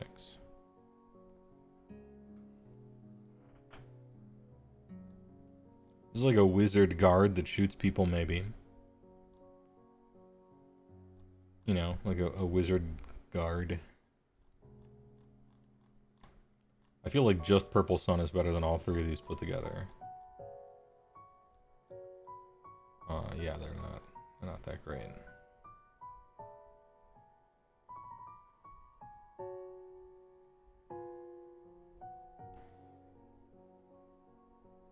Just Shackles is better than all 3? Yeah, that's true. Well, Shackles comes with 3 things you place on the table, right?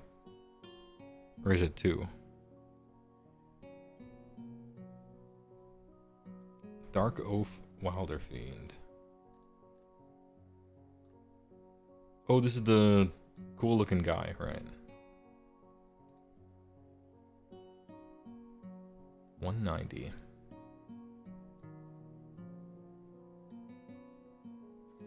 Double Companion. Bum bum bum bum. D3 damage. Beast.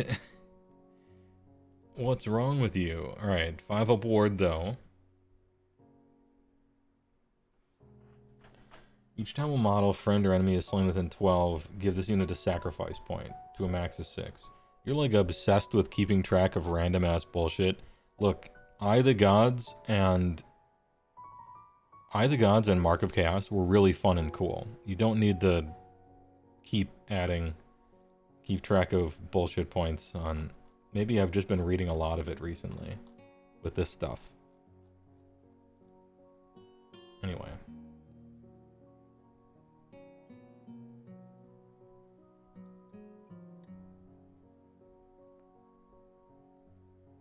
What do the sacrifice points do? Perhaps something here? Pick one of the following effects. Pick an enemy unit within 12 to be the target and roll a number of dice equal to the number of sacrifice points this unit has. If any of the rolls are 5 up, the target cannot use commands for the rest of the turn. These are prayers.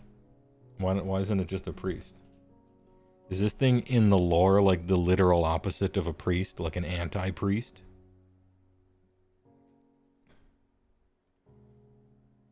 You already have a system, just, yeah, I don't know. Make a priest and then give it a thing if stuff dies also. I don't know.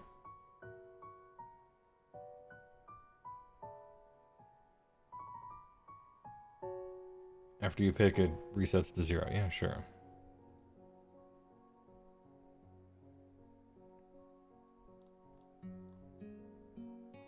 Yeah, no.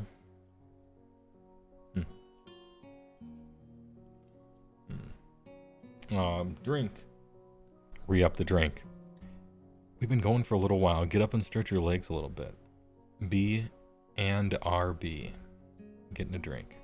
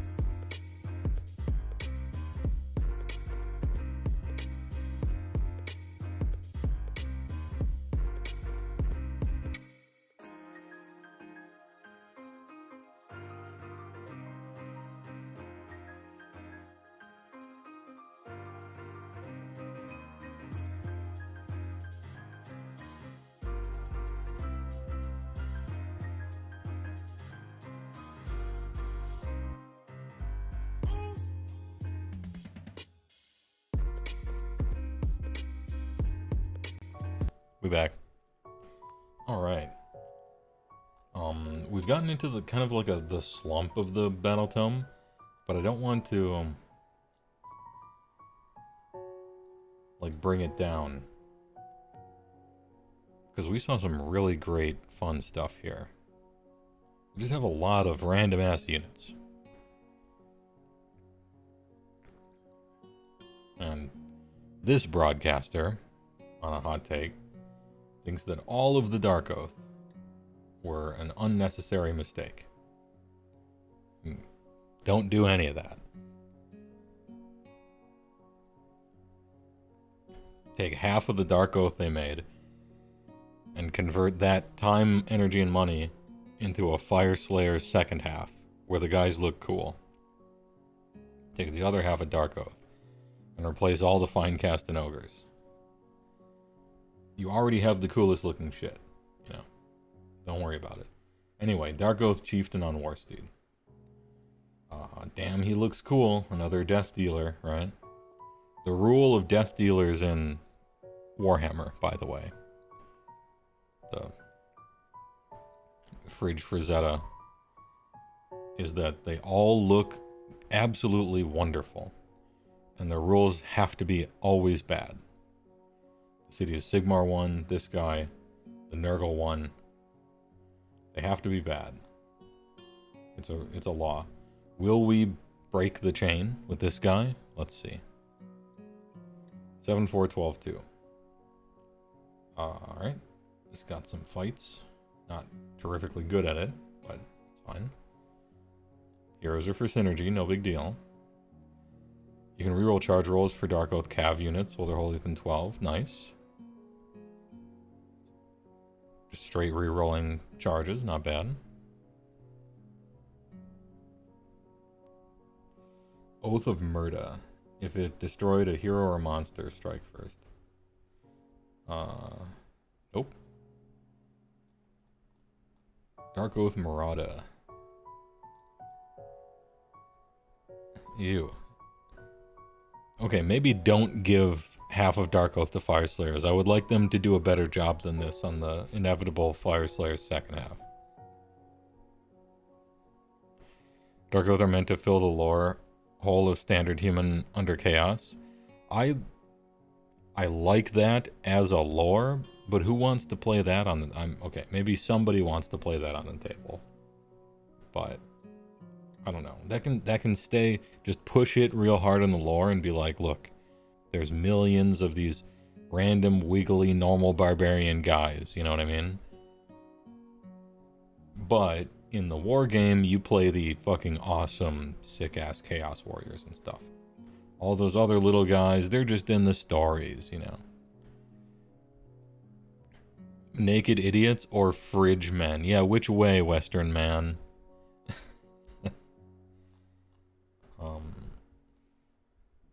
If it charged and the unmodified roll was 8 up, add 1 to rend. Sure, okay. Oldest unit is wholly within 12 of any heroes. Each time model is slain, you get a murder or a kill roll. Alright. Chaff that explodes. Yeah, 10 of them for 100. Good price. Chaff that explodes, man.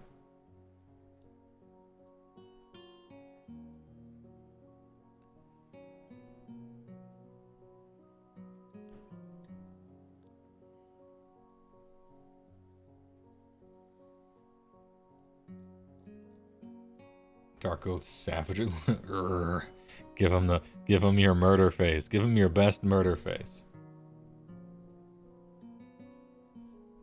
And then we have not Conan the Barbarian, not Kratos, and really stupid looking. Which one are these? Savagers. For some reason they have crit mortal, which means they're unfortunately probably good. Oath of Conquest. If this unit is contesting an objective you control is wholly within enemy territory, 5 award rest of the battle? Hold on. Are these good? Chad, is this real?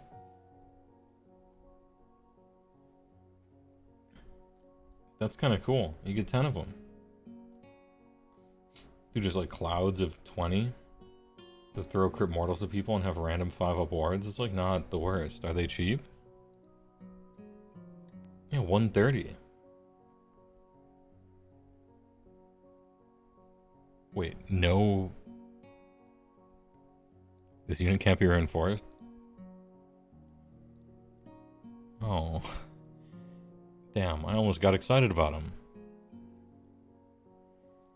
I was like, damn. I was prepared to be happy about these guys. Yeah, they're a Warcry warbands. They can't be reinforced.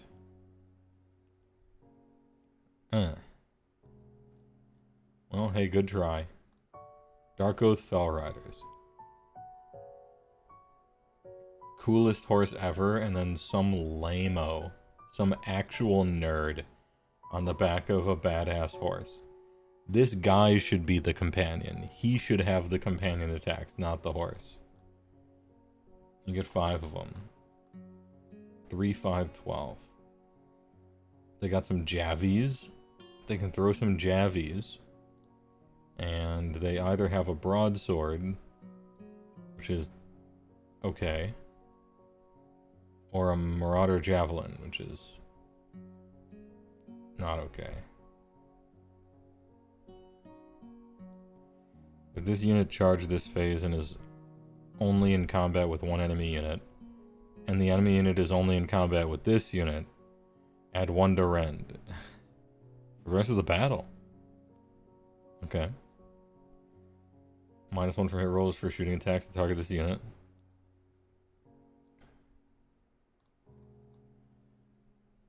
Dark Oath Fell Riders.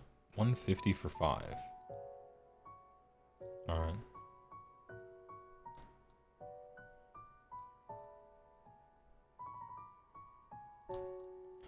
That unit's weapons. So if you charge something and kill it, and so maybe what you do with these guys is you put them on the side of the table and you drive them towards your opponent's frost sabers and just kill them. Now they have like rend 1 shooting and crap. I don't know. Maybe I'm trying to like them, but you could do some shit with these. Maybe. 150. If you're in Dark Oath. Yeah. These guys could do some stuff. And then we got Atraxa. The Phyrexian Praetor. Unique hero monster, ward 5. Not cavalry, but monster. Her shit's that big. 14, 310. She's got the Gorgonzola. She's got the Gorbugala. Swings the Gabagool at ya. Anti-hero charge. And then her horse is actually kind of a Chad. Because I'm used to seeing horse attacks that are like 5s and 3s, 0-1. Warlord of the First Circle. If a friendly Vanguard uses... Oh yeah, this is the combo thing. It does not have Strike Last as a result. So this is your instant double pile in on your turn, fuck somebody up, no Strike Last, just kill them thing. Yeah. Once per turn army, Roar of Domination. Pick an enemy hero. Will die 3 up, -1 for attacks characteristics for the melee weapons for the rest of the turn. Sure, but just like kill him though, you know.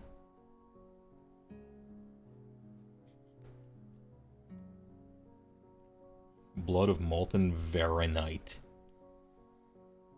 Unobveranium.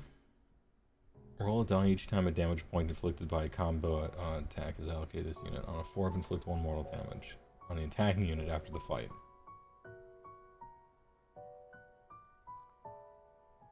So do 7 mortals if someone kills you.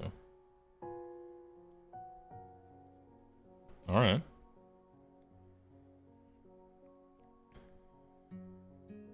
The Vanguard still have to wait to do the double tap. Yeah, you don't get to activate twice in a row. It's just you don't have the biggest gap, right? You don't have the... And then Gabagool the Accursed. This unit is in combat, roll die and apply.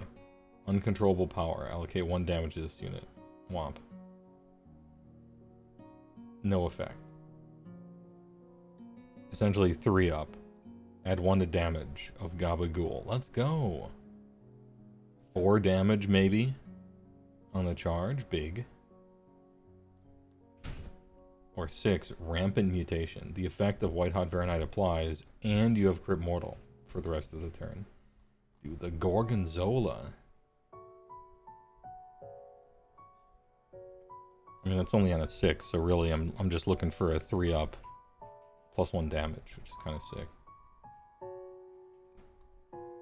Dude, when she swings in with the Gorbugula.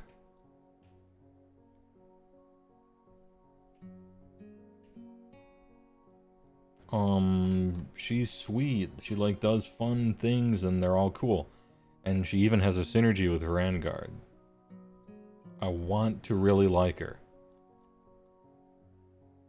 But I heard she was expensive. Oh, she's expensive. How much is just Vanguard? She's more expensive than 3 entire Vanguard? I don't know about that.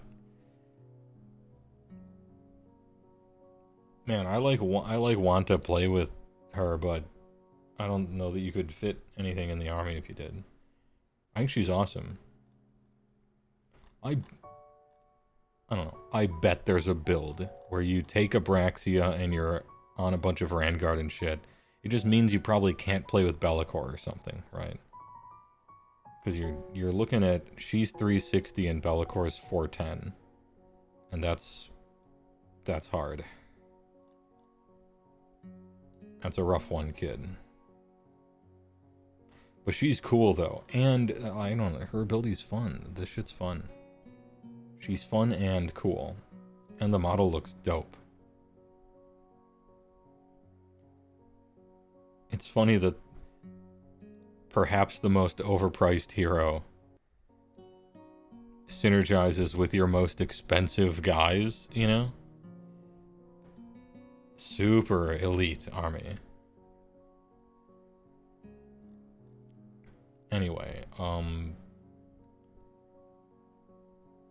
the Gungnar brand. Who's this dude?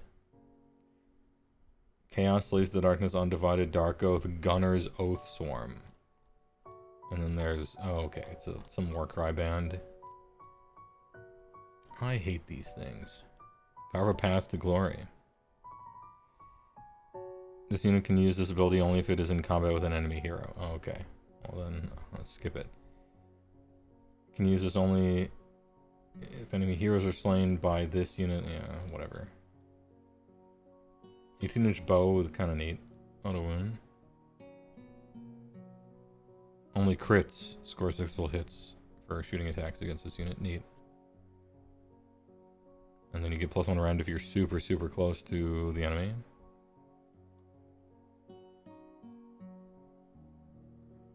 Oh, Swarm Kian. Oh, look at the funny man. I love this. Look at this guy. I like him. I like him.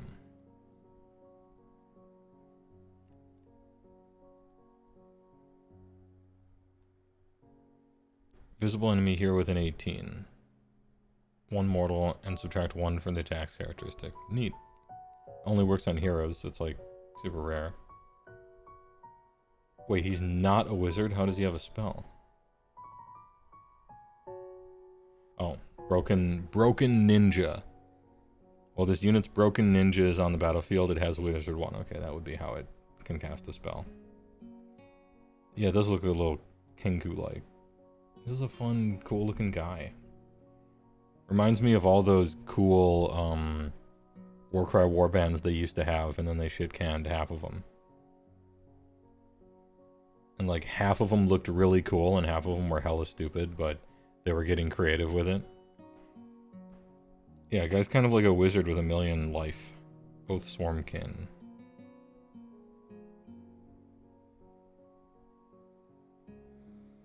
Gunner brand is 280. Blech. And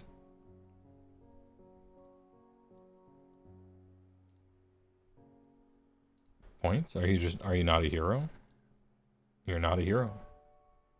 Oh, you're part of Gunner's brand. Okay, I thought these were 2 different guys. Pardon me. So all of these come together. In which case, you get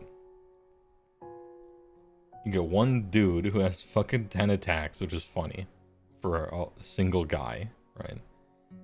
That's funny. And that's closing in on the number of attacks you would need to have to make a foot hero worth anything in combat, right? And crit mortal besides.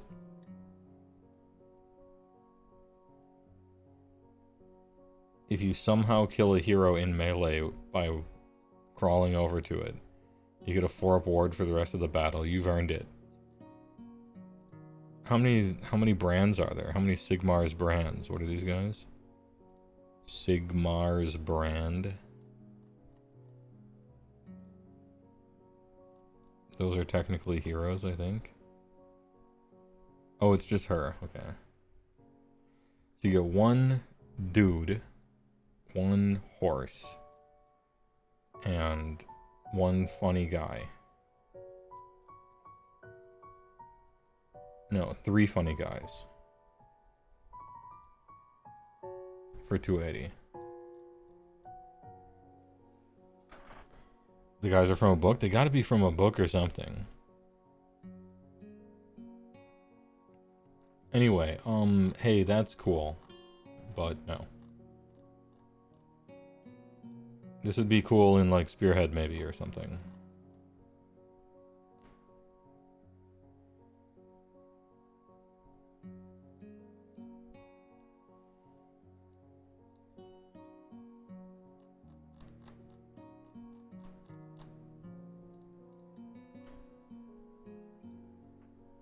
In summary, battle traits. Fun. S tier fun, actually. Battle formations. One seems good. One seems good with Dark Oath. 2, really bad. Heroic traits. I think kind of a decent maybe choice or something. You take the fun one, or you take the maybe slightly nickel and dimey good one, or you take maybe a combo thing, but it doesn't work on the person that you want to be the combo with it, or the other person that you want to be the combo thing with it. So probably not. Anyway, I don't know. For me, I just want to spin the wheel of value. I want to play slots. I want the fun. I'm going to the casino. I want to roll the thing. For me. Artifacts of power. There's a funny one that might never come up, and if it does, it may or may not do something. And then there's probably the better one that you probably should take. And then there's this one, which, if you only consume content that tells you about what happened in the most recent tournament, you'll think is good, but isn't.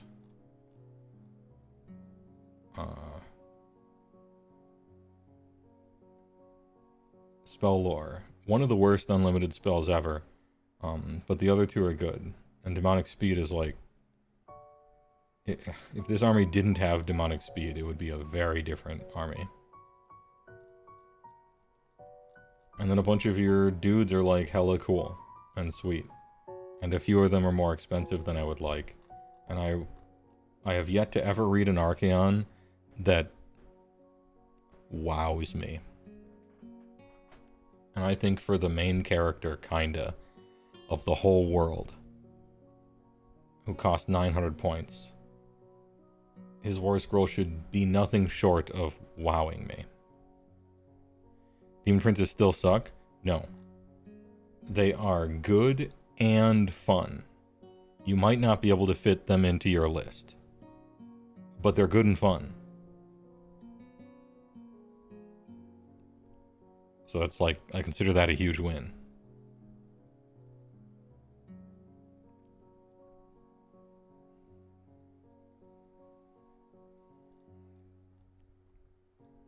And then Vanguard are sweet, Be'lakor is sweet, Eternus sucks, Chaos Lord is a victim, you know, and on and on and on. They're sweet. Now that I've looked at all their stuff, right? Where do we put them? Where do they go?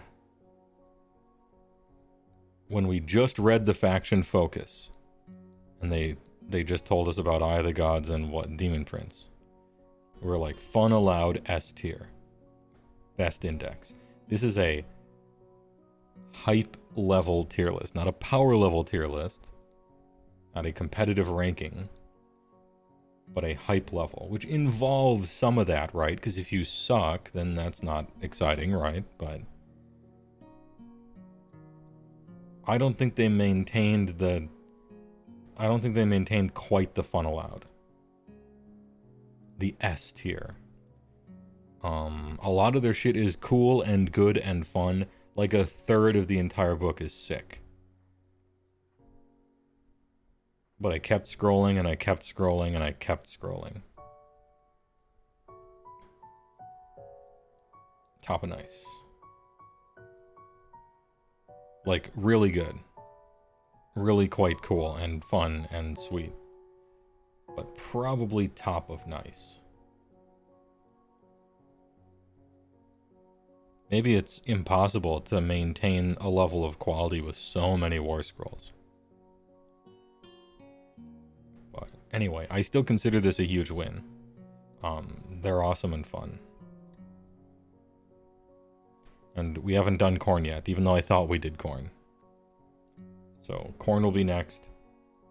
And we'll see where they land. I'll give you a hint. It's probably in nice tier.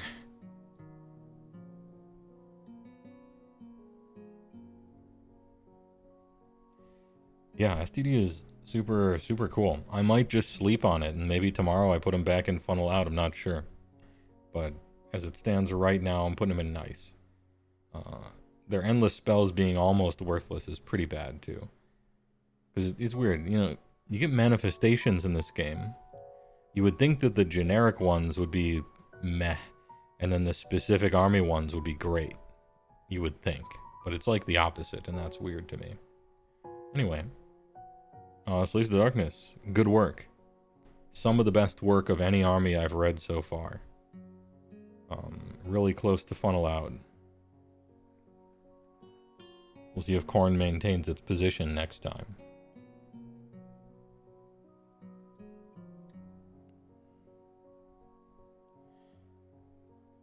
Maybe they still have forbidden power boxes they need to sell. I don't think they do. They're sold out everywhere.